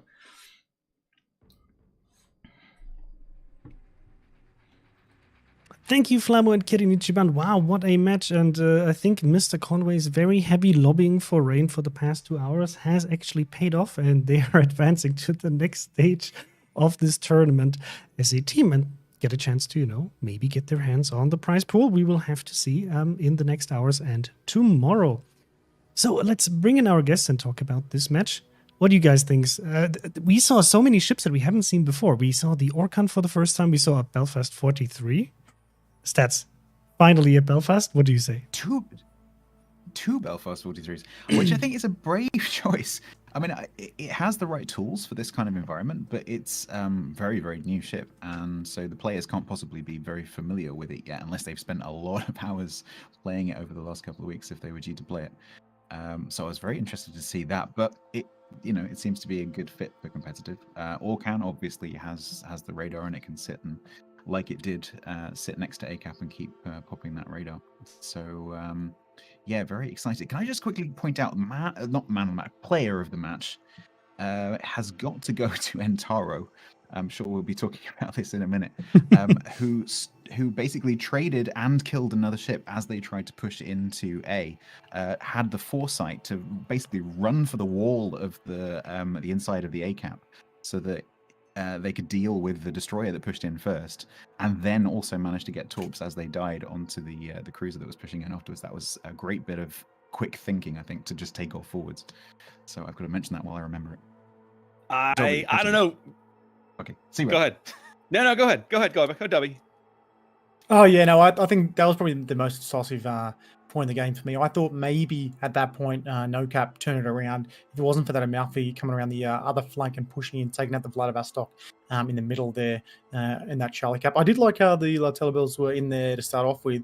I did find they were a little bit too squished up against each other. It looked like obviously that Vlad coming around the corner, because one was cutting off at the other. Only one rack of torps could initially go out, and as a result, they basically set 2 racks each in total along the same angle. So basically, that blade had enough time to spot the first rack, was lucky enough to start backing up, and got out of it. But yeah, 100%, mate. As soon as he saw that Lo Yang, I think it was pushing around the corner, he pretty much went gun ho for the side of the wall. And I don't know why the Lo Yang didn't fire. It was a little bit bracing to fire. I don't know if he was trying to get set up for the Amalfi coming around the corner, trying to make sure that the Amalfi could have some smoke. But basically, that trade, with every single round, I think from the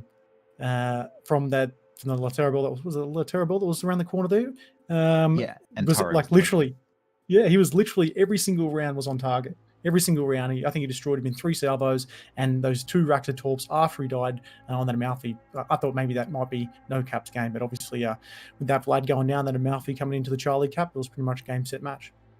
Well, and the reason it's not no caps game is my hero of the match is the other Amalfi, right? Who literally popped his fancy Italian smoke, sailed broadside to a Vladivostok right across his line of sight, and was like, do something about it, bro, and just went right into the cap and took it back. Because without that, they will eventually time out on points, right? This is the first match that we've seen that I can think of today where at some point in the match, every destroyer was dead. They were all out.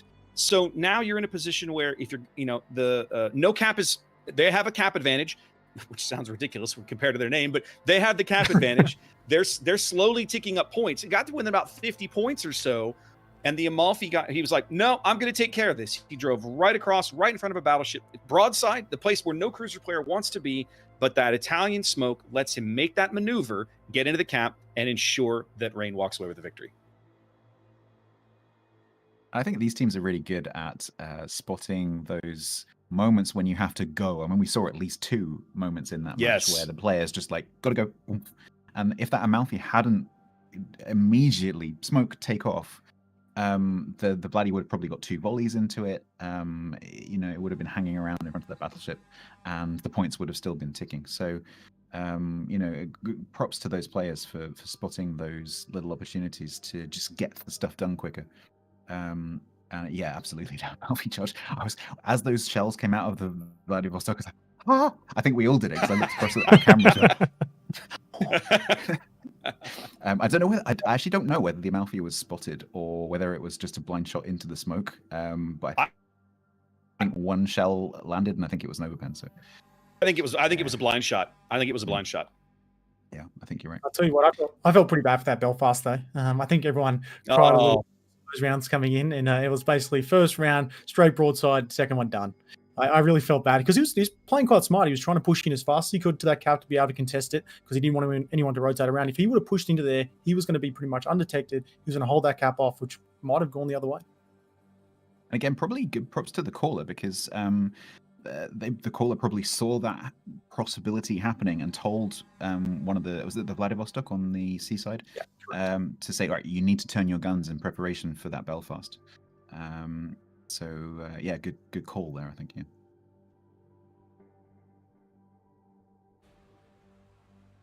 Perfect.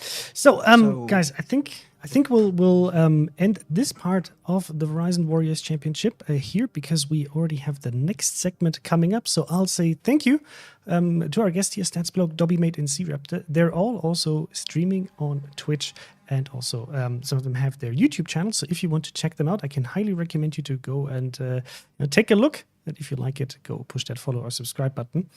And what we're going to be doing next is we will be looking at the goodbye.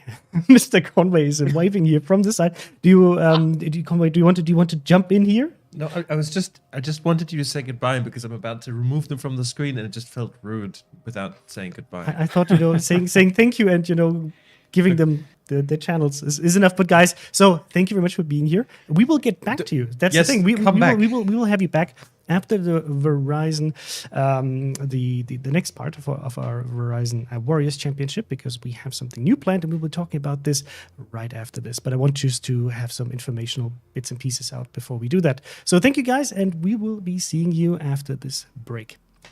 Thank you very much, and talk to you in a bit.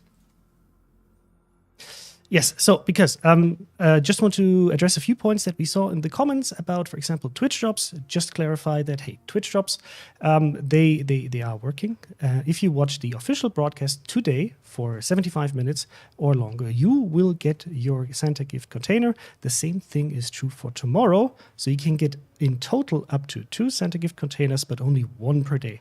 Just to clarify this, and the Twitch drop works on the official channel. The regular Twitch drops that we have for World of Warships are still running in the background, so you can get your missions, you can get your regular Twitch containers, plus the epic drop, which is this month. It's actually the Duke of York with the Arctic camouflage. So if you didn't have the chance to get that, maybe you will get lucky with this one. And now we're moving over to our next part, which is 2 matches of very special exhibition, and that is the Verizon Branches Challenge. The Verizon Branches Challenge is actually an exhibition set of matches where we're going to see 4 teams that are consisting out of 4 branches of the US military fighting against each other. We have the Army, we do have the Navy, we have the Air Force, and the Marine Corps. And what we're doing here is to raise some money for the Wounded Warrior Project. And you can donate and help this project by clicking the links that we are actually dropping in chat, so you can participate in this. Our partner for this tournament, Verizon, has already given $250,000 in donations to WWP. And if you're able to participate, and if you think this is a cause that you think is worthy to support, then we would be very happy to see you do this. We will also be showing a donation ticker throughout the stream, sometimes on top of us, so you can see the progress, and I hope you're going to be helping us. After this segment, we will be continuing with the North American matches later today. So I hope you're ready for all of this, and we will be handing over now. So I'll see you on the other side, and I hope you enjoyed. Take care. Hi, I'm Jason Hill, an Army veteran and Verizon employee, and it is my honor to welcome you to the Verizon Branches Challenge. As a military-friendly, top 10 employer, Verizon is committed to doing everything we can for veterans. That's why we partnered with Wounded Warrior Project and World of Warships for this unique event. 4 teams of veterans representing the Army, Marines, Air Force, and Navy will be facing off in a series of high-paced naval battles. The victors get bragging rights for their branch and a donation from Verizon to the charity of their choice. Verizon is proud to support Wounded Warrior Project and their work with veterans. Stay tuned for a quick peek at how they're using games like World of Warships to help those who have served connect and get the resources they need. Thanks for watching, and good luck to all of our teams. So leaving the military, unbeknownst to a lot of veterans that leave, they don't fully understand what they're leaving. But I didn't realize it until I started regaining my community back through gaming, which, it's a VFW community hall for our generation. For me personally, social media and the gaming environments have given me that platform in which I could actually reconnect with these people that meant so much to me. I think we all know we're in a unique situation right now with COVID. When you talk about community, I think World of Warships, and that's the players that get together and talk with each other. A lot of veterans might be building up that resiliency just by playing World of Warships, and I think that's really amazing. The first thing I want to say to all veterans is that, look, it's okay not to be okay, but it's not okay not to reach out and say you're not okay. We need to be more direct with individuals that we think might be hurting. We have to have the bravery to be able to ask those hard questions and say, hey, man, are you okay? Are you thinking about something you shouldn't be thinking about? Wounded Warrior Project stood up a Discord server, and we're out there with open arms. We're out there to help people and let them carry you. So Discord is just it's a program that really centralizes our community. It offers voice, text, and video. So it really just gives us a central place for our community to kind of stay connected. So we have quite a few mental health programs. Our Wounded Warrior Project Talk program. It's really a great program where warriors can have 20 to 30 minute conversations. We also have our Warrior Care Network program. They do a wide variety of inpatient and outpatient mental health services for our wounded warriors. We have donated $250,000 to Wounded Warrior Project, and we hope that you'll get in on the action by donating what you can over the weekend. Thanks again, and I'll see you soon.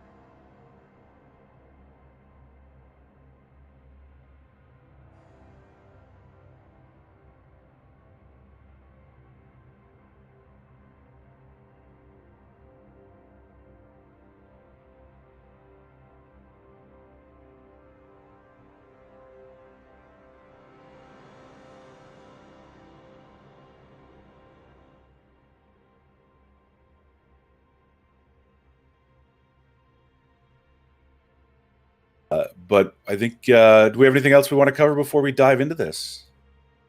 No, I'm excited to get. I don't know about Lord Zath and Searaptor. I'm excited to get these battles going. Are we all set up? Are we all ready to go? All right. Well, let's that way. Yeah. Before we get too far into it, I'd love to know what your thoughts are on who's going to take the match today. HAFA? Ladies and gentlemen. I mean, sorry, I have to interject. This is the point where, despite best preparations, we had an issue, and you were muted. And Yes. I'm getting PMs about it. Yes. Yes. I'm Of guessing course, everything I've said has not been heard. We'll do a do-over. The issue is, of course, that we're running at a 5-minute delay, and because of hot swapping, this can happen. I'm very sorry. Mea culpa. I'm gonna briefly join you guys on camera here, so everybody All can of the see PMs to that me Mr. are Conway, saying blame Conway. I can see the pings coming. I can see the chat, and I'm sure I'm going to see #blame Mr. Conway for the rest of the stream. But I have to say, I sincerely apologize, because the guys were very eloquently introducing themselves and what we're talking about, and I had muted them for the transition, and it didn't unmute itself for some reason. So, yes, hat in hand. Hat in hand. I'll run away. It's the original from the HMS Hermes. Yeah. So I'll just. Yeah. Sorry. So I'm gonna be quiet now. You guys talk about the amazing things you're doing. And chat, please blame me, and I'm sorry. All right. Well, are we good to go then? We start over. You are good to go. All right. I think outstanding. That was our All right, warm up, guys. That was our warm up. All right. So it's unfortunate that they will miss our rendition of Anchors Away, but I guess we'll just have to skip that for now. In the spirit of time. Good afternoon once again, everybody, and welcome to the Verizon Branches Challenge.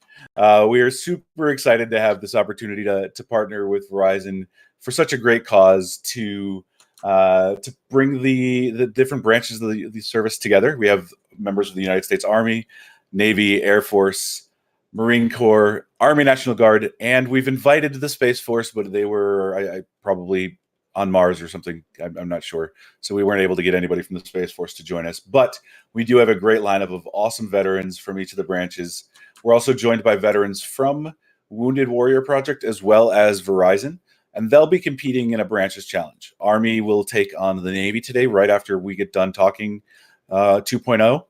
And then after that, we have an awesome guest from Wounded Warrior Project who will talk a bit about his service in the military, as well as what Wounded Warrior Project has done for him. Now, each of these teams are fighting for a chance at $30,000, or at a prize pool of $30,000 donated to the charity of their choice. The great part is we have 4 branches, we have four places. So every branch turns out to be the winner. The charities will get a chance at all of this money. So great opportunity for this. I do want to take just a quick moment and reintroduce everybody. We'll start with myself. As I said, my name is Calvoth. I'm the Senior Community Manager for Wargaming for North America. I am a United States Navy veteran, and I'm also joined by HAFA Fodder, who is a United States Navy veteran as well. He was in there for like 20 or 30 minutes, right? Seconds. Yeah, I said hello and then I left. He was just permission to come aboard, permission to go ashore, and that was it. Yep. Outstanding. And we're also joined by the voice of the day. We're going to change up the order on you. The all-knowing voice. Yeah, the omnipresent Sea Raptor. Looking around for this person you're talking about here. Thanks for the intro, guys. It's been a lot of fun. We've been having fun hanging out with Stats Bloke, WMate, Chris Santos, and Mr. Conway doing the Warriors Championship, of course, the cash prize tournament that Verizon has funded here for the game. But then now we're into the charity portion of the event, the Branches Challenge, which is going to be a tremendous amount of fun. I'm looking forward to these games. Like I was saying earlier, I have quite a number of veterans in my family, some active duty still. I have a cousin and a brother-in-law on active duty in various services, and then my grandfather was active duty United States Navy for more than 30 years, a retired Master Chief, and he had a huge impact on my life. And I attempted to be in the military, and they took one look at my vision a number of years ago and said, no, medical, get out of here. So I tried, but it runs in the family. So you're saying they couldn't see you in the military? The way around. Apparently, I couldn't see them. That was the problem. You couldn't see yourself in the Yes, military. Is what apparently, I couldn't. There it is. There you go. That's the joke. There, but perfect. Well, thank you so much, C-Raptor. It's been an awesome day so far with all of the matches going on. Verizon Branches Challenge is such an opportunity for us to pit these branches against each other and prove once and for all that the Navy is superior. I'm saying that only because I'm biased, but we'll see what happens. And then we're also joined by Captain Lord Zath. That's right. Hello, everybody. Good to see everyone. It's great to be here. Thank you so much for having me. You are one of our, well, actually, both of you are one of our North American community, or two of our North American community contributors. So you guys definitely check them out on their streams and check out their content. And HAFA mentioned beforehand that these two are always well dressed. So I think tomorrow I'll have to put on a tie. It very well may be like a zip tie because I don't know that I also own any ties, but we'll see. But we are in Texas, so maybe I'll find a bolo tie. Now that's acceptable in this state. I'll allow fair. that. It's fair. So I won't lie. I probably still won't try to wear a tie, but I promise I'll wear a nice button up to keep somewhat in the spirit and look more less trashy than I do right now. There you go. This is all for charity, all for good cause. Like I said, we have a great partnership with Verizon, and they're bringing in a massive prize pool for charities. So we're gonna pop over here in just a few minutes and watch the U.S. Army take on the U.S. Navy. I don't remember in which version of this life I said what the match take-up is, so I'll say it again. We have 7v7 on the map Trident. We have each team will have one battleship, 2 destroyers, and 4 cruisers, pitting off in a 15-minute match. And one team will walk away the victor, and one team will not. The 2 victors from today will face off tomorrow for the first and second place, and the other teams, the people who didn't walk away victors today, will compete for third and fourth place. As I mentioned earlier, all places have a chunk of the prize pool, so we're really excited to see that come together. And as others have mentioned, we are raising money as well for the Wounded Warrior Project. So if you are interested in donating to Wounded Warrior Project, there's a link below. Actually, the shirt that I decided to wear today was an homage to Wounded Warrior Project. It's the only dressy shirt that I have, so I was like, I'll put this on and call it a day. So with that said, the only thing I have left is to ask HAFA, who do you think is going to take it, Marines or Army? I don't know, man. That's a heck of a rivalry, and if anybody that's been in the service knows, for years and years and years, and the Army and Marine Corps always kind of make jabs at each other. But I have to say, I don't know, the Marine guys seem to be pretty darn organized. So I'm kind of leaning more towards the Marine Corps. I was a Gator sailor for a lot of years, so I'm kind of impartial to the Marines and Navy together. So it's unfortunately the way it's going to be. All right, Zath, what do you think? I'm going to also have to go with Marine Corps, and it's mainly because I see one of my good friends, Oni the Wicked, on that team there. And Raptor and I both played so many games with Oni the Wicked way back when on Supremacy League. So this is a player who knows what to expect in these kinds of events. And I think that he'll be able to work really well with the team to carry the day. We shall see. All right. And C-Raptor. No, with apologies to my uncle, the Army veteran of the family, I'm also going to back the United States Marine Corps here in this match for a variety of reasons. As Zath mentions, Oni being one, and the other is I have so many good friends who have played, that I've met through Warships that have been in or currently still are in the United States Marine Corps. I got to give them some props in this game and back those guys. Outstanding. And I'm also going to go for the Marines simply because I've been watching these guys practice.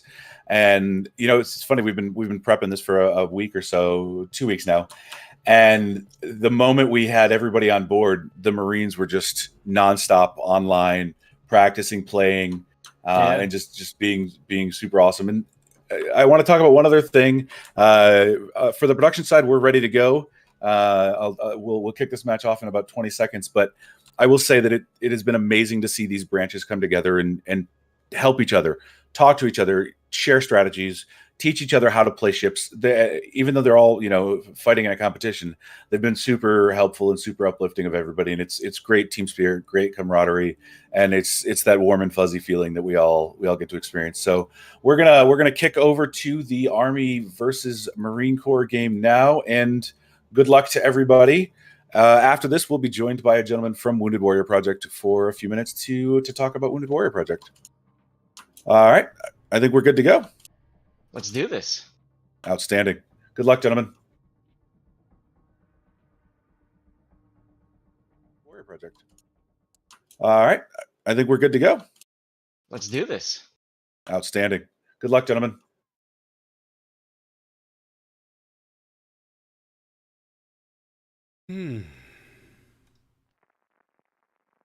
All right, ladies and gentlemen, boys and girls, worshippers of all ages, welcome to Game 1 of the Verizon Branches Challenge.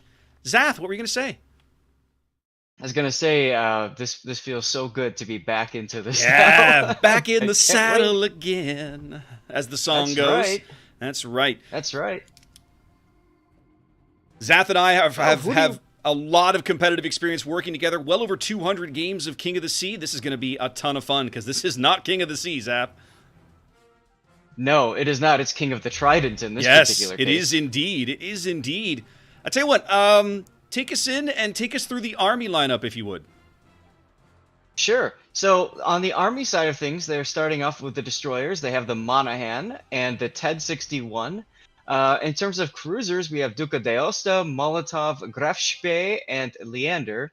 And look at that, the very own Verizon Wireless collaboration battleship, Arizona. Couldn't have planned that much better. Right? What do we got over for Marines? The Marines coming to the dance with a Russian boat, a little bit of Tier 6 Russian battleship Ismail here. Out in front, a Graf Spee, a pair of Makarovs. No, double Spee. I see. Yeah, okay, we got one Spee and then one high school fleet Spee, but two Graf Spees, two Makarovs, and then led out by a Shinonome and a T-61. Now, it's notable to me that both teams have opted for a T-61. She is arguably one of the strongest destroyers in this tier, but the other destroyer, both teams have opted for something a little different.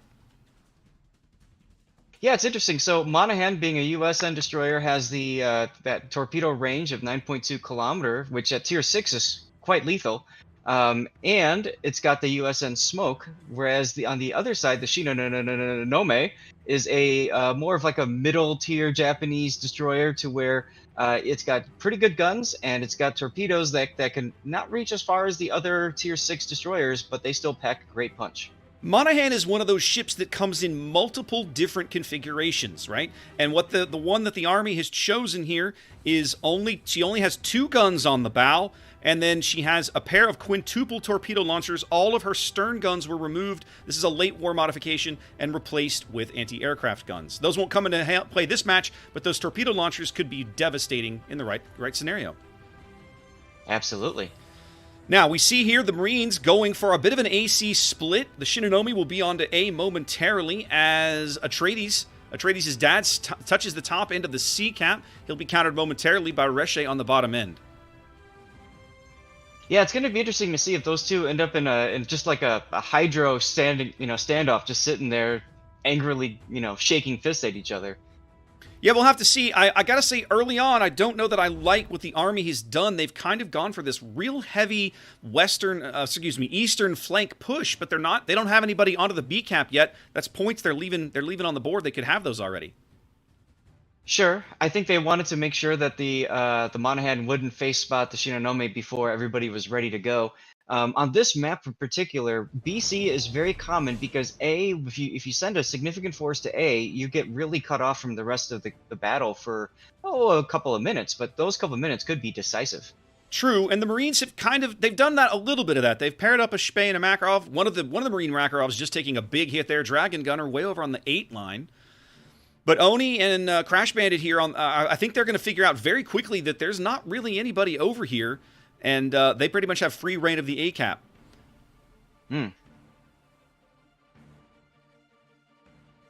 See the Army going for the early focus fire on Dragon Gunner's Makarov after that big hit he took. I can only assume that was some Molotov AP.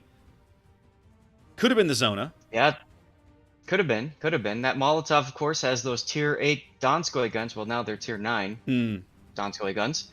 180 millimeter. Really good armor penetration capabilities.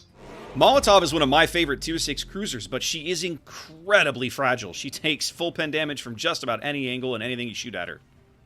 Mm-hmm. Early cap advantage going out to the Marines here. These are 15-minute games as opposed to the traditional 20 in competitive play. So you see there the timer already down to coming up on 11 minutes. Yep. Warder now coming under some sustained fire. Had to smoke up. Looks like he's going to be fine for a while. Now, what's interesting... Yeah, both destroyers. You just saw that. Go ahead. Yeah. Both destroyers move into sea. I think this is a bit of a mistake because that denies an awful lot of vision for the other side of the map for the army. Well, and it's also going to allow Reunites' Shinonome to just step into B now and flip that cap, which is currently the only points that army is ticking up. Mm-hmm. Yeah, I don't like putting both destroyers in the one cap at this stage of the game. There might be a point where that's useful, but I don't feel like this is it right now. If nothing else, Atreides is holding those points back. Go ahead. And I'm going to mention he's also using Hydro. He was detecting Reshi for a while. Reshi was detecting the other TED 61. Of course, they've now left distance, so they can no longer detect each other on Hydro. So we have a whole lot of nothing going on at sea and a whole lot of everything else going on in the rest of the map. Indeed. We see there Reunites is going to pick up B. I don't think there's any way they can spot him to stop it at this stage. The Army has turned around a couple of ships to kind of deal with Oni and Crash Bandit working this western flank, but Oni's doing a great job of showing them his Nuremberg clone's stern, essentially. That's what Makarov basically is. Mm-hmm. One of those weird games where, you know, everybody jokes about obligatory exploding Makarov, but I mean obligatory exploding Nuremberg, but if you play that ship well, she can sustain a surprising amount of fire, especially when you show the enemy your stern. Well, and Oni is doing what you really want to do in a Nuremberg Makarov clone, which is to be kiting away using all three of the guns and being prepared to turn and dodge as necessary. Indeed. Poor Duke of Clarence drawing all of his ire right now, all of those shells landing on him for full pens because that's just how Molotov's armor scheme works. That's right. Ishmael guns came in too. Didn't do much. A little bit of destroyer action over at C. Reunites his Shinonome, kind of getting tag-teamed here. But he's going to be okay. He's got some cover now from one of the destroyers. As Stumbling is headed back towards B, backed up by Warder's Leander. I think Army's going to be able to grab B back without much difficulty here. Well, it looks like the Marines did the same thing the Army did earlier. They brought both destroyers back, and I think that's a mistake. Oh, there's our first kill of the game. First blood going to the Marine Corps here as one of the Graf Speys does finally bag that poor Molotov. Now, we haven't talked about it, but Atreides' T-61 is very, very beat up back here. He's going to have a hard time staying in close where he might get shot at again. Shadow just took a whole bunch of, I think, TED 61 torps. Maybe those are Monahans. Yeah, he took at least, those were Monahan torps, I believe. And it looks like is Ryu hydroed in there? Yes, he is. Looks like it. Yep. Right at the edge of that T-61 hydro, that one of those things that makes her so nasty in this tier. Trying to get some cover and being pushed by aggressively by Welded Steel's Graf Spee.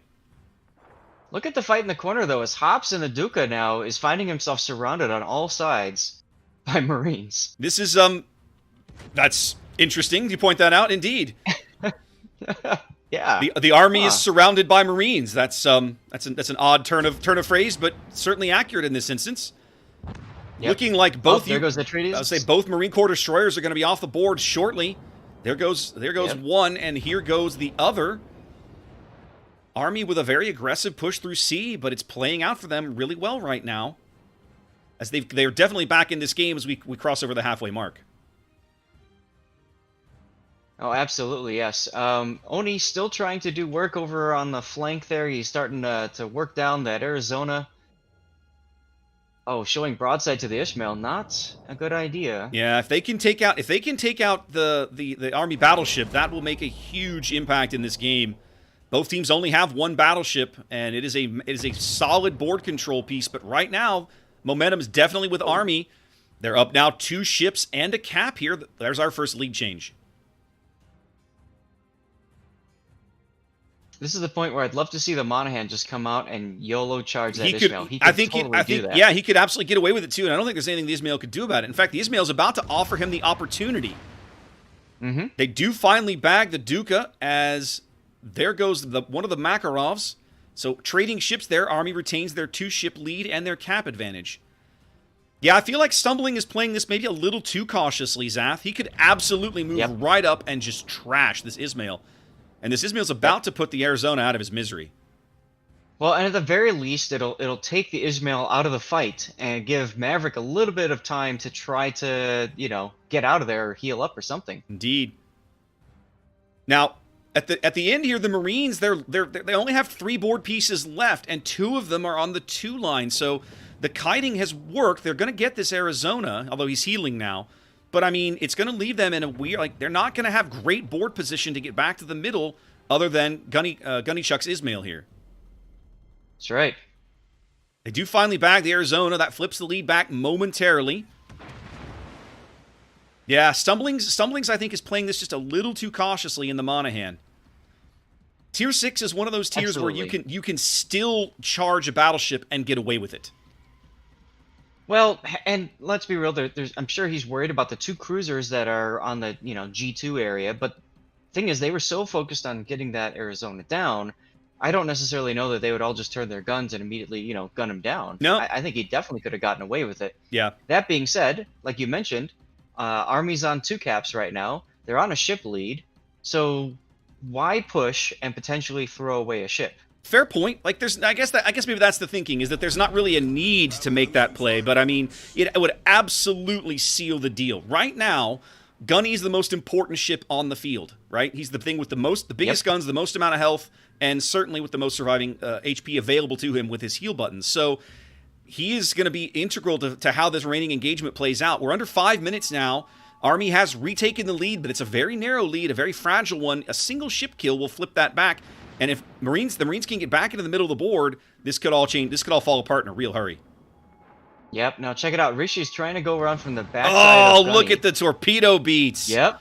But he's going to eat some from the Leander. He's not going to dodge these. He's going to eat all 4 from the Leander. That's going to leave a huge hole in his health pool. Almost kills him. Leaves him on 2,800 now. Trying to push in here. He dodged the Monahan torps brilliantly, but just not able to dodge the rest. And I guess he doesn't have a heal. He's going to go out. They're going to get him here. Oh, yeah. Reshi moves back into the A-cap to put even more pressure on the surviving Marines as Army goes back up to a 2-ship lead here. There's a way... is there a way back at this point, Sath? Yes. Welded steel has to go down. Yeah. And you can see that Oni is trying to focus him down heavily. They need to kill. And then what they need to do is they need to just bum rush either A or B and hope they can trap at least one destroyer, if not both of them. It's going to be tough. It is. It's interesting to me that they might be able to do it. They seem to be shooting at the Spey, which is not the target I would have picked out. That Makarov is a much softer target.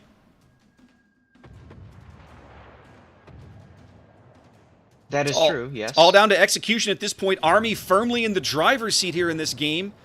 It's simply a question of whether or not the surviving Marines can pull this off. Welded steel is going to go down. Yeah, they're going to bag him here in a few more shells. There he goes. That's points the Marine Corps badly needs here. That does close the gap a bit, but Army's still leading by over 200 points. Let's look at it from let's look at it from the Marine Corps' perspective here. We need to see what they can see. Here we go. Because if they can't see a destroyer, they can't kill it, and that's the critical play. They can see stumbling now. And they've just now got eyes on Reshe. Oni's going to have to turn hard. He wants to keep his angle so he can get all of his guns, but he's going to have to turn, and that's going to mean he can only fire his bow gun. And he's going to have to keep the angle, or the Leander can just wipe him out right off the board. They're focused on the Monahan. Time ticking away here. I don't think they can get on. I don't think they can do it, Zap. They're with no caps. I think they can. You think so? With no caps in their control. There goes. All right.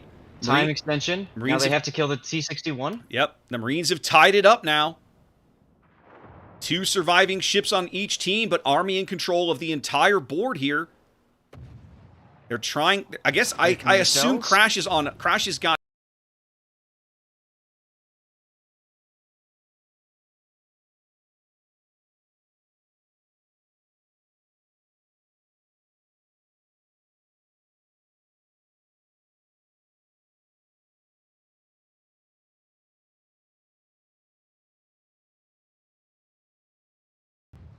As now the and Leander's, the Leander also smoking. The Leander ruining. Now, that's a bad. Go ahead. Go ahead. No, you take it. I was gonna say Leander putting the smoke up there is gonna deny himself vision. Oh, but Zath, there's only 60 seconds left on the timer. They can't get there. The Caps won't. That's right. We forgot about that. It's a 15-minute game. The Caps will not do it. The Marines have rallied for a brilliant comeback, but it's just not going to be enough in the end. They are going to bag B. They're going to be able to bag A, but unless they kill this Leander, they will not win this game. And I think that's why he smoked. He realizes that all he has to do is break line of sight, run and live, and the Army will carry this game. Yeah. Brilliant decision there by Warder. Absolutely. To hold off.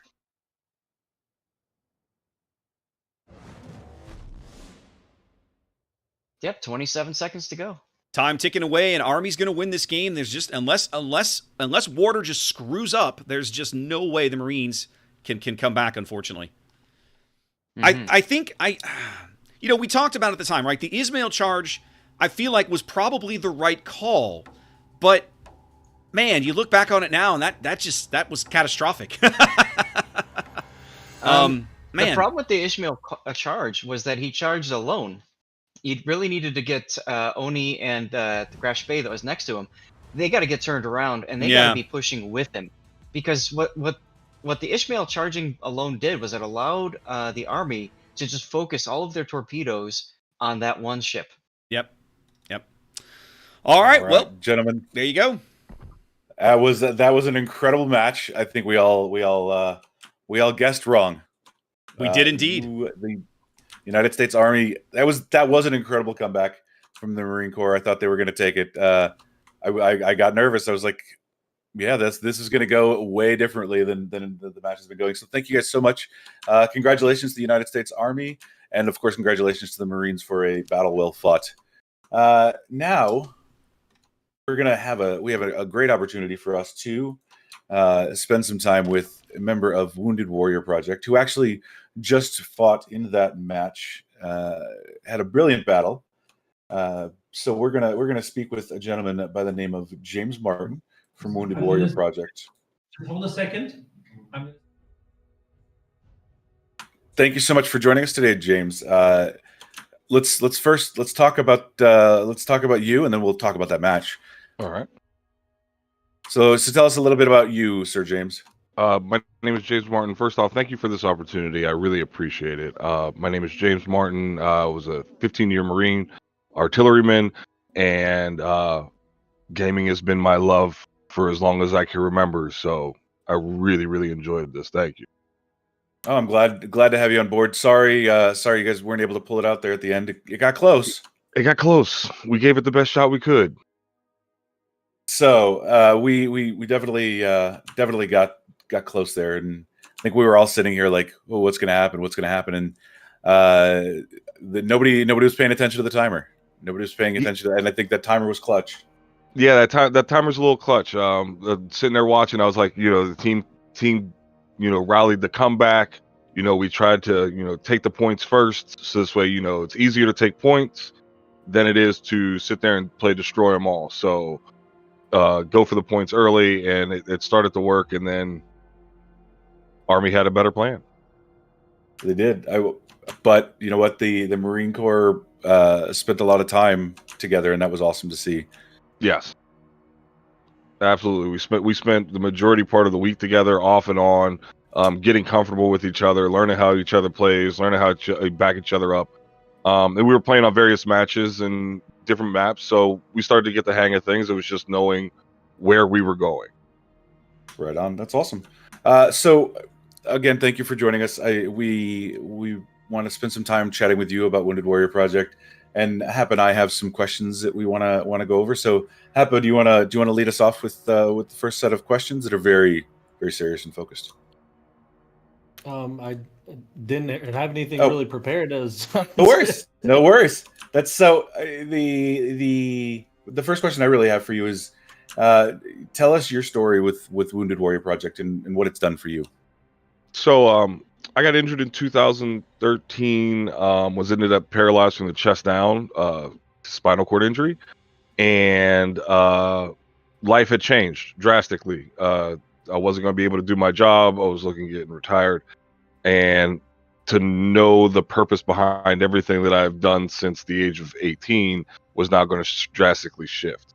Wounded Warrior Project was opening up an office in Hawaii, and they introduced me to the project, and I've been in love ever since. They found me in my darkest of places and helped me to find myself, empower me to do better and to do something different, that life wasn't over. There's more to it than that.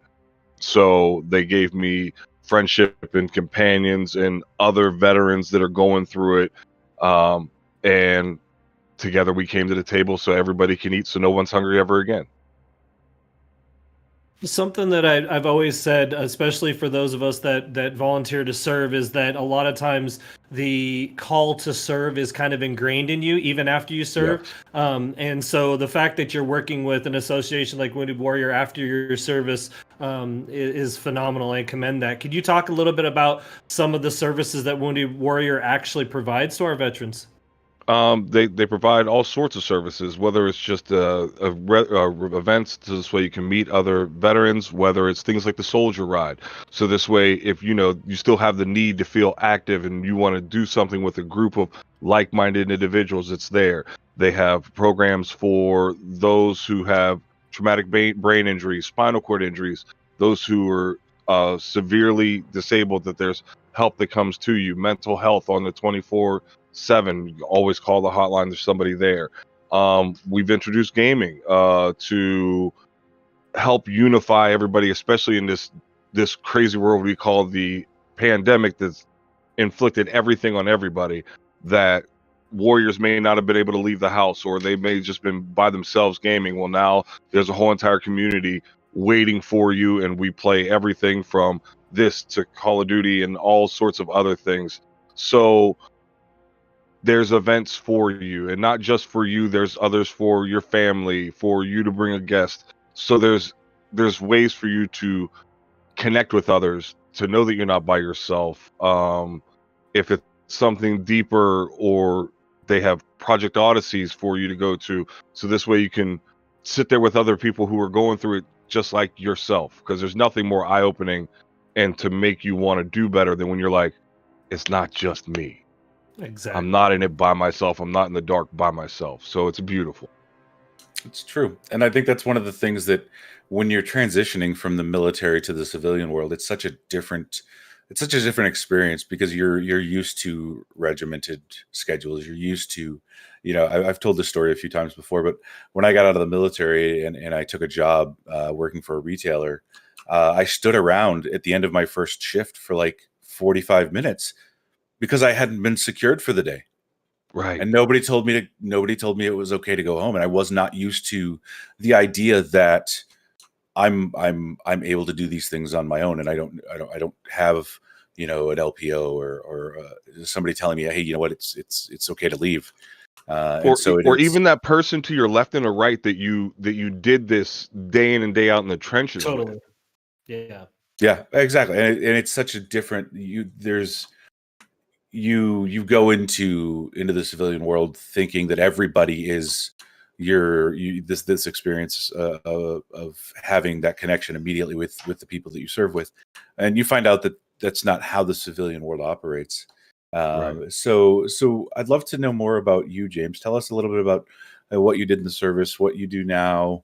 Just tell us about you. Well, right now, so I got out in 2015, and I hit that dark phases, and my brothers in arms, they're as good as any family you could find. Help bring me up and say, hey, you're not in this by yourself. Even down to the point of a few of my brothers calling me just to make sure I got out of bed. Does that make sense? Like, just to make, did you go brush your teeth? And And whenever we got to this point where I was upright, I started to realize that amongst us veterans, there's a lot that's left on the table that we don't know. There's a lot that's left unannounced, or if you're not at the right meeting or your circle's not in this right place, you're unaware of what's going on. So between me and my brother, we have a stream every Tuesday and Thursday where we sit there and we talk veteran to veteran, play video games together. We try to volunteer as often as possible to help spread the word, because sometimes we can go to places and the information isn't for us, but we know somebody that could go there who may be too scared or doesn't do public settings. So we try to attend as much as we can to get as much information as we can to pass it on to as many as we can. Awesome. I think that's been the biggest thing for me too. Like since I retired, when I retired, I moved away from military concentration areas. I came to Texas, and I mean started going to college and everything. And it was a huge, you talk about a little bit like a huge culture shock, and just the simple things of going through your daily routine and stuff. Like you have to be able to recognize those things, and oftentimes having somebody that you've served with or somebody that you knew that may have left the service before you that recognized those issues earlier, just saying, hey man, how you doing, how's your transition, how are things, that's a huge eye-opener. It was for me. Totally, it really was for me too, because my brother called me and was like, hey, how are you, have you gotten out of bed? He would call my ridiculous lack of a hairline the oh brother. You can understand where it comes from. So he's like, hey man, have you got to the barbershop, have you cut up your oh brother, do you not look, please get dressed, don't look homeless today, and about a couple months in, I call him and I'm like, how did you know? Like, I didn't tell you, I didn't call you, I didn't warn, I didn't tell you what was going on. It was almost like you knew. He's like, because I'm still going through it. Yeah. He's like, I'm just 6 months ahead of you. Yeah. And it was very powerful. And I'm like, if I did this, he did this. And I called my other brothers. I was like, did y'all go through this? And they're like, yeah. And I'm like, okay, so I'm just late to the game. Sorry. And and I started to realize that that I wasn't the only one. So how can I help each one, reach one, teach one? Totally. Yep, exactly. And so that goes to unfortunately we've run out of time, but I'm sorry. But no, you're fine. I talk a lot too, but what you just said actually is a very valuable point. Is every branch goes through these things a little bit differently, but there are services like Wounded Warrior Project out there. So absolutely. James, thank you so much for your service. Thank you so much for your time today. We're gonna be joined again by our fantastic commentators off screen talking about the next match here.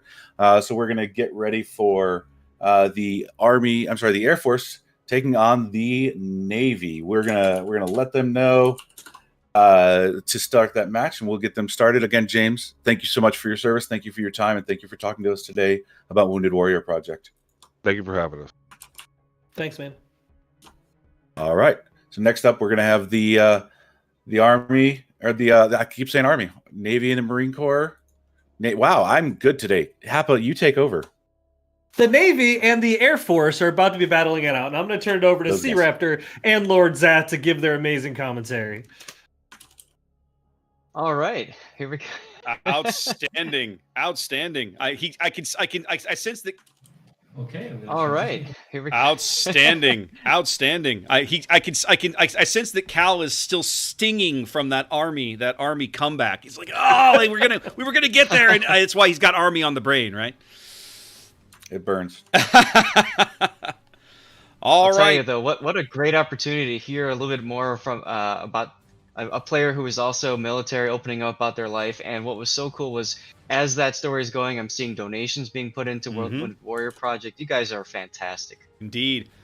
All right, ladies and gentlemen, welcome to Game 2 of our Verizon Branches Challenge, featuring in the green here, the United States Air Force, against, in the red, the United States Navy. Zath, talk to me about the Air Force lineup.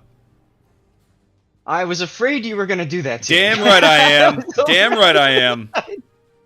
Oh, goodness gracious. Okay, so we've got ourselves a Monahan and a Hatsuharu, which is interesting. So that's those of you we were talking about the Shinonome last game. Hatsuharu's got longer range torpedoes and not as strong in the gun department. Right. We've got Leander Graf Spee Trento and a Nuremberg, so the proper Nuremberg this time, and a Warspite with Berninator leading the team, looks like. Opposing them, fighting for the honor of the United States Navy, who should properly win this game.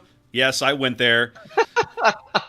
We have Semper Sushi and a T-61. Semper, for those of you in the United States Coast Guard, he is definitely a coastie. We were chatting about that in the training room beforehand. Navy's gone double T-61. A nice cruiser spread, sticking with double Graf Spee, opting to flank that with a Leander and a Makarov, and backing things up here, Zath, with old, reliable USS New Mexico. You know, I was going to comment on that. Why not bring in Arizona? I mean, to me, it makes more sense, right? I would agree. I feel like maybe that's just a miss, right? Like, I mean, New Mexico, of course, would bring more AA to the match, but that's not a concern here. So why not take an Arizona with the more accurate guns? And it's naked? Indeed. But there we are. Air Force opting for a AC split, much like we saw the Marine Corps going for earlier. Navy kind of playing a little slower game here. They're very slow to get out of their spawn at the moment.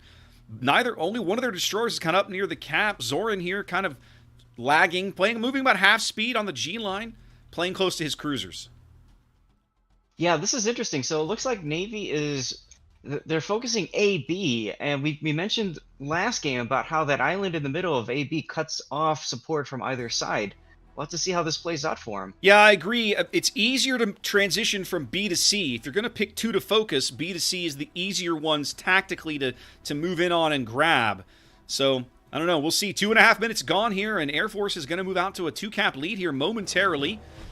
That's going to let them start putting some early pressure on Navy to respond. That's right.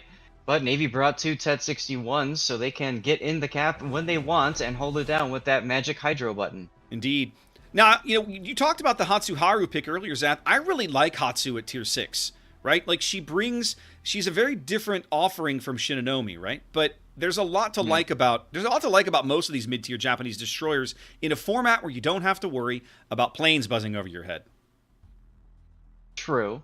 Well, I have not so fond memories of grinding through the Hatsuharu several times, and I think my biggest problem was I was always trying to line up torpedo hits at maximum range at 10 kilometer, and you're really better off lining those things up at 6 to 7 kilometer.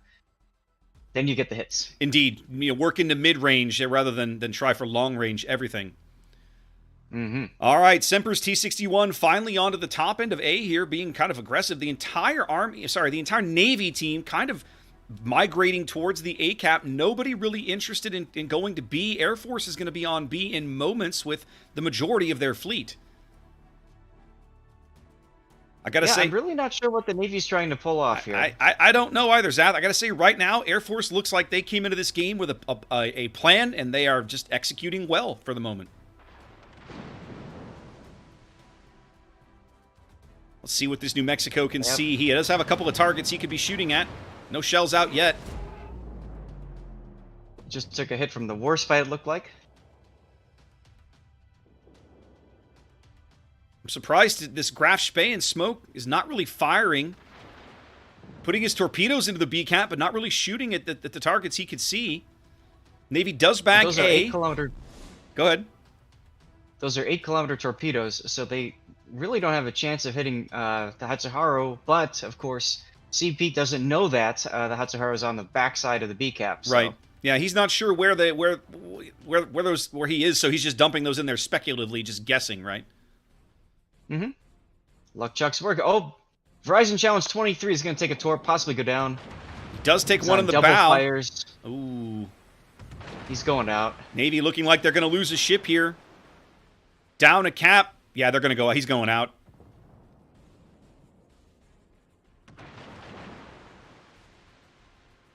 Bow fire continues to burn. There he goes. There we go. Down a ship, down a cap. Things are looking very good for Air Force here as we go 5 minutes with the match 1/3 over. Zath, I gotta say, if Yeah, Navy loses this game, they'll never hear the end of it. Nope. Take a look at the positioning though of the on the Air Force side here. We've got the Leander and the Graf Spee just off that island that we've seen so much in clan battles and other competitive events at Echo 6. That's a very important island to be in because you're close to the action to support, but you're behind the island for safety from being spotted. Now, both Navy destroyers have teamed up to get into the B cap. Hopefully one of them has their Hydro on. Looks like they might be pushing up to try and bum rush this Hatsuharu a bit. Hatsu does take a decent hit there. But Semper's backing off. Zoran is actually going to stumble into a torpedo unless he puts on some speed. It's too late. He's going to take one of midships. Yep. He was slowing down, and that cost him his ship. The irony of seeing a T-61 torpedoed. One of the few destroyers at this tier with Hydro. Especially since he's next to another TED-61. Indeed. So that's an error with rotating hydros. Yeah. We talk about that often in competitive play. Indeed. One of the things we can't see in the spectator mode is how the torpedoes are spotted or if they're spotted. When you're looking at everything, the game will show you those torpedoes, but you have no idea when the enemy or when the team you're looking at has spotted them or not. Right. We also cannot tell if hydroacoustic search is being used. We can tell if radar is being used. Correct. Correct. We see visuals for radar, but not for hydro. Coming up on the halfway mark of the match, Air Force with a commanding lead here. I gotta say, Zath, I'm really surprised Semper will not go back into the B cap. Like Navy's got to make a play. Like this kind of derping around in the backfield ain't gonna cut it.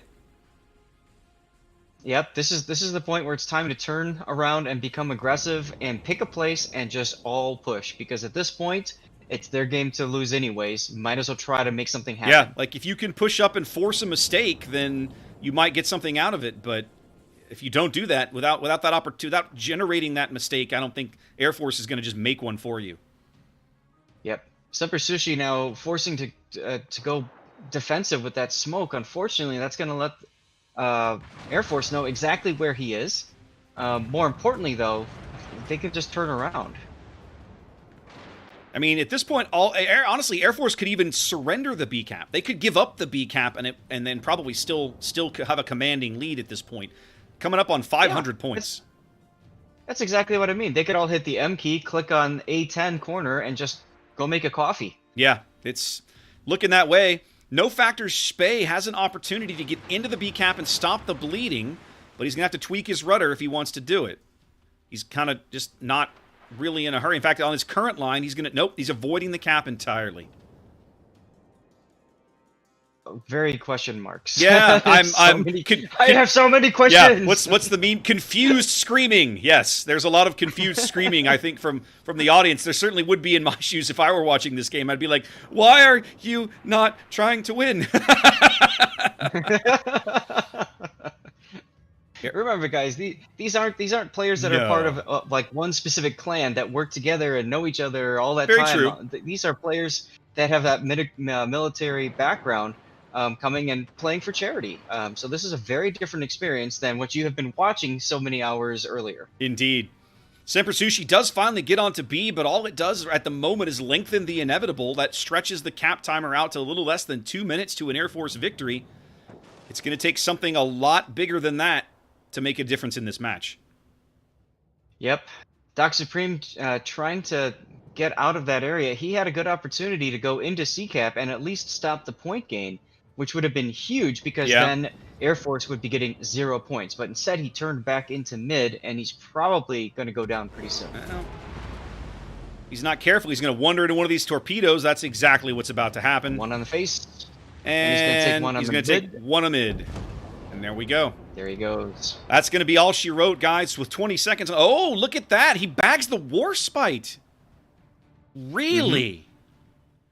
Okay. I missed that. Didn't even see the torpedoes. Well, Navy does get a kill. But Air Force is back onto the A cap as Semper's trying to cut across to C. But he's under fire from a Leander. That's going to end. Yeah, that's going to end badly. Yep. And he needed to survive to get onto C at that point. Yep. Timer ticking away here.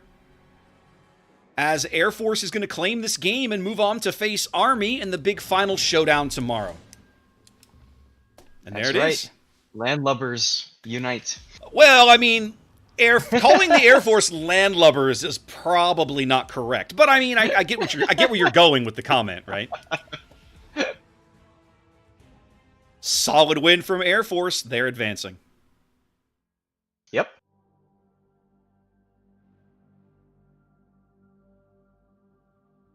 Outstanding. Well, not outstanding, but it is what it is. It is what it is. You know what? The problem is that we didn't call ahead of time. We didn't take a vote, so it was simply left up to well fought Air Force, Navy. See me after class.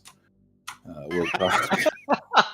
Thank you guys so much. I have to say, Department of the Navy, unfortunately, kind of letting me down this during this match. But as I've always said, you had a lot of passive play in that last match, and unfortunately, sometimes you got to just press W and get it done. And Air Force looks like they were very well coordinated and did a good job of essentially getting control of that map quick. Indeed. So that will end it for the Verizon Branches Challenge today. We had a great opportunity to watch the Army and the Marine Corps go toe-to-toe or keel-to-keel, I suppose, and the Navy and the Air Force take on each other for the win for tomorrow's first and second place match. So join us tomorrow for day 2 of the Verizon Branches Challenge, where we will see the Air Force take on the... I'm failing at my brain. We're going to be taking on the Air Force. The Air Force will take on the Air Force. The Air Force are going to take on the Marine Corps, and the Army and Navy will. No, that's not right either. No, I'm bad. I'm bad at this. So I have a bad memory. So here it is. Air Force will play Army. That's it. Air Force and Army. Yep, there you go. Outstanding. We're back. So. And Navy and Marines get to square off. Won't that be fun? It's been a day. It will. All right. Well, thank you guys. Thank you, HAFA, for joining us. Thanks, James from Wounded Warrior Project, again for joining us. Tomorrow we will be joined by another member of Wounded Warrior Project. Make sure you donate to Wounded Warrior Project, and we'll see you all tomorrow. Thanks again so much for stopping by. I have one kid in each branch of the military, but I'm Command Central. Why military and veteran families choose Verizon. I talk to my wife at least once a day, even though she's on the other side of the world. When I have a child deployed, having a reliable network means everything. So when I get a video chat and I get to see their face, it's the best thing in the world. The network more people rely on gives you more, like military plans with a special price on unlimited and 5G included at no extra cost. Plus $250 when you switch a line and keep your phone. That's Verizon.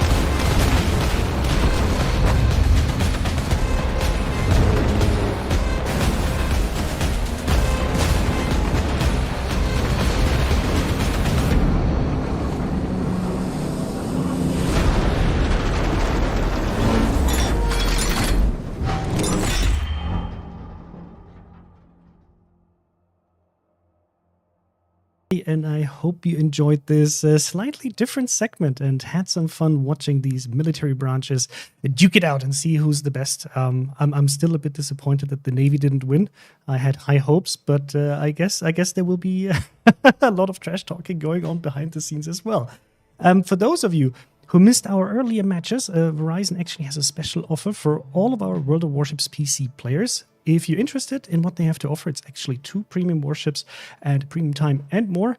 We are sharing the links in chat if you want to find out more about this. And now we will get to the final set of matches for today, where we will be able to see who's going to advance to the final stage of the Verizon Warriors Championship for the NA cluster and see whether they will be able to potentially claim the prize of in total $30,000 US thanks to our partner Verizon. Keep in mind that if Mr. Conway can actually bring it up again, if you joined us at a later stage, that we have a prize pool for the 3 winning teams. So the winner will get $15,000. The second place will get $10,000, and the third one will get $5,000. So that should be a very interesting prize. It's the first time we're doing this, and I'm very happy that we can bring this to our competitive scene. Now, we have our guests, and we will bring them in to talk about this final set of matches. It's going to be a best of 3. And I'll be very happy to welcome back Dobby Mate, C-Raptor, and Statsbloke. Welcome back, guys. How did you enjoy actually this segment we just had with the branches fighting it out? I think the best of C-Raps takes that one because he was the one who was in the thick of it. I had a lot of fun with it. I growing up in this country, like I said earlier, military service is absolutely part of my family.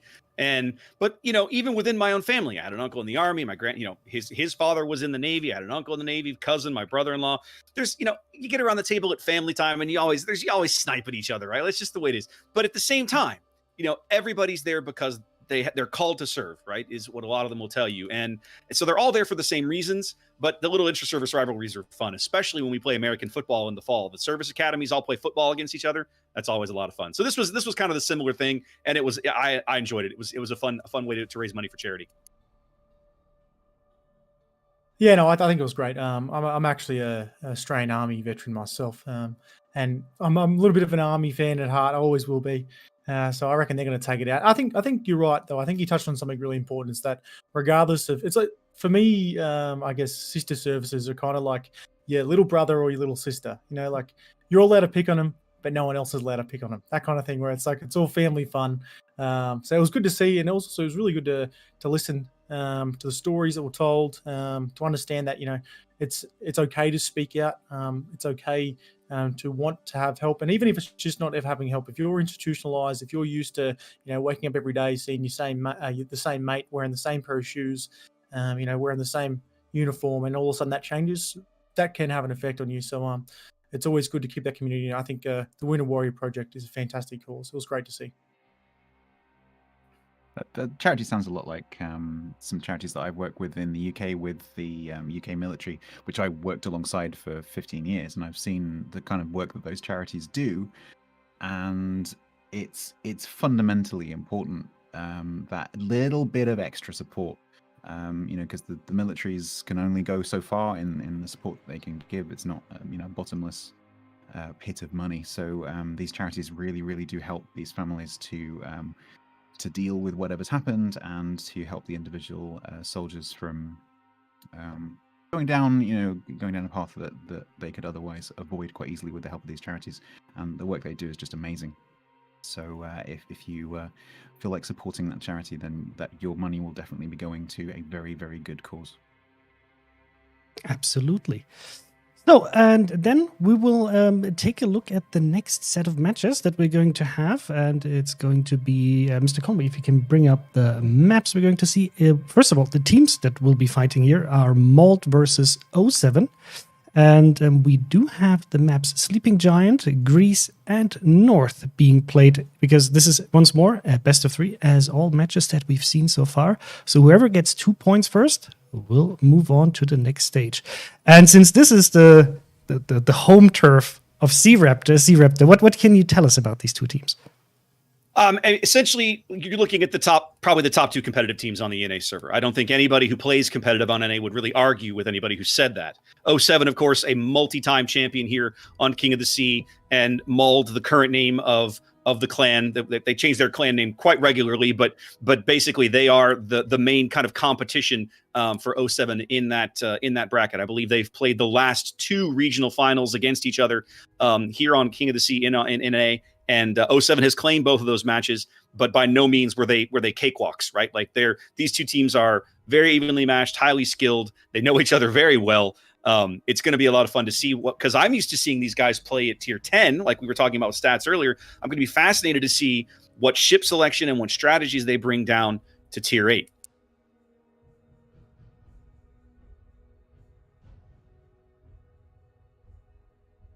Looking at the ship bans we have here, for the first time we see that there is no destroyer ban, but we actually have a ban for radar cruisers with the Champayev and the Talon. For the very first time, we haven't really seen Talons being that represented in this tournament so far. So I'm a bit surprised by this pick, and I'm wondering how many DDs and what DDs they're going to bring. Well, I'll tell you why they banned this, and it's the long range radar. We saw this very commonly back when there were only long-range radar at tier 10. The only long-range radar at tier 10 was Moskva and Stalin. And of course, now there's more than that. But back in the day, there was. It was very common for these teams to pick those long-range radars off the board. So I'm not surprised to see this. So this is still a bit of a habit. I don't know if there's any previous history with these two teams, potentially around using a Talon on a map of this size. Obviously, noting that most of the time they've been playing against each other in a tier 10 game. But yeah, I'm really surprised to see the Talon ban. I'll probably see, I reckon you'll probably see a bit more Belfast potentially used for this one. Maybe, I reckon Belfast pretty heavily used. I don't think they're going to go some of those light DDs like we thought they were last time. C-Raptor, remember we thought maybe they might go something more like the Cossack, maybe a Kid. I reckon they'll stick to the La Terrible and maybe even the Lo Yang again. I think they'll use Lo Yang pretty heavy. You're definitely going to see some French destroyers. Go ahead. Yeah. I was exactly the same. I was going to say you definitely need at least one French destroyer because you need the speed to get into the mid cap there. Because slow destroyer is just not going to get there in time. So I would, at least one each. I would imagine. Yeah. But that Talon ban. Sorry, I'm going to go back to that again. Why would this? Because this isn't a ban that they made like this morning. Earlier, this is a ban that they've made between matches earlier and just now. And so looking at the comps that teams were bringing up till now, when we haven't seen a Talon, maybe they've seen Talons. It's just a bit of a mystery. I don't really get it. But you're totally right. It's that they're trying to get rid of the long-range radar, which makes you wonder what it is that they're going to do that needs it to be clear of radar. Historically, what we see out of these guys is that they prefer, the long range radar allows you to sit farther back where you simply take less income, you take less damage in return, a Moskva, a Stalin, a Petropavlovsk, those kinds of things. So basically their philosophy is, or at least seems to be from the games that I've observed, is, look, if you're going to bring your little push button radar, you're going to have to get up close where my cruisers can slap you, where my battleships can slap you, where my destroyers can counter spot you. If you're going to get your magic button, we're going to get our hit points in return for you pushing your magic button. So I think that's the thought process here.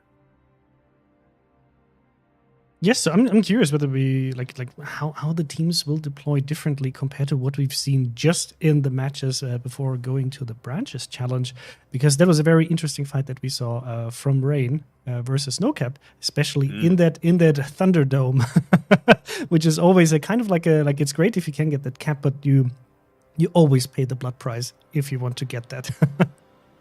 So do you expect to see actually? Oh, sorry. Go ahead. It's a bit like King of the Hill, to use an American expression.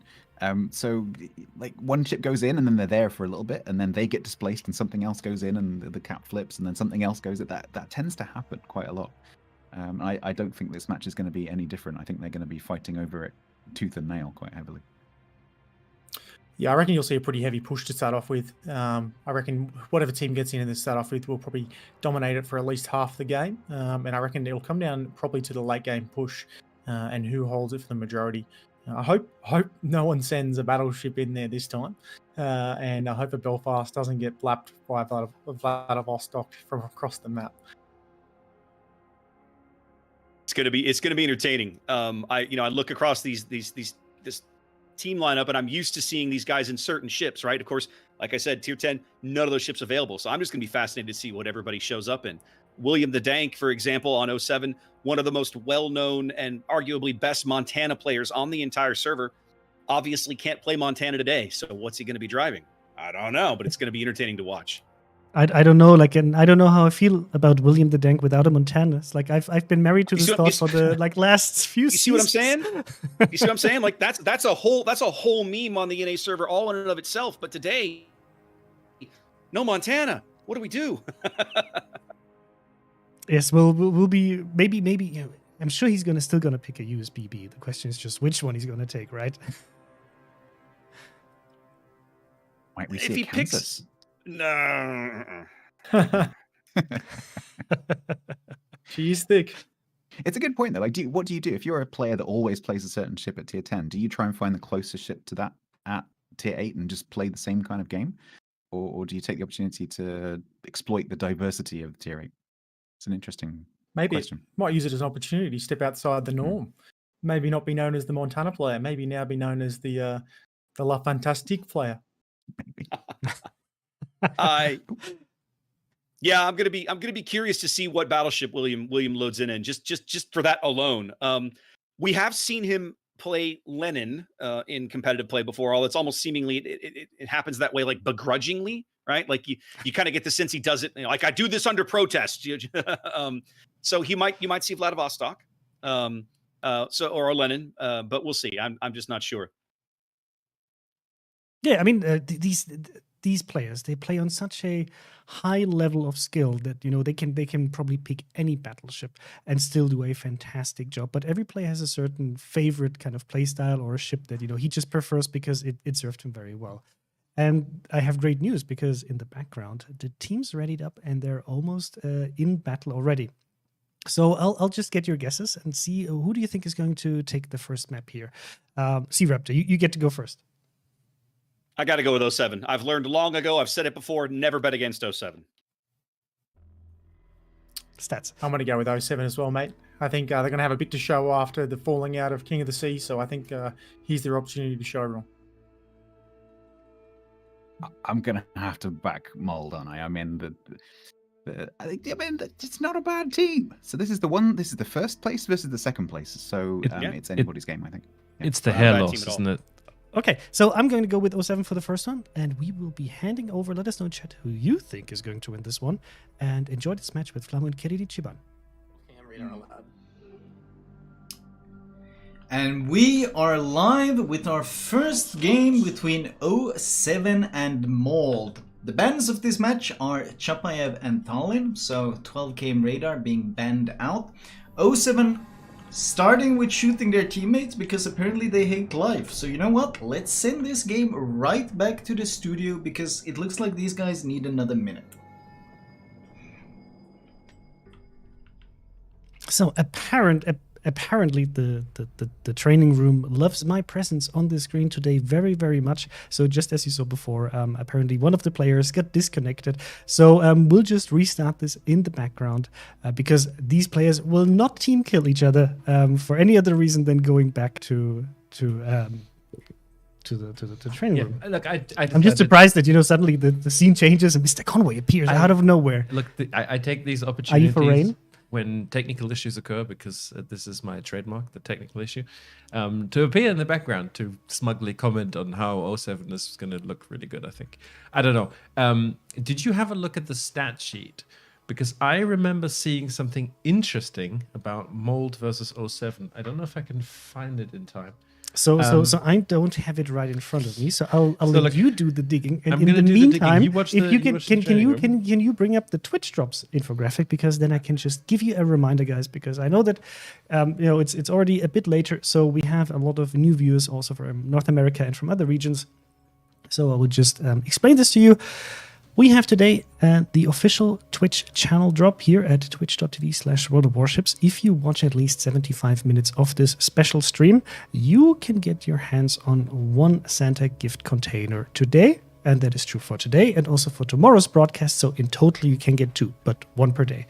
It doesn't matter whether your broadcast is interrupted, right? If you, have to step out for 10 minutes. As long as it's 75 minutes in total, you're going to be fine. Sometimes Twitch notifications are a little bit delayed, so just check in-game if you're unsure, and there should be a little pop-up that tells you, hey, congratulations, you got our Verizon Warriors Championship Twitch drop and the flag with it. So hopefully this will help you.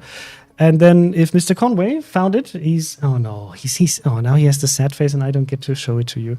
But yeah, so this is Twitch Drops. If you're wondering how this works, our human Twitch chatbot, Sehanes, is going to provide you the link to the guide in 5 minutes from my time, because this tournament is obviously run with a delay to keep everything fair for both teams, so that nobody who's watching the broadcast has any kind of advantage. So this is also sometimes, unfortunately, the reason that if we encounter an issue, I know that earlier today we had one time when the colors were wrong for like 5 minutes, because if we don't immediately spot it ourselves, you guys tell us basically 5 minutes after it happened, and then we'll fix it, and it takes 5 minutes to be fixed when it comes back to you. So hopefully that explains it. Yes, and if you're wondering who's actually casting today's matches, we have two very knowledgeable game experts talking about what's going on. We have Flamu and Kirinichiban. So if you like what they're doing, I can highly recommend you to go check out their channels. They're both streaming on Twitch, and Flamu also has a very big YouTube channel. So if that's kind of content you would like to see more of, then you can just go head over there. We always display the links to all of our guests who are doing a very good job at helping us running this tournament and broadcasting it, and hopefully giving you a good experience and some fun to watch. Yes, you'll notice I'm back. I have indeed found the information that I was going to talk about. So in Clan Battle Season 11, right, 07 played Mold 14 times, of which Mold won 10. Of the games.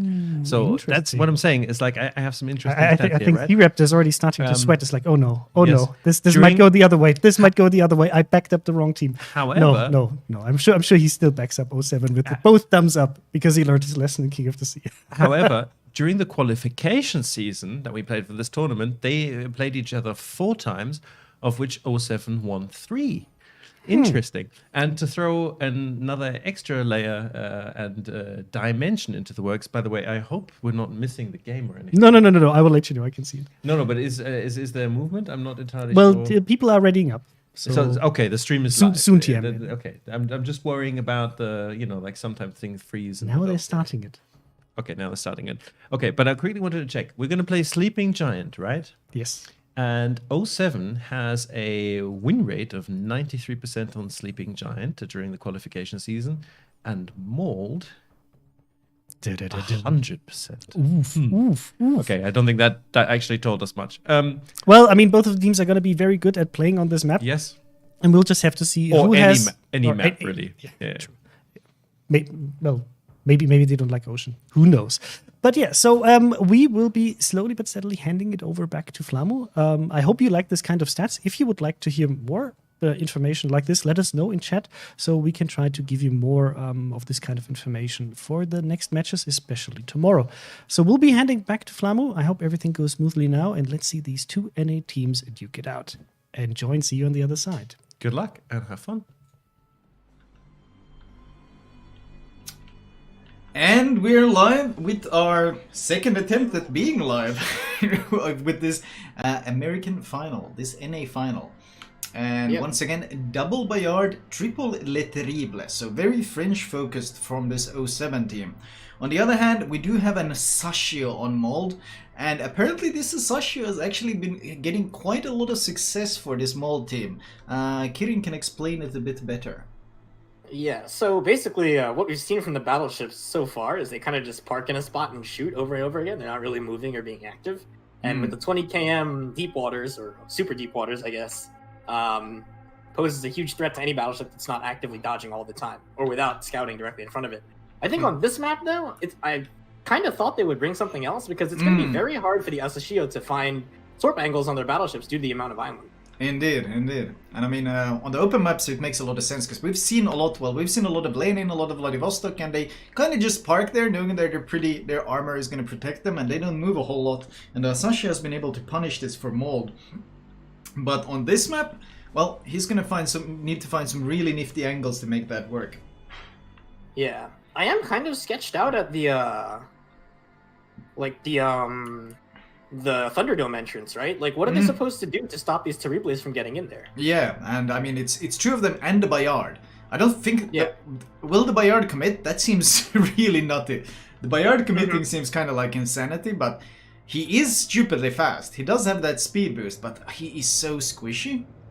Yeah, I don't think he's gonna die for it. Honest, I don't think he's gonna die for it. That seems too insane. It looks like what I think is going to happen is Mako will probably pop his radar. Yep, there we go. There's the radar. And then it's going to spot the Terrible, and they're going to try to get as much damage as they can onto him before he gets to the cap. Well, the Bayard does have that reload booster. It's a light cruiser with reload booster, so the damage he should be able to put out should be decent. I'm not going to say it's going to kill him. It's going to do some chip damage. Oh, actually, maybe he turns in. He doesn't die for the cap. He actually goes nose in instead. Yeah, he's gonna try to turn at the last second here, as he does right now. What, 6,000 health? 6,000, not that bad. Not that bad. Could have been worse. Yeah, the thing that it also does is it pushes away the second Let's Terrible. So if they do decide to YOLO in a ship eventually, they're only gonna be fighting 1 DD. Indeed. Ooh, Gaishu does take a bunch of damage during that radar though. He's down to like what was this 3k health? That's way more than you'd expect from their current positioning. Yeah, actually, but then again, it's still taking some damage, but I mean, it is a kid, so 3,000 damage in the end isn't really that bad. Yeah. I think the problem that 07 might run into here, since they're committing so many ships to having angles on A, the North Carolina could, their B cap is a little bit threatened, especially considering that they don't have any radar whatsoever over there. Meanwhile, this Sasha we mentioned earlier on, he is sneaking up around this flank, and he is trying to get vision, and of course trying to threaten this North Carolina. Yeah, that I think is going to be an issue eventually for 07. I do like their strong like middle control play, but at the same time, like Malt has 6 minutes to get something done here, and I don't think that'll be terribly difficult to do, or to get a ship into A for them.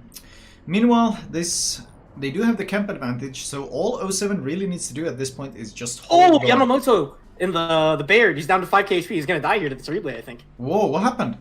The Vladivostok or the North Carolina just chunked him from across the map, and that is really bad. He's dead. Or he should be dead. There's no way they're gonna let him get away here, right? He is fast, and he's pretty far from the Bayard, but he has to go straight, which makes him a pretty predictable target. Oh, 1,000 health. Oh, he's gonna go down. Oh, that's a fire. And he's dead. Wow. Wow, that was... If that was the NC, that was a really crazy volley, and the NC is actually shooting again. I'm not sure what he's aiming at. Where is he lobbing those shells? I think he's lobbing at Zombie next. He's targeting the other light cruiser, and this is the strength of these longer range, more accurate battleships. They can do this kind of stuff. Yeah, that was an insane. If that was, I would expect it to have been the Vladivostok, but if it was the NC, then that was an absolutely crazy shot to pull off. Meanwhile, the Deepwater Torps are going for the NC. They are spotted by the Kid and by the Bayardo. The downside, of course, of the Super Deeps is that they won't even scratch the Bayard. They will go right under his keel. But potato quality, well, he's in full reverse. He realizes, no, I don't want to be anywhere near this stuff. He does have a shot out. Oh, misses. Yeah, M3 does dodge that one. They need to... Looks like Gaishu and Matsukaze are getting aggressive into the middle, but Gaishu's lost so much HP here. I don't think he can push in and challenge Reformed Gamers to replay. No, and is Polycat pushing out? If Polycat pushes out... Polycat should push out here and kill both these DDs. Yeah. I don't see why he would not. Does he have radar? Or is it... Gaishu, I think, is hydroed. Oh, wow, he's so dead. He's so dead. Yeah, Amatsu's gonna die too right after, because Polycat should just come out and get the kill here. Oh no, this is a terrible push. Oh no, this is... The mold is gonna be molding after this push, because this is a terrible push. This is going very pear-shaped here. Both these DDs are pushing into the grinder, and they're just crossfired from everywhere, and Reformed Gamer getting to fight the Cossack in the open like this with all this support, it's... Wow. Yeah, that's game. 3 minutes left. Like, kind of has to... Kelsier has to fight a Kid now with his guns and an Asashio. Like, yikes! You don't want to do this. Yeah, he takes the early fight. Edinburgh radar will help him, and I mean they will get some decent damage in on the Kid, I think. Yeah, these Torps look so good. Oh, whoa! The Torps are actually good here. He's gonna be forced to accelerate faster than he wants, and he's gonna leave. He's stopping! Don't stop! No, oh, he sees them. He'll get out of it. Kelsier would never get hit by a Torp. But yeah, either way, that's still really bad because they have to win this side super hard in order for them to even have a chance at coming back into this game. We just saw Lo Yang get Torped in the EU battle, so I mean, never say never, man. That's true. Anything can happen. The NC is actually playing this really smart. He recognizes the torpedo threat of the Asashio and is just completely moving all the time, reversing, making it difficult to be torped. He's just bailing, basically. But I mean, at this point, 800 points to 357. I'm not sure what the plan was with that DD push. Maybe if it had been coordinated with the like lane-in push on the other flank or something, but just both of them kind of YOLOing in and being focus fire to death was never gonna be successful. Yeah, that. I mean, once I think the problem is they probably like. Oh, what about these torps? Oh, I think Lenin is eating 2, maybe 3. It's not gonna stop in time. It's gonna be 3 torps. Oh wow. God. Well, and then Malko is dead. Oh, right, he should be dead to that. Yeah. He picks up the kill, but the NC chimes in and then eats 2 torps, and the Vladdy comes in and. Oh, he's gonna block the Lenin. He's gonna block the Lenin, isn't he? Oh no, it's a disaster. Oh, he does get past him, but oh my god, this is. It hurts to watch, man. It hurts to watch. This is a slaughter. Are they gonna beat the WMI record? Who was it that lost in? I think it was it Vor? That lost in like 5 minutes on this map or something like that? Kelsier goes down on the other flank. Focus down. And Lenin tries to push in, but Edinburgh has preemptive torps for him. He's gonna stop. I mean, they are contesting all the caps, but... yeah, I mean, they're losing seats at the Terrible in the meantime, like... Yeah, oh, really? Oh, you're right. Oh, God, they are. Yeah, this is a disaster. I mean, it's gonna take some strong mental to not break down after this one. Oh, God. I mean, the upside of a game being this fast is maybe it will just allow them to go, you know what, hey, that was just complete disaster, we're actually much better than this, let's just wipe it out of our minds and go next game. But there's also a chance that there's going to be raging in comms and tilting and all that, which would make the next game a lot harder. Yeah, in a tournament you want to try to avoid doing that, which is why like you see teams like Rain and TWA encourage a chill environment where players can concentrate on their gameplay. Oh, yikes, rest in peace, Bayard. Yeah. He gets blapped, and it's 20 seconds remaining. Lenin hitting all those, well, 2 of those torps. And I mean, he won't die before the game ends, because they're gonna win on points before that, I think. Yeah, oof. Well, I'm hoping that we can see a little bit more of a game next. Yeah, as we go into our next game.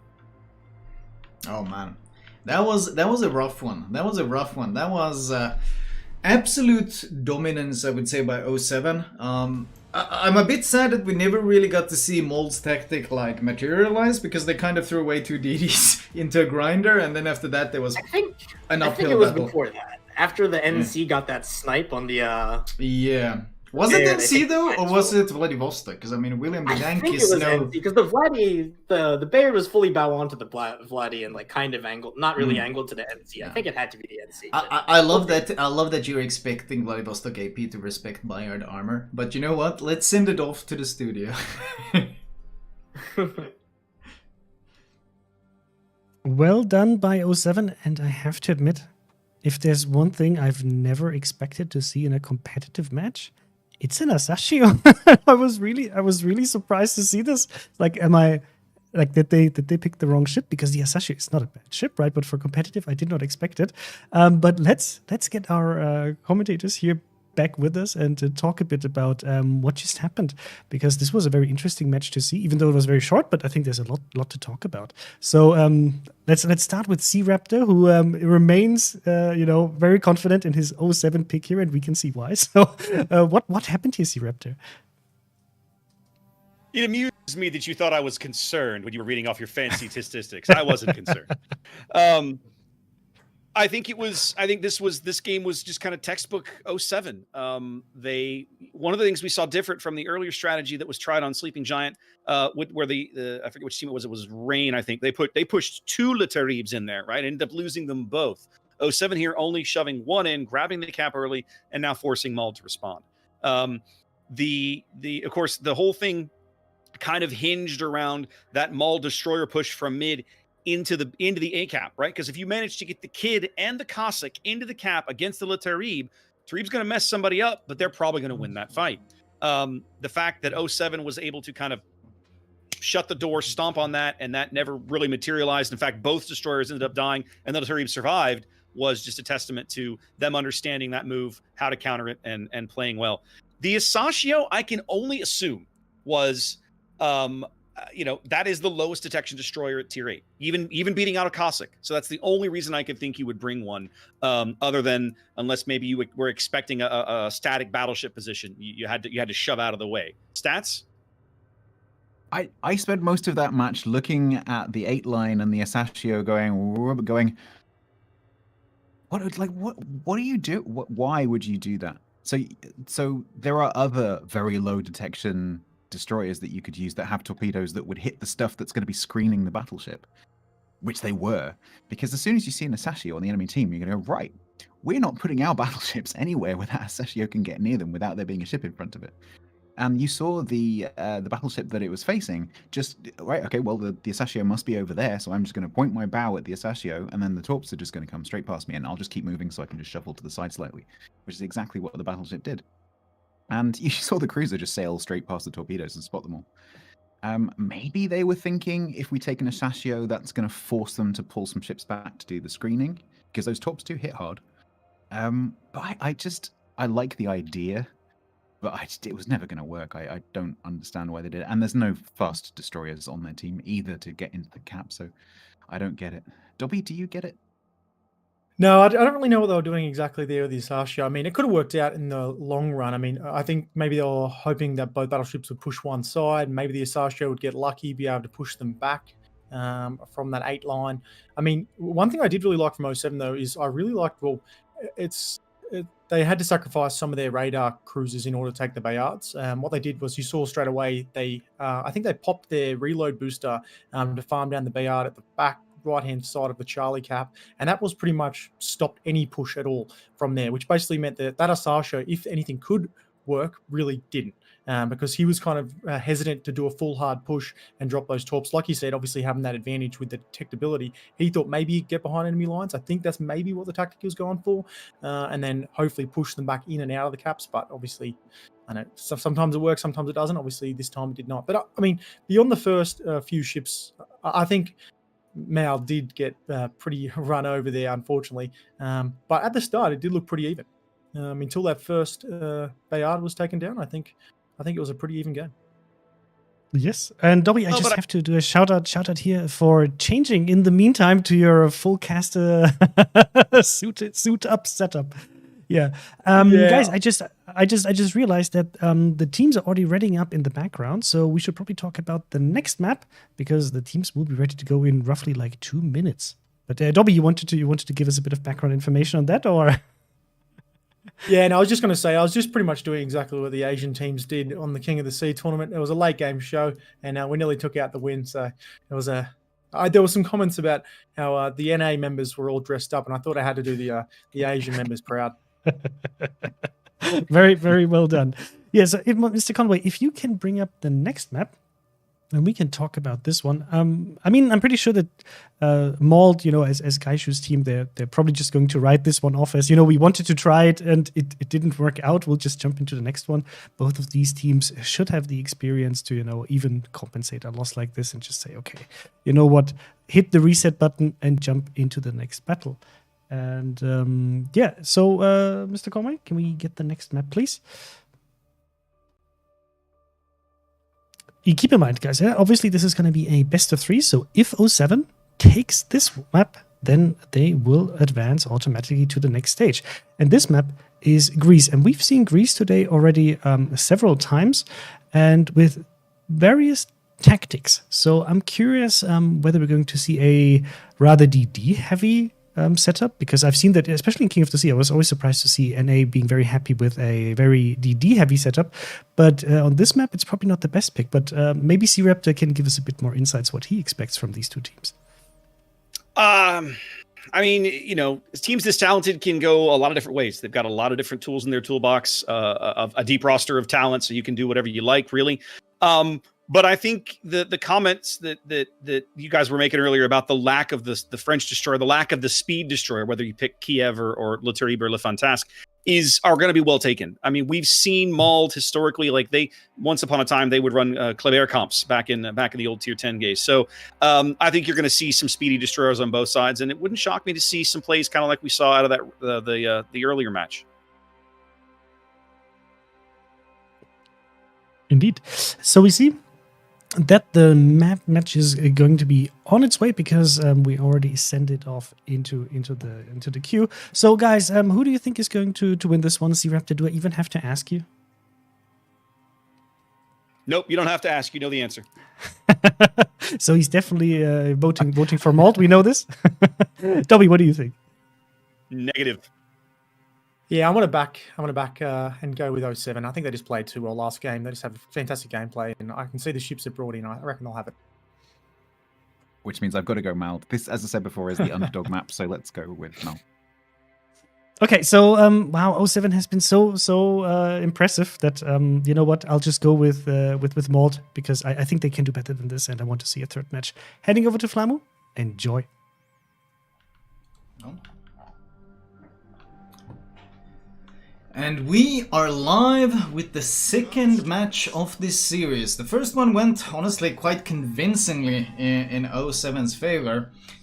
And this time, well, they do have a Kutuzov. Double Cossack, double Akizuki. Very heavy gunboat focus from Mold on this one. Double Lenins as well, which gives them a fair bit of tankiness. 07 trusting in that NC. Double Edin Kutuzov. Oh, and double Le Terrible. Last game, those were effective indeed. What do you think their plan is with the Akizukis? I think looks like they're gonna pair off. So radar groups, basically Cossack, Akizuki, Edinburgh. And I guess try to play anti-DD. So they go for an early kill on a DD, pick that up, and then kind of go from there. It looks like Maltese is going to play that middle position like that we've been seeing, where he kind of posts on the rock, so if a DD dives, he can shoot it. Indeed. And get some easy scouting for free on A. But we'll have to see how that goes, considering how they're playing this. If they can smoke up the Edinburgh and get Maltese radared, he's going to be under fire from 3 different angles, so that could be rough for him. On the 07 side, I actually do really like the... Kelsey are already smoking, by the way. He's already smoking that Edinburgh in, so they really want him to get to that island extremely safely, taking no risks with potential Le Terrible spotting up here. So the Edinburgh will be able to radar quite freely on this flank. No hyper-aggression like we saw from the EU team, where they just rushed in the Le Terrible into the enemy B camp. There's a pre-radar from both sides, so it's going to catch Kelsier and Reformed Gamer both getting caught by this radar. The interesting thing to note is, so the south side of this map that Mauld is playing right now is absolutely atrocious for a DD on the island. Because the Akizuki and Edinburgh, once they get to E1, can actually just shoot over the rocks to kill the DD if it goes on the rock. So they can't use that. Meanwhile, 07 can. Indeed. Yep, they have parked Reformed Gamer up on that island, and that's the end of it for the Akizuki. He's trying to shoot, but the island is too high and just perfectly hides that DD behind it. If he can get more of an angle... Oh, they did get a reset. Who was that? That was from... Was that the Lenin? Oh no, Edinburgh? Oh yeah, he found the gap. So Reformed Gamer... Oh yeah, go ahead. No, Reformed Gamer will still get the cap though, because now the shots come in on the Edinburgh. Zombie is going to be forced to disengage, and it doesn't look like they want to commit, but oh, look at the Cossack, Kelsier. He's actually going to... I think he's going to contest for just long enough, but I think Maltese might dissuade him of any such... No, he's not going to be close enough. That Cossack concealment, can he get there in time? It's going to be... No, he will not. No, he's going to be able to contest it at least, so they're not going to get the lead, probably, or they might. But... I think what their plan is here, so the Kutuzov, if once he's down, I think, and maybe like G9, G8, should be able to lob shells over. The problem for Kelsey right now is the Torp. I think Maltese actually... Oh, does he spot him? No, it's blind fire. Yeah. Meanwhile, look at Mould's deployment. They are pushing basically their entire force on this right flank. They're pushing it up towards the 9 and 10 line, and I guess they're planning on pushing past the islands and getting basically the flank on this entire B position. Yeah. I don't like how Mako and Zombie are committing to going up here, because they are going to be in a basically 3v1 fight, since they don't have a battleship on this side. The battleship support plus the Akizuki and the Edinburgh are going to put them at a big disadvantage here, because the North Carolina will absolutely mess that guy up if he lands any shells whatsoever. Yeah, Edinburgh in general is going to struggle on this flank, because Akizuki alone can already put so much damage in on the Edinburgh, so this is going to be a risky one. Yeah, I don't know. I want to see them play a little more defensive up there, but yeah, they need to just wait. They have 13 minutes, right, until the game will end, so they have time to let this push materialize down here in PC. So Kelsier is just sitting here, single launch torps. Oh, there's Maltese pops out, resets him, forces him out. Every time he forces Kelsier away from this camp, that's a few more points ticking in their favor, and a bit more of a lead being developed for 07. A lot of shots coming in on Kelsier, actually. A lot of ships were waiting for him to be spotted. But yeah, we're gonna he have to check these dodges torpedoes. on- These are gonna be really nasty if he reverses into them. Oh, Oh, does he sense it? I think Hydra. Yeah, he's blind Oh, fired. okay. Hydra. It must be Hydra. He saw them coming and he blind fired where they were coming from. So he will not be eating those. But this means that that's 2 caps just ticking for 07. And Mold, well, they do clearly have a plan. They have a game plan for this. This entire basically lemming train being pushed up this flank. They're taking a really wide flank to make sure they stay undetected. If they can pull this ambush off, it might be strong. But I mean, if it gets spotted, they are so far away from everything right now. So we saw this earlier, actually. I think it was from, was it the Russian team where they were pushing into the Baltimore, right? I think the thing that Mauld has going for them is they have no radar on this flank yet, and Washed Up FC is not making the rotation over. So if they have no radar, they should be able to drive out this Kutuzov if they smoke up the Edinburgh and the Kutuzov behind him, obviously. Push him out. And then if they push with the Lenin into B at the same time, they might be able to pick up a kill here. Zombie pops radar on a Waffle House, but honestly, they seem to be just losing this flank. They're so afraid of pushing in with the NC there. And honestly, 07 they're playing quite aggressive now. They're realizing, hey, they're missing. Like, there's not enough ships here. Yeah, this is going to be really nasty with both battleships in the center position. Basically, angling to the Kutuzov means they show broadside to the BBs, and angling to the Kutuzov was, vice versa issue. Looks like Gaishu is... No, who's spotted? Coco. Looks like Coco is spotted, so they should figure out what's coming any second. Oh, there's the shots out from behind the island by the Lenin. Shots out on the Kutuzov. I actually like the Kutuzov positioning quite a bit. Because it's going to be such an annoying crossfire to deal with. Oh, the Orkan though. The Orkan might be too close. Oh, this is dangerous. The Orkan, I think, is too close to the Akizuki. I don't think he expects the Akizuki to be this close. Or if Gaishu had gone the other way around, maybe. Yeah, he might have just face-checked him and killed him immediately. Oh, he's radared. He's radared. Oh, if he'd gone the other way, that would have probably been a dead Orkan. Now they're going to get some decent damage in, but that's pretty much going to be the end of it. Amatsukaze is about to touch B here with his ass. He's going to outspot Maltese by quite a margin. And is Edinburgh in radar range? He will. North Carolina AP coming across the map. But who's it aimed at? Oh, Edinburgh? Edinburgh, yeah, but from this Gaishu range... pops up behind the island and starts taking chunks out of pieces of pizza. Oh. Yeah, he's just gonna sit there and basically... He's gonna park behind the island. The Terrible is shooting him, so is the Lenin. Gaishu is taking a fair bit of damage. He might even have to smoke up here. Yeah, I think he should pop his smoke. He wouldn't lose too much by doing it, right? Oh, does he have it? Yeah, but no, he should. Yeah, he didn't pop the smoke for the Kutuzov. Oh, is it Kutuzov's own smoke? Yeah, that's the Kutuzov's own smoke. Okay. The Le Terrible is trading with him now, and at this range, I favor the Terrible, honestly, especially with the Akizuki grounded like this. Gaishu is having trouble getting out of this position. Hopefully the island might help him a bit with the targeting, but meanwhile, Pulicat is spotted, Zombie is also spotted there. They are trading heavily on this flank, but no real big damage being traded.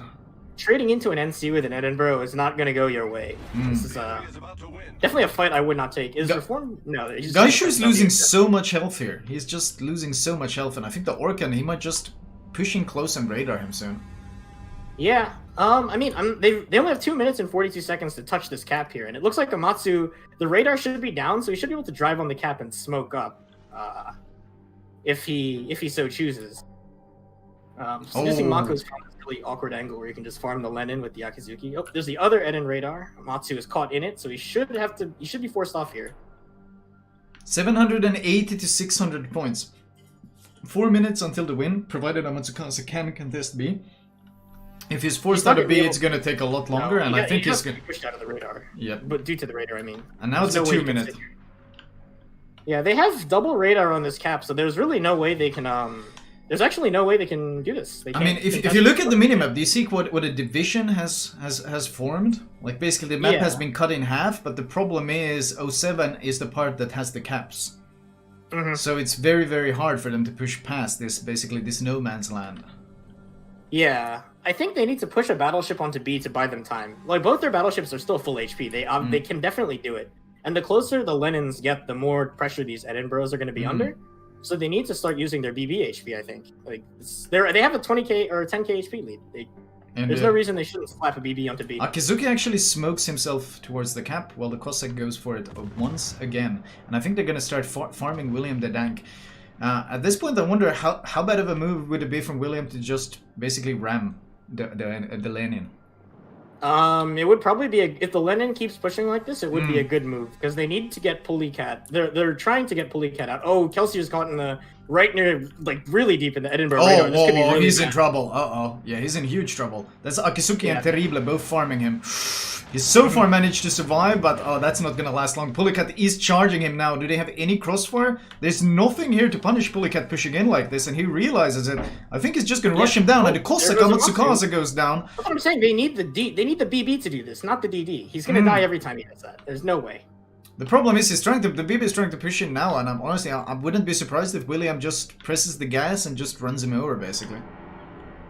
I mean, the problem is they have no radar over it, so theoretically, Gaishu could pause the cap now, because it's forced the Lenin over. I think he wants to go for the ram. I think they're going for the ram. They're going for the ram. Because it's gonna buy them more time, and it's 25 seconds away from a loss, so... Oh! No! Okay, they get this. If he one-shot him there, that would have been game over. That was almost a one-shot. He gave too much of the nose to him. So that still gives them some breathing room. Mold is not out, and they do have a Lenin on B. The problem is Kelsier is still under pressure, man. This guy is just continually under pressure on this flank. Yeah, the radar came up, and he should go down to this volley. Ooh, that's game. Wow. Well, poor Mold. They really never had a say in this match, it feels like. Yeah. This was very, very one-sided. And from what I'm hearing, the TWH, or the BANCV versus Rain game is also one-sided. So we'll see if there is a third game for us to jump after this, because damn, this was over quick. Let's send it off to the studio. Wow, what a convincing win here by Devastating Strike, and congratulations for making it to the next stage of this tournament. And it looks like BANCV is actually winning the fight against Rain, and we probably won't have a third match to cast. So let's talk about this one, and unless big surprise is happening in the other match, that's probably going to be at least the gameplay part for today. So bringing in 07's a big fan, we'll bring in C-Raptor here, just to tell us how right he was with his guess. Yeah, it's tough being right all the time, isn't it? Actually, I want to hear what you guys think. I know what I think, but I mean, I see these guys regularly every King of the Sea like clockwork. I want to hear what Dobby thinks first. Yeah, well, I guess the first part is I love that Orkin hard push on the Bravo cap. I mean, that radar was literally the winning point for that first cap. I think they had like maybe a good 2 or 3 minutes before any other cap was contested. Initially, that was a good play. I think also I really like how 07 they had their Eddie and also their Lenin in the middle of the map, pretty much just behind an island majority of the time, with the Eddie just popping his radar every so often just to make sure that the enemy team didn't push through to that Bravo cap and capitalize on that Orkin. Beyond that, I think it was a pretty slow game to get started beyond a few trades of rounds here and there. It was just all about map control. You could just look at it from a horizontal axis. So you could see 07 literally controlled the map in a straight line. They had a couple of, I think they might have had the Kutuzov at the back. That was about it. Just being able to kite around and support any of the flanks if they did get pushed hard. I think that's the only thing they're worried about is a hard push along the flanks of the map and then kind of turn them back into the caps. Beyond that, I mean, it was just map control. And they did it so well. I did the old school thing, right? Do you remember back when, before this whole spectator thing, we used to watch one perspective or the other? When I saw that big blob of Mold going over to one side, it's like, right, I'm going to watch this in 07's perspective, because the key to that strategy is shock and awe. Like suddenly you turn up in a big group. And so I watched most of that match from 07's point of view. And they, at the beginning, they must have been thinking, where are they? Like we've seen like maybe 3 or 4 ships over here on the A cap. Where's the rest of them? And then you saw it click, and you saw by the orientation of all the ships, they're like, oh, they're going up the 9 line. And then you saw the 2 destroyers come over. They clocked it pretty quickly, I think. And so that mild push, which could have been really, really cool if they've gotten away with it. But it's a big if, because going unspotted for that long, I mean, you're up to something. If you're not spotted, you're up to something. And I love the idea, though, just like +1 for the idea. I loved it. But yeah, they just kind of got stuck because 07, they didn't have to redeploy very far. But they just shifted subtly across and just went, no, you're not coming in here. No, stop. And then my chat called it. They said, if 07 realize how light Mold are on the A side, that's it, because they're just going to go poof and lock it down. And that's exactly what they did. Yeah. Yeah, no, I mean, that's, you know, in a format like this where carriers have been taken off the table, the destroyers are the eyes, right? And being able to take your eyes, your spotters, and quickly zip them around the map to investigate, you know, what's going on and move them around like chess pieces, so that you can reposition them where you need them. That's one of the reasons that the French destroyers and ships like Kiev are so valued, right, in this format, because I can redeploy so much quicker than almost any other ship on my team. And you saw them react to that. You know, like you say, it was obvious for a while that there was like, you could kind of feel them mentally scratching their heads. And then once you've seen enough of the map, there's only so many places they can be. It kind of makes sense, right? So yeah, my big question that I kind of, you know, you talked about how light Mauled was on the ACAP. I felt like one of their battleships should have kind of stayed back over there, like, just if nothing else, just to keep 07 honest, right? If you're gonna contest the ACAP, you need the firepower, you need the force projection, you need to be able to keep those cruisers off the back of your destroyers that are up there trying to contest that cap. And when I saw that they had sent both their battleships over towards that kind of western flank, that western push, I was like, I don't know if this is going to work out. And then, of course, like we saw, once 07 realized where the battleships were, they basically just sent one of the Edens back there and back to A and cleaned everything up. So, yeah. Yeah, I did see. I was quite surprised to see the heavy utilization of the Akazuki from both teams. I think it worked out quite well. I think it's a nice little mixture of a decent firepower, and also with its torpedo reload booster, really does control some of the parts of the map there. I think that's what they tried to do at the start, was to try to drop that reload booster to push them back from that Bravo cap. They were just too slow. Especially on a map like this, where you end up with ships sat on corners and sitting quite stationary, because you can lob quite nicely. These aren't very tall islands. And as long as you've got spotting on the target, you can just sit there, and you can. You're probably not going to be spotted because they had loads of smoke, and you can just pepper the ships that are just sat there quite easily. So it's a decent pick. Absolutely. And also just saying, I really love the variety of ships that all of these teams have actually brought to the matches, because we've seen a lot of tier 8 ships. It's not like only one or two ships that dominated the meta, but even, you know, for a map like this, it's not like they're like 4 Le Terribles, but there's actually, you know, like utilizing the Orca and going for Nakisuki to back it up, and really picking specific ships for specific jobs on these maps. It's just very, very fun to see. I really like this about this tournament so far, and I hope we're going to see more of that also tomorrow. And just as an update, so BANCV indeed won against Rain, so that's the winner of the EU bracket, which means we will see tomorrow, we will see BANCV fighting against 07, obviously. And Mr. Conway actually perfect and prepared an asset here for us. So these are the winning teams of each of the clusters. As we said before, you know, last weekend we had this short clan battle season to have the 4 best teams of each cluster. They then played now, as you saw today, their little mini tournament to see who's actually winning their bracket. Now we have War winning the SEA one and fighting against the CIS winner, Smile Gaming. And on the other side, we have the Total Garbage Alliance, aka BANCV, going up against 07, aka Devastating Strike, tomorrow. So this is going to be the second part of the tournament that we'll be hosting tomorrow. Yes, so guys, I just want to say thank you very, very much for all of your insights. This has been very fun today, and I hope it was very fun for you as well to see this tournament and to be part of the stream. We'll slowly but steadily say goodbye, but I'll let you outintroduce yourself from the stream, and let's just start with Stats. Tell us a bit about yourself for those who didn't know you before the stream. And Mr. Conway, for those who missed the stream, I snuck in because I feel like I have to be there for saying goodbye. Okay. I'm just here to watch. In this. Oh, make me all tearful. Oh. How do you outroduce yourself?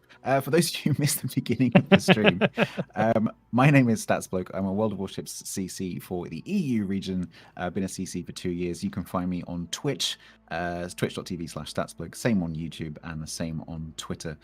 You can find me most days of the week on there, where I focus on knowledge and information and teaching people how to play the game.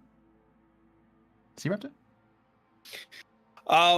Like Stats, I have a Twitch and a YouTube channel. Over on Twitch, it's C-Raptor with a couple of zeros on the end of it. Somebody stole my name before I got there. But over on YouTube, it's just YouTube slash C-Raptor. And yeah, I do a couple of streams a week. I'm not a full-time streamer. I'm a regular working schlob, but this is a hobby. I do this in the evenings a couple nights a week and show up for big competitive events like this when I'm able to do so and when I'm invited. So guys, thanks for the invite. Thanks for having me here today. I do appreciate it. Dobby? Oh, I guess that's me out. Yeah, well, I guess I'm very much the same as yourself, C-Raptor. I stream as a bit of fun on the side. Obviously, Twitch, Dobby, mate. I play on the Asian server, an Asian CC.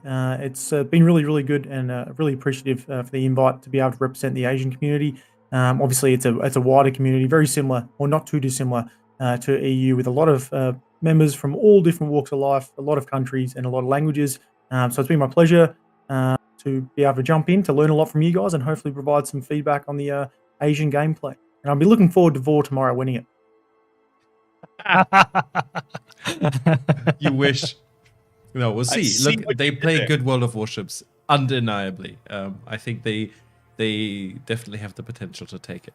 And definitely also the motivation. Let's not forget that... So tomorrow, one of the 4 teams, and this is a little bit sad, one of the 4 teams is going to have to go home empty-handed. But the other teams...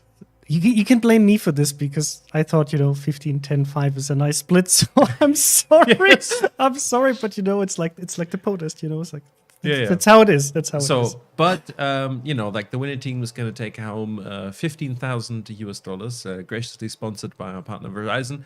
And I mean, divide that up between, let's say, 10 people. It's $1,500 each. That's a good end of the year little Christmas present for whoever you are. Absolutely. So I'll say thank you to our guests here. And you will be able to see them tomorrow, just as today, because they're going to be joining us again to talk about all of the amazing matches that we will be seeing tomorrow. So thank you, guys, and see you tomorrow. See you tomorrow. Bye-bye. See you guys. Take care. Okay, so it's just the 2 of us. Just the 2 of us. But we shouldn't start singing. Just the 2 of us. No. We will keep this for a different stream. No, there will be a stream for this soon, but it's too early for this. I want to do a few shout outs before we say the last word. So first of all, I want to say a big thank you. First of all, to all viewers. Thank you for joining us today and making this tournament a cool experience. Second of all, Flamo and Kiri Nichiban doing a very, very great job bringing you the game and, trying to explain what these teams are doing, because not everybody is a super unicum or a competitive player and knows what these teams are doing, why they bring certain ships. So I hope they were able to kind of get this across, and I think they did this in a very good way. So also feel free to check out their channels if you see it the same way as I do, and see more content of them in the future. They will be coming back tomorrow, just like our other guests, to commentate on part 2 of this final set of matches for the Verizon Warriors Championship. Indeed. So thanks to those guys for coming. From my side, a shout to my tournament adjudicators that have helped run all the games today and helped a lot in preparation as well. They are Midragic, Amarant, Danny Expert, Fazy, HPP, the Big M, 145, and Yuzura. So thank you very much. Thank you very much. If you see these guys in game, give them a big shout out, because they are spending their time trying to make these tournaments happen for you so that everything is running smoothly and that you can have all of this entertainment, sitting at home or wherever you are, just following the stream and being part of this experience. So big thanks to these guys. Now that the matches are done, I also just want to highlight, if you are somebody who's interested in this, we do have a really great offer from Verizon for all of World of Warships players who are playing on PC and who are interested in this, because there is a $75 value package available for World of Warships players, which includes 2 premium ships and a lot of premium time. So if that's something for you, just check out the link that our amazing Sehales which I want to give a big shout out. Big shout out. Who has been working in the background with Yes. some of our Discord moderators as well, like the Polish DJ. Just want to say thank you for your help as well. So he will be posting the links in chat.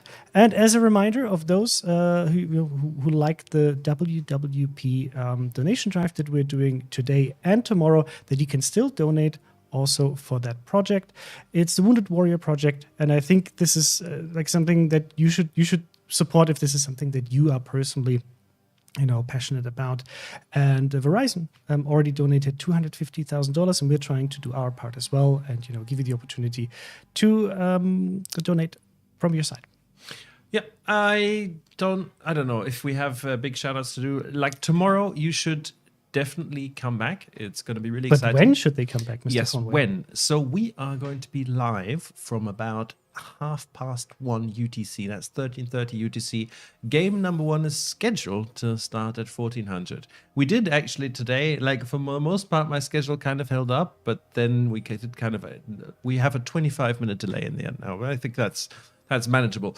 But tomorrow, you can look forward to an exciting set of games. We are going to watch Asia versus CAS at 2. Then we're going to watch EU versus NA at about 3:30 UTC. Then we're going to go back to the Branches Challenge for the final, where the winners of day 1 are going to face off, and there'll be a losers bracket fight. So we'll have who won today? Army versus Air Force, I think, and then Navy versus Marines in the losers bracket. Exactly. And Air Force winning just goes to show that CVs are indeed in some situations maybe not OP if you have a land-based Air Force, because they have even more planes. So you think it's the more planes, the easier. Exactly. Okay, so Yes. this is apparently how Mr. Conway thinks the battle No, went. the best Air Force, the best aircraft carrier is one that you cannot sink. Okay, the airfield one against the carrier, yeah. Exactly. Okay, so this is how Conway wants to phrase this. No, guys, I really hope you enjoyed this, the whole Verizon Warriors Championship, but also the Branches Challenge, because I think it was something nice and a little bit different in a different kind of format. And They played surprisingly well. Look, sorry guys, I don't want to. I just want to say, but surprisingly decent. They actually played quite well, but they're also there might be a Marine team actually on your way to extract you for that comment. Yeah, I think this may be possible. I have to be careful. Luckily, we're far enough away, and with social distance, they're not allowed to punch me. But they played well, and it was interesting to see as well. And that we have a lot of different people playing World of Warships, and those were all our players. It's fantastic to see. Exactly. Yes, so I think that's probably going to be it. Are we done? Yes. I think slowly but steadily. Yes, Slowly but after steady, yes. like way too many hours. We've been, I think, in this room for the last 12 hours. So I came at 10 this morning. So that's been a while. Okay, so then we're going to say a thank you. We are going to launch our traditional raid. We're not going to tell you who it is because we haven't picked yet, and we are 5 minutes in the future, so we have plenty of time. But when we do launch this raid, please join it and maybe consider following the person that we will be raiding, because they always enjoy that very much. And is that it? Are we just going to say goodbye now? Unless you have something, I don't know. Do you have like some wisdom to share? I don't think so. I know him. He doesn't have any wisdom to share. So guys, we'll just say goodbye. We'll see you tomorrow. Just be back, same place, same time, just as today. And then I hope we will have a very, very fun afternoon, evening, morning, whatever it is for you, from wherever you're from.